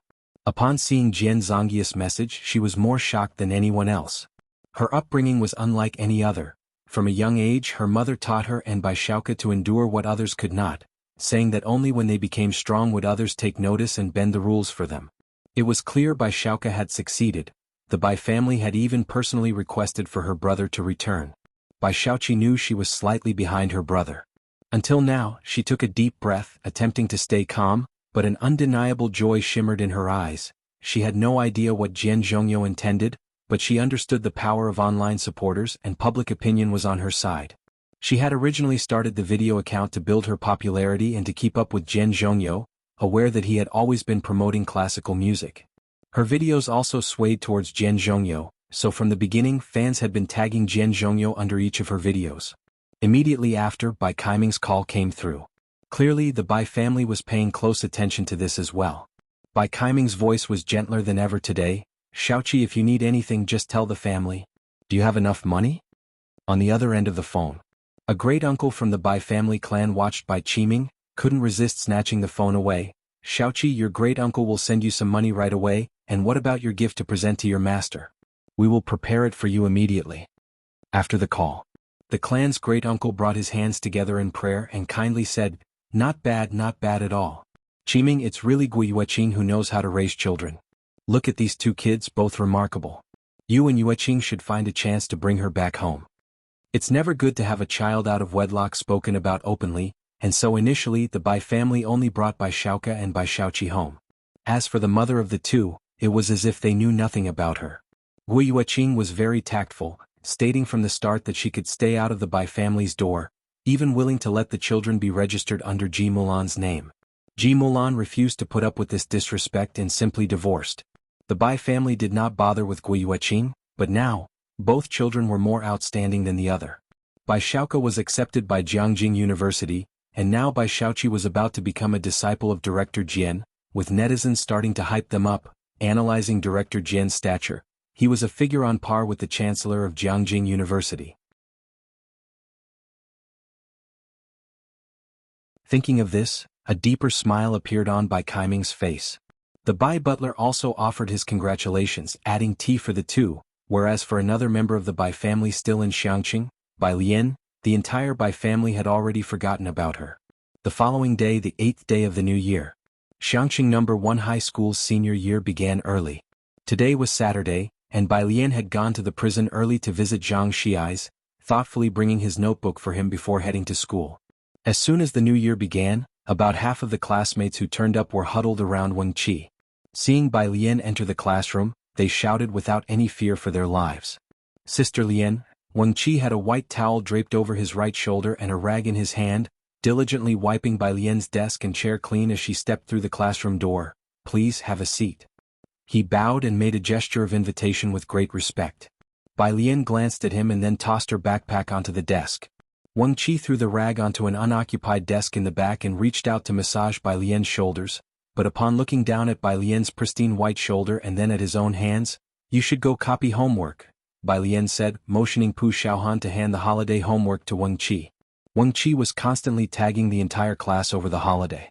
Bai Lian had monopolized the source of homework he could copy.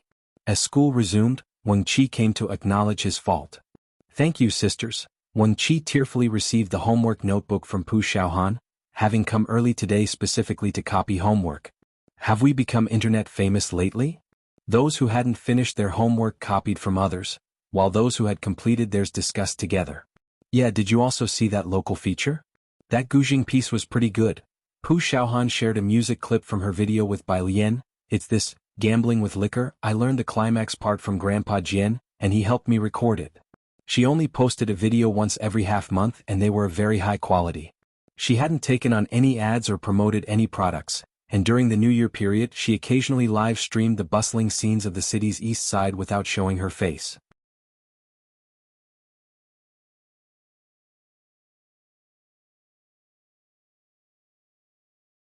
Chapter 404. 156 brought back to the Bai family to ride on their popularity. 3 Bai Lian put on her headphones and listened for a while. "It's pretty good."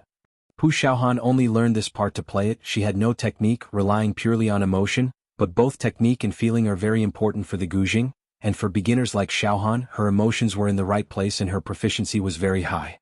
Of course, Ning Xiao, hiding behind the scenes, glanced at Bai Lian. If it were him and Tang Ming, Bai Lian would probably only give them a humph. "Really?" Xiaohan shared her feelings with Bai Lian. I think Bai Shaoqi played very well, but her rendition of Gambling with Liquor was too soft. That's why she suddenly had the idea to learn the piece from Ding Jian. Only someone who had truly experienced the battlefields could convey that sense of clashing iron and charging steeds. Gambling with Liquor had become a hit, and Bai Shaoqi's Guzheng performance drove its popularity to unprecedented heights, almost outranking Yan Lu, who just released a new song. Bai Lian hadn't listened to Bai Shaoqi's Guzheng, so she made no comment. Today's first class was with Lu Lingxi. She greeted everyone with a smile. Everyone arrived very early today. Good, no one is late. As she spoke, her expression paused slightly when her gaze landed on the empty seat behind Bai Lian. In just 150 days I'll be sending you off to the exams and you'll be stepping into society. Lu Lingxi had the entertainment committee prepare a countdown, rested her hands on the desk and looked at them tenderly. I know you are all good kids, but as a teacher at the start of the new term, I hope you can stay clear-headed and no matter when and where, ensure your own safety first. Everyone nodded obediently. Lu Lingxi glanced at Bai Lian and saw that she neither spoke nor nodded, just looking at her. Lu Lingxi. Jian family mansion. Bai Shaoqi stood on the second-floor balcony, briefly starting a live stream. Miss Shaoqi, is this? You're in Xiangqing? Wow, don't tell me it's like the rumors online. Ding Jian actually came to see you, right? I just arrived, resting for the day. Bai Shaoqi replied politely. That mansion behind you, is that it? It looks so luxurious. Bai Shaoqi nodded, staying at my brother's friend's place. There's a blogger named One Big Bowl with Each Meal who imitated your Gambling with Liquor Guzheng piece. It's a mess. Bai Shaoqi was the first to popularize the Guzheng piece for this song, and a bunch of people tried to imitate her playing, especially after yesterday's incident with Ding Jian, when many bloggers jumped on her popularity. Bai Shaoqi was disgusted with those online celebrities who could only imitate and ride on others' coattails. Hopefully they'll have some originality. Having said that, she ended the live stream, less enthusiastic than before. As a newly popular blogger, Bai Shaoqi occasionally live-streamed her daily life at her fans' requests. Especially over the last 2 days, her fanbase had grown rapidly, with many from the Jianghu Music Academy following her. She descended the stairs. Downstairs, Jian Zhonghai smiled as he introduced her to Ren Qian. This is Shaoqi, Jian Rong's friend's sister. She was just talking to her fans. Ren Qian nodded politely towards Bai Shaoqi. Not particularly interested. Jian Zhonghai glanced at Ren Qian and said with a smile, she is a disciple our future uncle wants to take under his wing, and her brother was the top scholar from Beijing in the previous session. Ren Qian quickly stood up and greeted Bai Shaoqi. Everyone in the room was very courteous to Bai Shaoqi, all except for one person. Bai Shaoqi looked at the young man sitting on the couch beside her. He glanced at her curiously, then his eyes returned to his phone, which made her frown. She remembered that he seemed to be Jian Rong's cousin, apparently exiled to Xiangqing. She paid no further attention to Jianzhe. Did great-uncle mention to you where he is? The assistant to the Jian family brought Bai Shaoqi some tea very respectfully. No, Bai Shaoqi took her seat and answered. Jian Rong was a young man who followed Bai Shaoqi's account. What's happening in your comments section? Before, the comments under Bai Shaoqi's videos were all messages tagging Jian Zhongyo, but now there seemed to be some about other bloggers. Bai Shaoqi didn't want to mention them, just some people trying to ride on the popularity. She opened her social media account and posted an update. Bai Shaoqi, the scenery is really nice. Picture. Location, Xiangqing. The update had a location tag.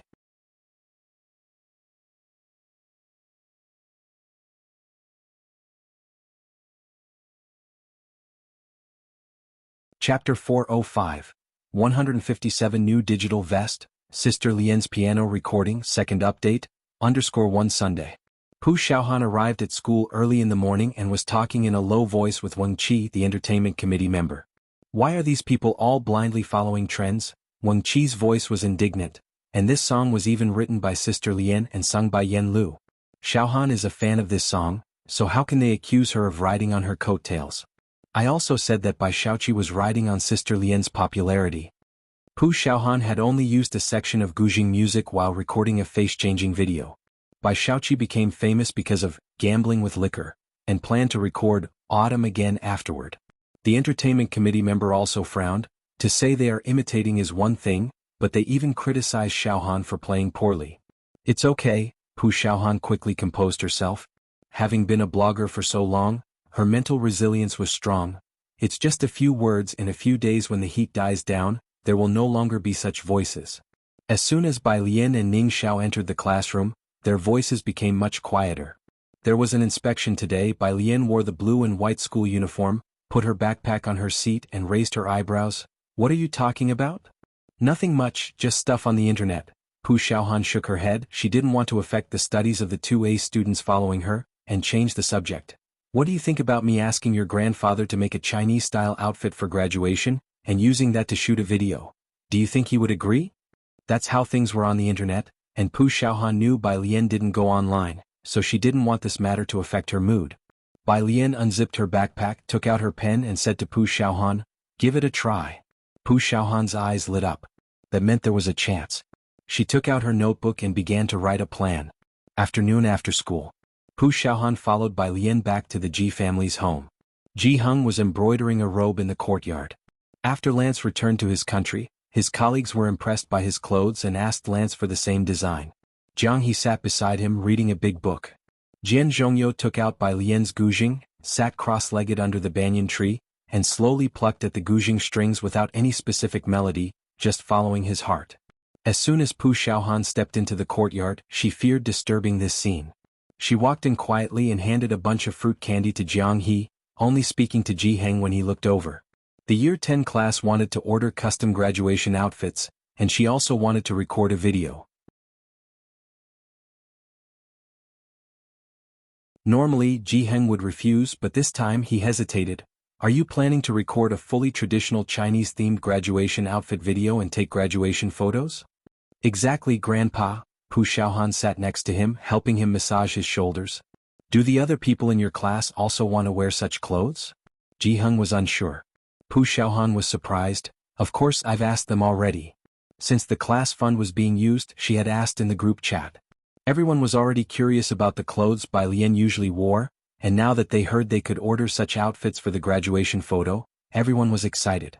She showed her phone to Ji Heng, where the chat was filled with everyone's cheering voices. Ji Heng was silent for a while before he said, "All right." Pu Xiaohan cheered. Pu Xiaohan was very proactive. Seeing that Ji Heng agreed, she planned to start capturing details from today. She didn't bring a camera, so she called her dad to bring it over.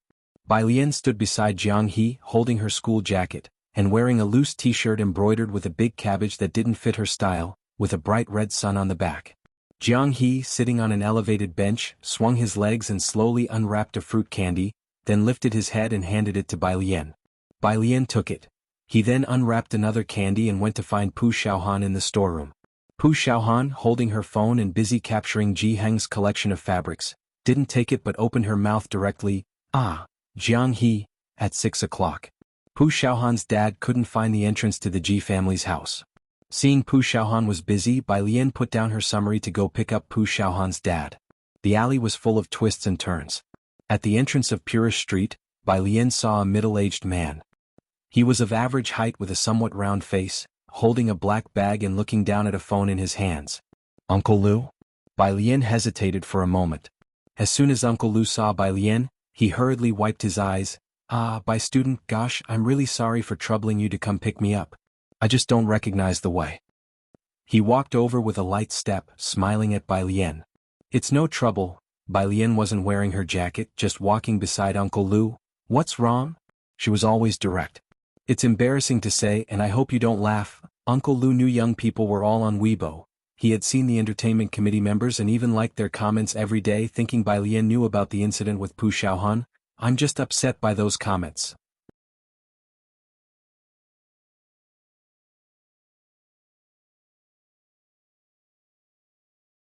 Chapter 406. 157 New Digital Vest, Sister Lian's Piano Recording, Second Update. _2 Uncle Lu knew that Pu Xiaohan was a blogger, and he liked, commented, and shared her videos daily, reporting any malicious comments and sending her private messages. These last couple of days, due to Bai Xiaoqi's influence, a swarm of trolls had descended upon the comment section of Pu Xiaohan's videos. There were paid trolls as well as passers-by. These people hadn't even watched Pu Xiaohan's previous videos, and were spewing all kinds of abuse in the comments of her latest one. Pu Xiaohan had long been aware that being a blogger would attract these issues, and she adjusted quickly, but her parents didn't have such thick skins. They had only this one daughter, and when she got her first troll, her dad could spend the whole night awake arguing with them. Now, seeing those comments, it was inevitable they'd feel upset. Don't tell Xiaohan about this, Uncle Lu immediately said to Bai Lian, rubbing the back of his head. At his age, to be seen crying by Pu Xiaohan's classmate was deeply embarrassing for Uncle Lu, so he straightened his chest and walked ahead. Bai Lian led him to the courtyard and opened her phone to download an app. She hardly had any entertainment apps on her phone. But she remembered which video app Pu Xiaohan used, so after downloading it, she didn't bother to fill out the registration and just entered using her phone number. She sat next to Director Jian, her back to the well, eyes downcast.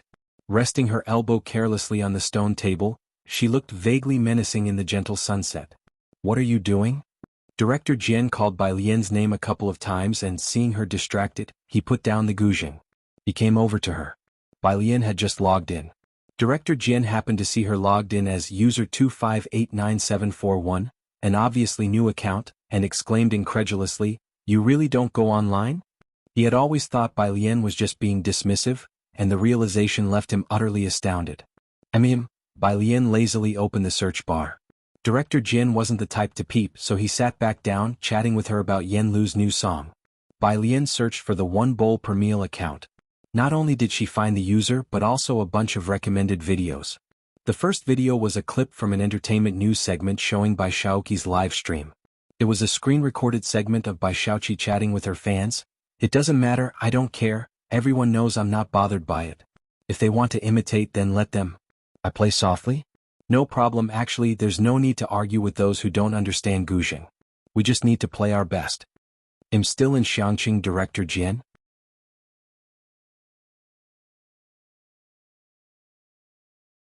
Not sure. Everyone, please stop asking if they want to use gambling with liquor. How could she understand it better than me? Bai Lian pursed her lips. She took out her earphones and listened to the segment of Bai Shaoqi's video. Bai Shaoqi had added a drum set to the guzheng piece and tweaked it slightly herself.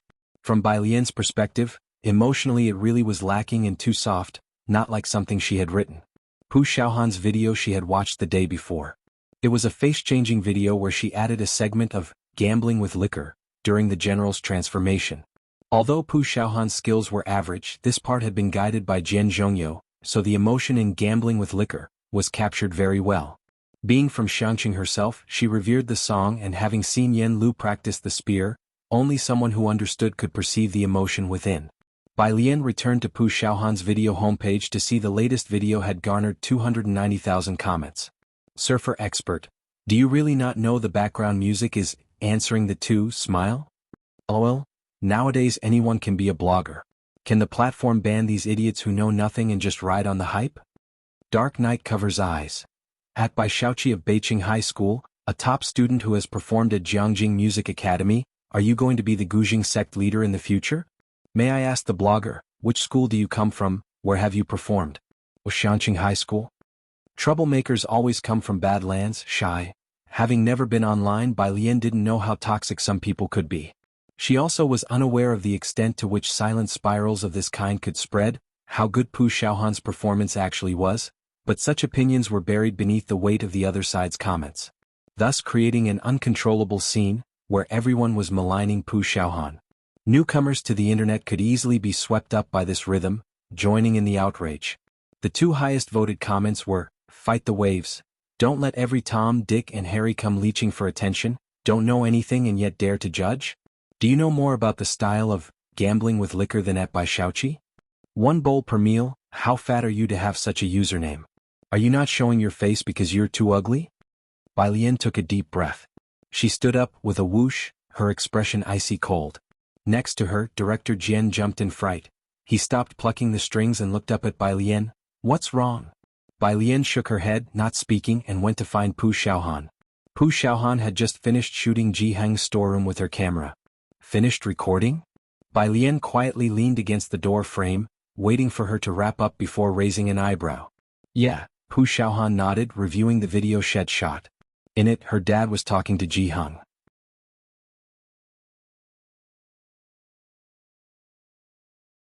The two of them were bragging about each other's daughters under the guise of casual conversation. Bai Lian nodded. "All right, let's make a video." Pu Xiaohan followed Bai Lian outside, taking a big step over the threshold, confused. What video? Bai Lian walked to the stone table and said softly to Director Jian, please let me use the guzheng for a bit. Director Jian casually handed her the guzheng. It was yours to begin with. What do you mean, let you use it for a bit? And he got up to give his seat to Bai Lian. This part of the courtyard was set up by Jianghu for Bai Lian to play the guzheng, the stone slightly raised. She simply sat on the ground, casually placing the guzheng on her thighs. Bai Lian, Pu Xiaohan watched her, sensing what she was about to do somewhat excitedly. Bai Lian, are you going to record us? No. Bai Lian's fingers touched the strings, cutting her off. It's gambling with liquor. Pu Xiaohan suddenly stilled, staring blankly at Bai Lian. The courtyard lights lit up, casting a chilly light on Bai Lian's head. Beneath the light, her eyes were intensely dark. Why are you acting like Yen Lu? Her fingertips remained on the strings, her posture both casual and defiant. The style of gambling with liquor, who could understand it better than me?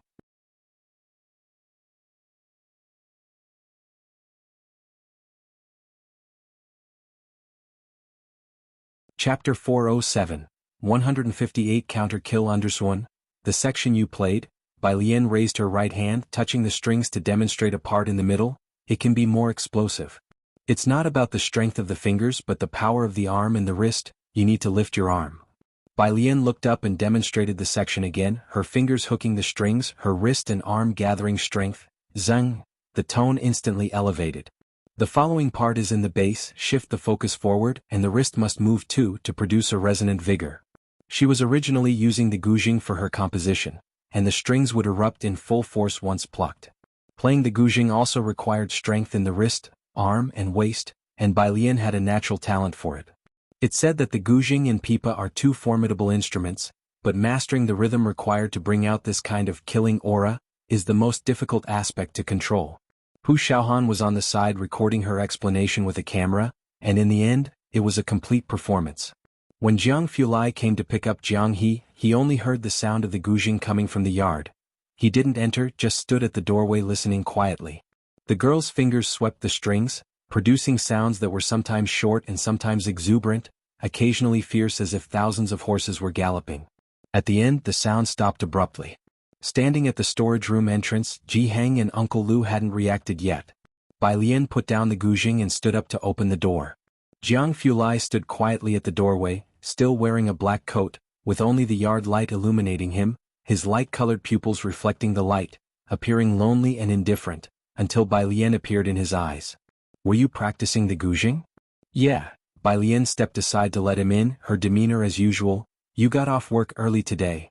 He hadn't gone to the lab the past couple of days to study with Jianzhe, and Bai Lian thought he would be working overtime. I went in early today. Jiang Fulai glanced at her before entering, and after the two went inside, Pu Xiaohan was still reviewing the video. He casually asked Pu Xiaohan a few questions. Uncle Lu initially wanted to smoke, but suppressed the urge when Jiang Fulai walked in. After seeing Pu Xiaohan finish recording, he took her home, declining Ji Heng's invitation for dinner with a smile. My wife is still at home and it's getting dark, she's alone. Jiang Fulai stood aside coldly, taking out his smartphone to open the video app. His phone did have the app installed, and after finding Pu Xiaohan's page he casually scrolled through it, seeing mostly insults directed at the vlogger, unavoidable skepticism and doubts within the online world. Until he saw one comment. Out of the mountains hardships come the crafty folk. To most people Xiangqing was just like that. Initially, Jiang Fulai's application for scientific research in Xiangqing hadn't gone smoothly, until he took control of the Jiang family's power and allocated research funds to Xiangqing. Only then did the CRSF base officially settle in Xiangqing. Even now, there were still voices of opposition in Jiangjing. Bai Lian moved to bring the yard stools back into the main house, and Jiang Fulai followed her, bringing Ji Heng's teacup inside as well. You don't seem to play the guzheng much anymore.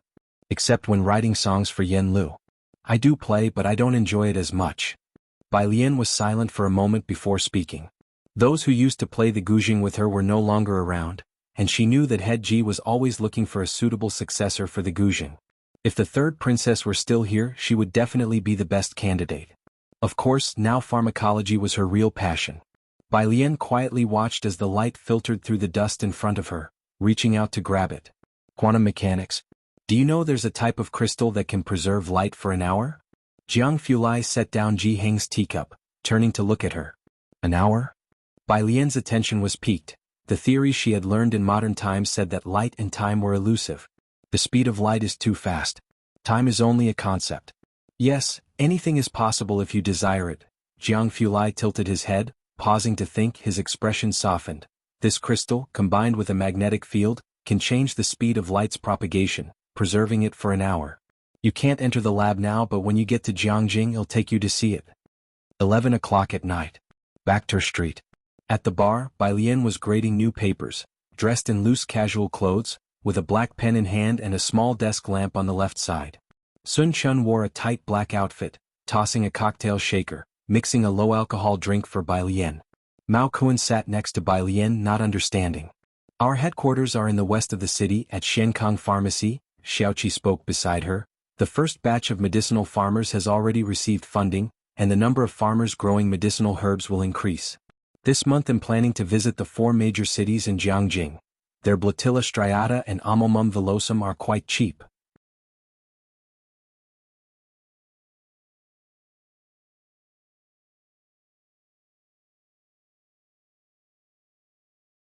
Chapter 408. 158 Counter-Kill_2 The countryside in Xiangqing is now seeing a rise in the cultivation of traditional Chinese medicine. Profit from the price difference. By the way, Xiaoqi also wants to expand the market in the eastern part of the city. Bai Lian bowed her head to right. There are already a few Shenkang traditional Chinese medicine shops in Xiangqing. Gather those traveling doctors, those old Chinese medicine practitioners, have them get certified and employ them to offer free consultations at the shops. We need to let people witness the value and effectiveness of complete traditional Chinese medicine. The Great Internal Paste is now available in hospitals and represents a notable brand of Shenkang pharmacy. Several traditional Chinese medicine shops have opened in Xiangqing, but their influence is still not strong enough. To spread their influence, we need to open shops not only in the 4 major cities but also in Jiangjing. With Director Chen's support, opening stores in Jiangjing shouldn't be a problem. The problem is how to gain a firm foothold in Jiangjing.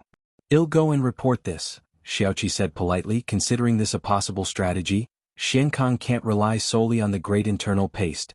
We have become too prominent recently, and the major pharmaceutical companies will definitely try to suppress it, especially the international pharmaceutical giant Luo family, who will certainly react to a decrease in sales of their injury ointment. We need to integrate our product line, launch more medicines. Otherwise, our cash flow won't keep up. Will people come for free consultations?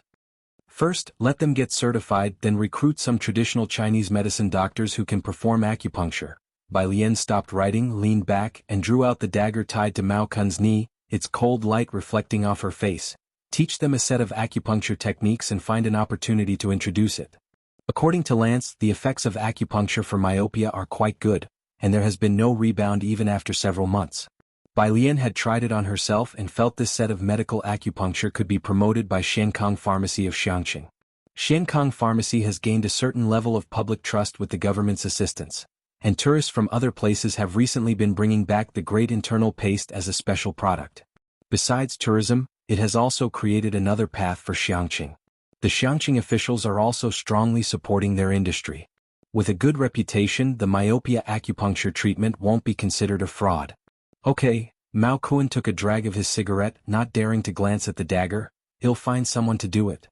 His dagger was custom made by his godfather. It was sharp enough to sever hair with a blow. Shenkang Pharmacy, Bai Lian was technically a shareholder. Mao Kuan provided the personnel and funding, which initially even came from his adoptive father. Xiaoqi contributed ideas. Sun Chun occasionally helped Xiaoqi with designs. As for Xiao, he would cheer for Xiaoqi and Bai Lian. Bai Lian's left index finger slowly ran across the dagger, a drop of fresh blood sliding down her fingertip. In the lamp's light, she gently smeared the drop of blood on the edge of the blade and chuckled softly. Barren mountains and treacherous waters. In the light, her smile didn't reach her eyes. Her dark pupils even seemed to reflect the glint of blades and swords. Are there still people at the fighting arena? She licked the bleeding finger and turned to Mao Kuan. The Pu family. Mrs. Pu was in the hall, occasionally glancing at Pu Xiaohan's room. Xiaohan has been in there for so long, is everything all right? Could she be thinking of something drastic? She suddenly stood up again. I just went in to bring some fruit, Mr. Pooh comforted her. It's okay, she's just editing her video, working very hard. Inside the room, Pooh Xiaohan was editing the video of the day. By midnight, the video of her eating a large bowl was finally uploaded. After posting the video, Pooh Xiaohan turned off her phone and took a cup to go out for water, only to be surprised when she opened the door to find her parents right outside her bedroom. Mom, Dad? Pooh Xiaohan touched her head, puzzled. What are you doing?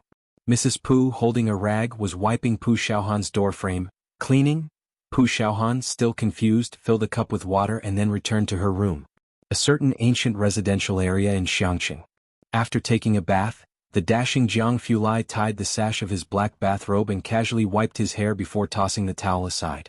He clicked on the video of Pooh Xiaohan eating a large bowl, saved it and then edited out a part in the middle. Leaning back on the wash basin, Jianghu Lai watched it twice. Finally, with a grand gesture, he threw 100,000 yuan worth of popularity into the video. The success of Pooh Xiaohan's account was by no means unattributed to Mr. Jiang's efforts. Online, the video posted by Pooh Xiaohan was pushed to almost everyone who had followed the matter. Even those who had not followed her could still come across this video in their feed. Some started off with insults, while others clicked to watch the video immediately. The beginning of the video was very dark, featuring only 2 vigorously written words. Xiangqing * gambling with liquor, followed by the 4 characters shattering and the accompaniment of music. What appeared was a montage of Xiangqing's eastern tourist area, interactions of tourists on the stage, volunteers distributing bottled water and calligraphy, and the joyous smiles of men and women, old and young. The video slowly converged from the scattered scenes to focus on a guzheng musical instrument, which someone placed on their lap, and a pair of hands were placed upon the strings, hands that, if one were to describe them, shone with a pearly luster under the light, distinct in their articulation. The face wasn't in shot. Listening to the voice, it was female. Her slender fingertips flicked a string, producing a sound that was distant, almost ethereal. Even the low tones with heavy accents are not difficult to present. Fingers placed here need to exert more force, hence the entire arm's strength must be channeled down to the fingertips, to finally burst forth like this. Zheng, the sound quality is very rich. The fingering of this song was not difficult, but, Gambling with Liquor, did not have a guzheng score to begin with. Bai Shaoqi's score was entirely her own creation, and naturally, it fell short when compared to Bai Lian's original. Subtitles were provided alongside, and at this moment, even those who didn't understand the guzheng could easily grasp the forceful method Bai Lian taught. The third segment, Bai Lian replayed the music that Pooh Xiaohan used in the middle of her video. Viewers could only see the hands on the screen, flickering almost like afterimages. Though it was a quiet courtyard, for a moment, it felt as if one could see a warrior charging over on horseback, with gusts of yellow sand swirling up. At the end there was a line of text. Although Xiangqing is quite poor, most of the people here are very kind. I hope everyone won't dislike this place because of me. I never said that teacher Bai Shaoqi didn't play well. I was just expressing my view on the song, Gambling with Liquor. Lastly, as everyone knows, I'm a fan of the Bai family. My first 2 videos were about them, and the prototype for the previous face-changing video was General Bai Li. I thought using a song that depicts his daughter, a song that portrays the Bai family's military, would be more meaningful. A 3-minute video. Not very long, Bai Lian proved through actions that this section should be played with such vigor. She convinced all the netizens with her skill. Who would believe that? Until today I always thought that Bai Shaoqi played quite well. It turns out that her way of playing really can be described as mild. I wanted to say this yesterday, but since all the hot comments were scolding the blogger, I didn't dare to speak up. Most are just bandwagoning. When someone watches a video without a thought as to whether it's right or wrong, hot comments quickly occupy their brain, subconsciously making them believe it's correct. Hot comments are also man-made. Everyone should pay more attention to ordinary people's comments and not just focus on the hot ones, otherwise, it will affect your judgment and cognitive level over time. Bai Shaoqi blended drum sets and other sound effects to adjust the grand atmosphere of the song. Her understanding wasn't wrong, but today Pooh Xiaohan's video proved. This song doesn't need drum sets, doesn't need electronic sound adjustments, only a guzheng is required to bring out the battlefield's vigor. Soon, someone posted screenshots of 2 comments from yesterday under the video. Don't ride the coattails of anything that comes by when you don't have a clue. Can you understand the style of Gambling with Liquor better than at Bai Shaoqi? For your information, Bai Shaoqi will be a student of President Jian in the future. Wind under the eaves. At Pu Xiaohan, gambling with liquor is of this style. Get it? 46,985 likes.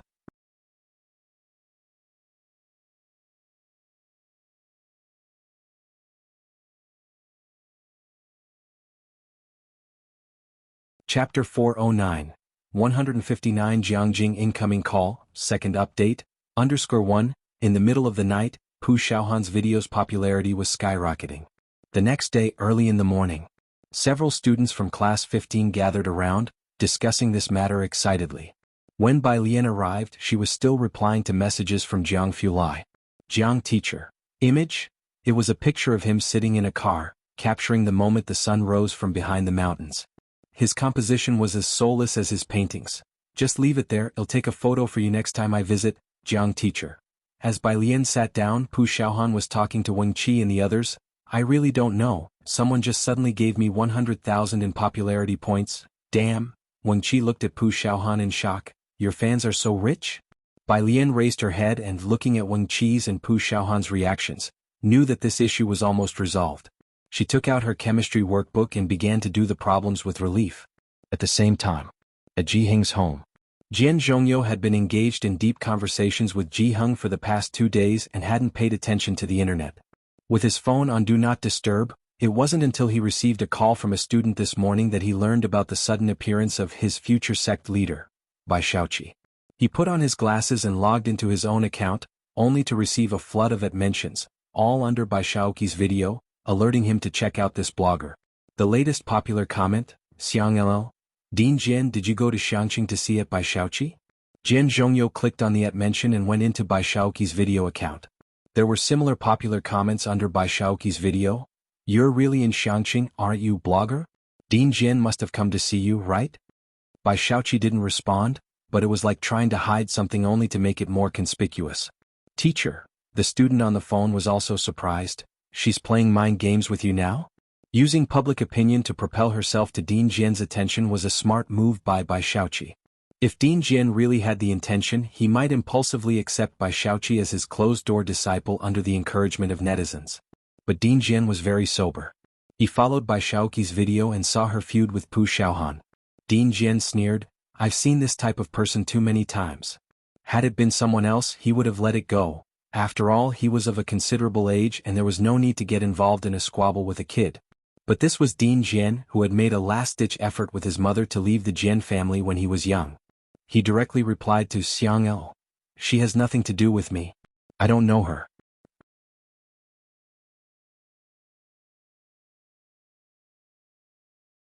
Then he clicked into Pu Xiaohan's video from his following list. Pu Xiaohan's recent face-changing video had attracted a barrage of passers-by, and it garnered quite a few friendly comments. Dean Jian saw a comment under Pu Xiaohan's video. Let me tell you some trivia, Bai Shaoqi is going to be Dean Jian's student. He took a screenshot of the comment and then posted a public update. Image? Sheer nonsense. I only have 3 students and there will only be 3 in the future. He never considered taking her as a student. Bai Lian had a teacher of her own. Dean Jian, a master of classical music, became famous in Xiangqing because of a video, and he was also a hot topic recently.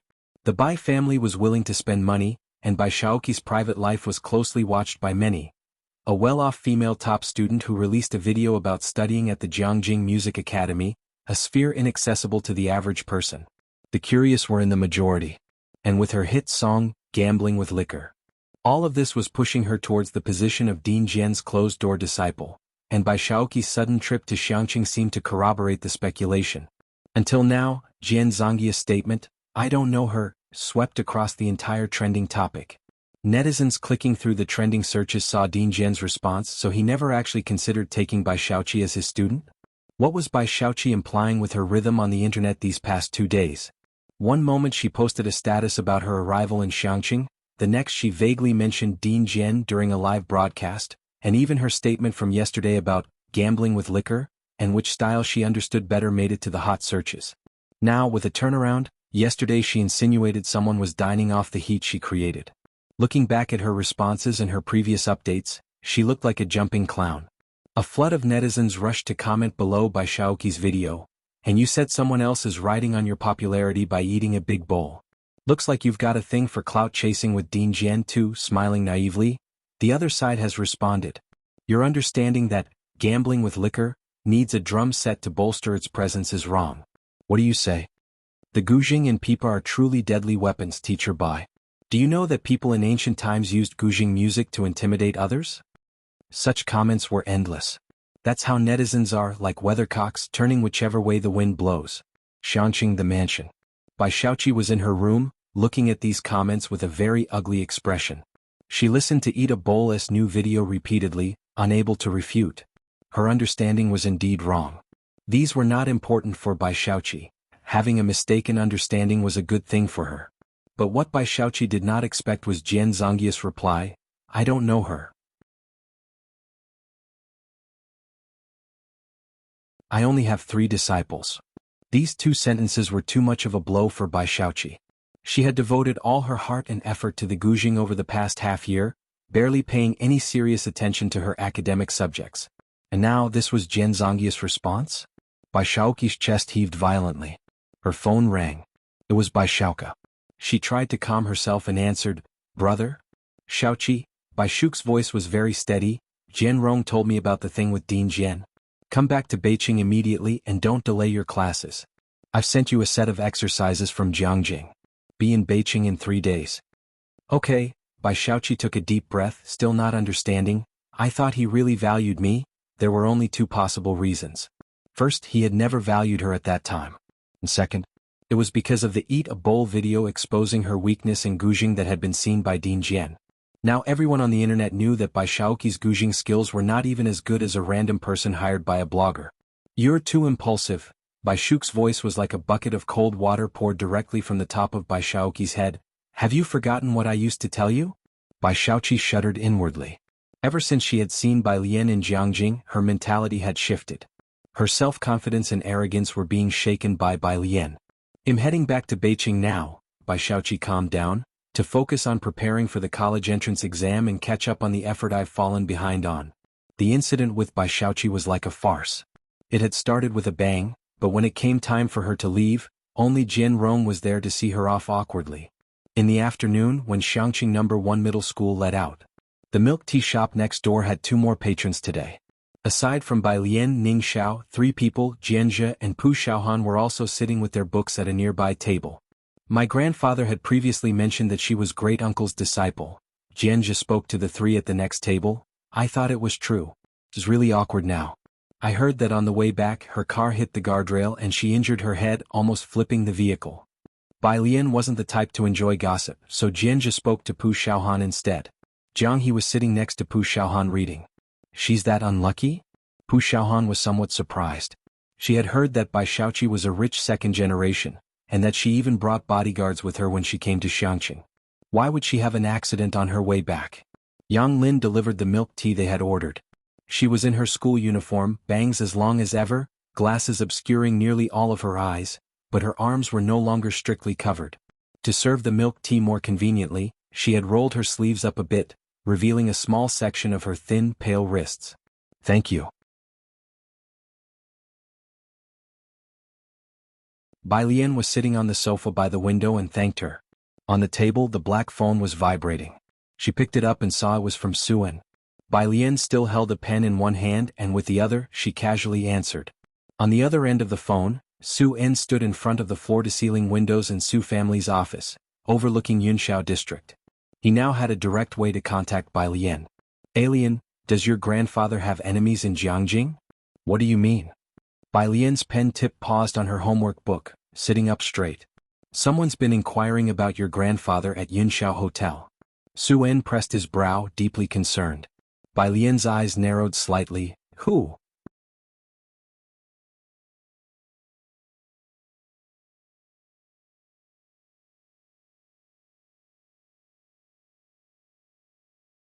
Chapter 410, 160 Ji Heng's Secret.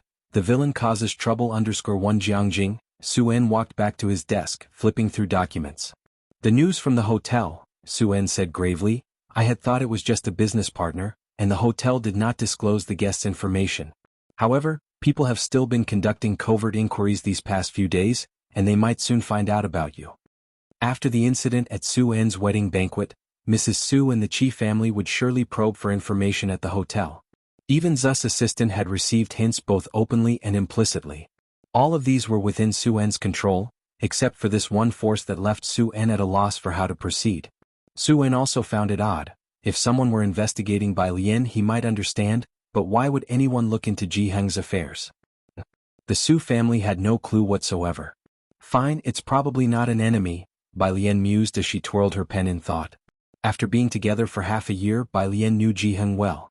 But, if not an enemy then who could it be? Jiang Fulai arrived late tonight. By the time he got there, Ning Xiao and Tang Ming had left, their discussion with Bai Lian having been sufficient. The black business car's rear door opened. Ming Dongheng turned off the engine and rolled down the window without getting out. As he stepped out of the car he saw Bai Lian sitting by the window. The milk tea shop had already closed, leaving only the dim yellow light beside her. Jianghu sat next to Bai Lian, not reading but yawning and leaning on the table, cocking his head to look at her. Jiang Fulai pushed aside the door curtain with his hand, the clear, tinkling sound of the wind chimes accompanying his entrance into the milk tea shop. Have they all left? Jiang Fulai sat opposite Bai Lian. Yeah, you're a bit late today. Indeed, after Jiang Fulai finished with his team today, he checked the lab equipment, considering whether to design a light storage chip. Reviewing the materials had delayed him by an hour. Jiang Fulai wanted to ask more, but his gaze shifted to the cut on her finger. He reached out and gently held the back of her hand, his fingertips pressing into her palm, then looked down at her index finger. There was a small bloody cut there, not long but visibly deep. The blood had not coagulated even after a whole day, seeping intermittently. Jiang Fulai raised his head to look at her but said nothing. This wound was neither painful nor itchy for Bai Lian. She just looked down at Jiang Fulai's fingers. His fingers were long and clean, glowing softly, with some thin calluses on his thumbs, and they felt a bit cool to her. A minor cut. Bai Lian propped her chin lazily with her other hand, her cool black eyes half closed as she looked at him. I'll heal in a few days.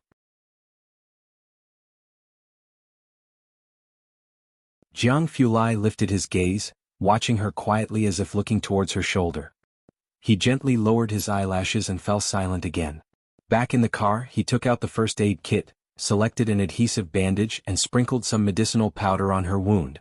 The rear light was on. Bai Lian watched him attentively apply the medicine to her cut. She wanted to tease him, saying that for such an injury he would be laughed at in the barracks, but seeing his earnestness she suddenly couldn't bring herself to speak. This man was seriously concerned about whether she was in pain.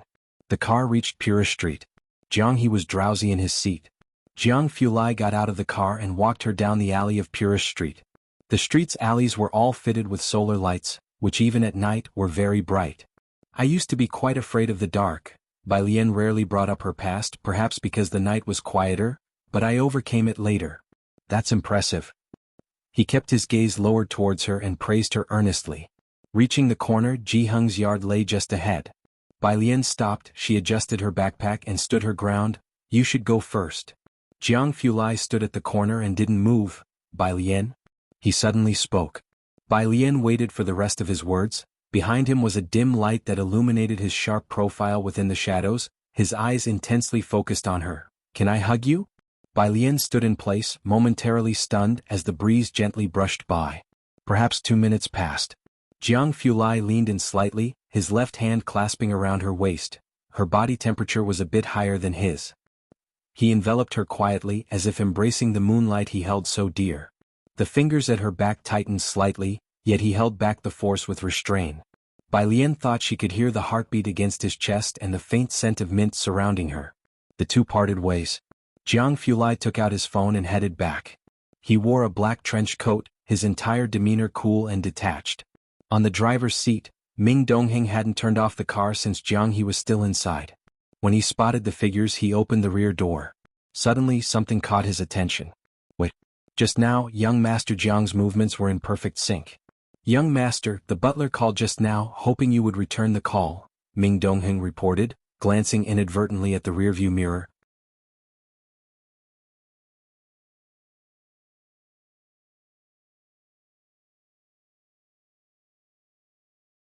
Chapter 411. Jianghu's Secret, the Villain Causes Trouble Under... Jiang Fulai looked up, his pale eyes as cool as ever. Ming Dongheng dared not probe further. His hand trembled and he quickly averted his gaze, placing his hand on the steering wheel. He quickly stepped on the accelerator. In the back seat, Jiang Fulai turned off one light, leaving only one on for Jiang He to sleep, and unfastened a button on his shirt. He reached for the phone on the partition and dialed a series of numbers. "Young master," the voice on the other end of the phone was somewhat aged and very respectful. "You haven't been to Emter for a long time. The professors there have been asking about you." "No." Jiang Fulai leaned back relaxedly with a light from the lamp falling obliquely to his right, most of his face concealed in the shadows, his voice lazy. "Your vital signs?" Jiang Fulai interrupted him. "I'm taking medication." "Medication?" The other side paused. "Yes." Jiang Fulai lowered the car window slightly, letting the wind pour in, the corners of his mouth lightly lifting up. "Someone prescribed me medication." Indifferent, yet with a hint of subtle pride. The butler was silent for a long while before saying, "I'll send the blood draw team from Emter to Xiangqing." Jiang Fulai responded nonchalantly. "Young master," the butler reminded him, "the clan has learned about your association with a young lady, and your uncle probably knows too." Jiang Fulai stiffened at this, his relaxed expression vanishing, and he answered coldly, "They don't need to worry about this." On the other end of the phone, the butler sighed softly. Jianghu was designing graduation attires for Class 15 and was still drawing in the courtyard. Dean Jian was observing his design in pajamas. First, Jianghu drew designs for the girls. Pu Xiaohan collected the class opinions. The boys couldn't articulate their preferences and left it to Jianghu's discretion, whereas the girls had plenty of bold ideas. Alien, seeing Bai Lian return, Jianghu looked up, hesitating slightly. "For your class graduation attire, would you accept a cardinal red color?" Bai Lian had been given a vibrantly colored dress by Jianghu when she first arrived, but she had never worn it. After synthesizing the opinions of the girls in Class 15, he felt a white top with a red skirt would suit these youthful and beautiful girls. Jianghu had never asked her why she didn't wear such colors before, but now he decided to ask her. If she didn't want to wear it, he would make an individual piece for her in the same style but a different color scheme. Bai Lian closed the door and, hearing his question, looked over at Jianghu. Graduation pictures were also due in May. She calculated the time. "I can," Bai Lian replied to Jianghu.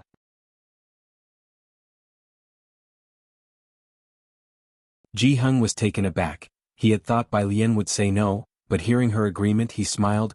"I thought you didn't like this kind of color scheme." "Not at all." Bai Lian put her backpack in her room and came out to fetch water. "I like them all. You can go ahead with confidence."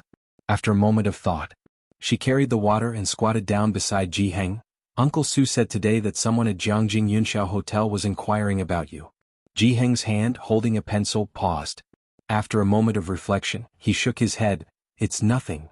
Bai Lian observed Jianghu's expression, which was almost as she expected. Those people had no ill intent. That meant there was nothing to worry about. Everyone has secrets. Both she and Jianghu had theirs. Jianghu never inquired about hers and she wouldn't probe into his secrets either. Bai Lian stood up, carrying the water. Seeing that Bai Lian had only greeted him since entering and none else, Dean Jian became anxious. "Bai Lian, I see you also like the zither. Why won't you accept my suggestion?" "Where did you see that I like the zither?" Bai Lian asked lazily. "Just." As Dean Jian looked through the door at the zither on Bai Lian's table, he started. "You don't like it, yet you buy a zither for 288,000 yuan?" Zither were cheaper than pianos, and one worth 288,000 yuan was already considered a collector's item. Dean Jian knew of the exhibition at the time, but he hesitated and decided against visiting, fearful he might impulsively take the zither home. As the dean of the Jiangjing Music Academy, he didn't have such an amount in savings. Most of it went to supporting children learning the zither and some to charity donations. This 288,000 yuan was also a significant sum for him. He had not expected that upon his arrival at the Ji family residence, he would see the zither of his dreams sitting on Bai Lian's table. "Ah." Bai Lian slowly lifted her head, looking at the cool zither on the table. 288,000 yuan? "You didn't know?" Dean Jian was mid-sentence when he suddenly sneezed. Jianghu put away his pencil and looked up at Dean Jian. "Caught a cold? You should go back to your room to rest." "I'm going to sleep too."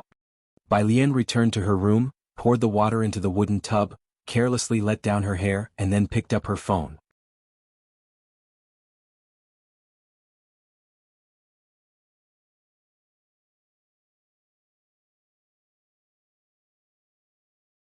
Chapter 412. Jianghu's Secret, The Villain Causes Trouble Under 3. Took a photo of the Guzheng. By student. Image. By student. 288W. Jianghu Lai selected by student. Image to reply. You still take the best photos, teacher Jiang. Next time I'll let you take all the photos by Lian. Dean Jian stayed in Xiangqing for several days. Because his era music had blown up, a lot of musicians had come to Xiangqing lately, all wanting to perform on the public stage in Xiangdong, among them some internet sensations. Many videos became viral, reaching a phenomenon level. The hype about Dean Jian gradually got overshadowed by these people, and he finally could step out of the Ji family to take a good look around the city's east side. Xiangqing Mansion. Jian Zhonghai hadn't managed to find Jian Zhongyo during this time and seemed to age years in an instant, his gaze filled with deep world weariness. He still refuses to see me, huh? Your elder uncle might not know you're here, Jian's assistant comforted Jian Zhonghai. It's been so long he might have returned to Jiangjing, sighed Jian Zhonghai as he set down his chopsticks. Now that his spy in Jian Zongyi's camp had been exposed, getting information next time wouldn't be as easy. The Jian family was also getting ready to go back to Beijing. Outside the door, Jianzhi came in with 2 books in his arms, knowing his grandfather and father were about to return to Beijing and came to see them off. Jian's assistant glanced at Jianzhi. Is young master Jianzhi really preparing for the graduate entrance exam? Yes. Jian's father quickly pulled Jianzhi over to Jian Zhonghai. Dad, look at Jian Rong's teacher. Jian Zhonghai didn't pay much attention to Jianzhi, he glanced casually at him. I will have someone send you a copy of Jian Rong's class material. Jianzhi looked down, not saying he didn't want it. Thank you, Grandpa. Looking at Jianzhi with frustration, Jian's father said, We are leaving tomorrow night, you make sure to come and see off your grandfather. You may not be as smart as others, but can't you at least learn to ingratiate yourself? Jianzhi scratched his head, about to leave for the library to read. No can do, he'll probably be at the milk tea shop at that time. He had gotten into the habit of reading there every day. Milk, what milk? Jian's father twisted his ear. You must make sure you're there tomorrow. Meanwhile, at Beijing High School in the principal's office. Xiaoke left in a hurry, his mentor called him into the lab. The genteel-looking woman brought New Year's gifts to Principal Li, smiling. She sent me to come see you. He's in the lab? Principal Li looked up abruptly. He was quite surprised.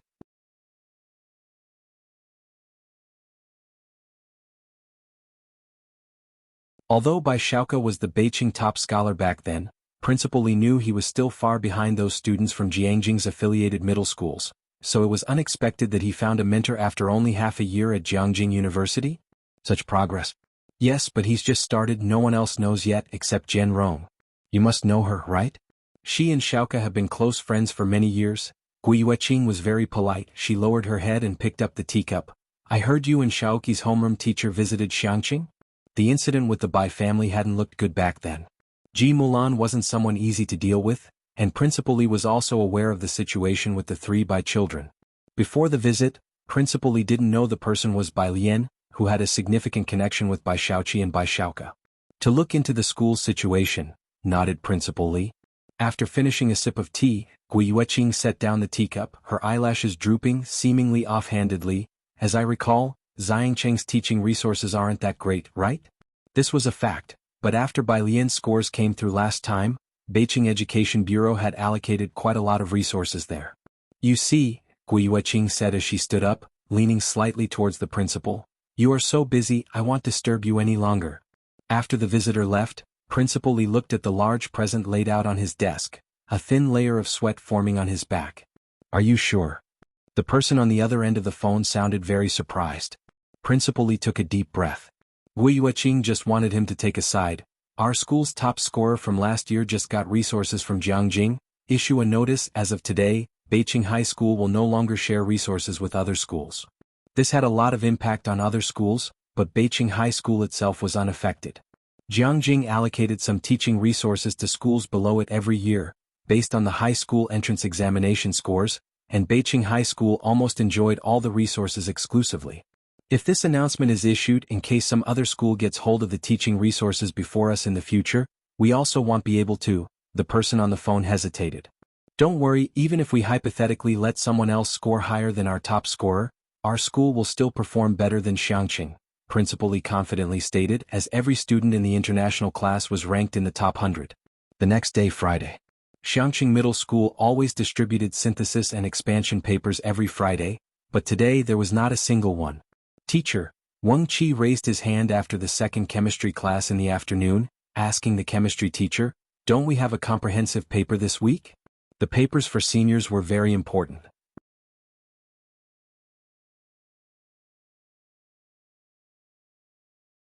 The high school examination paper setters would create some new types of questions. The setters were in Jianghu, and it was not easy to obtain their regular papers, along with some exercises meticulously researched by elite teachers from Jianghu and the 4 major cities.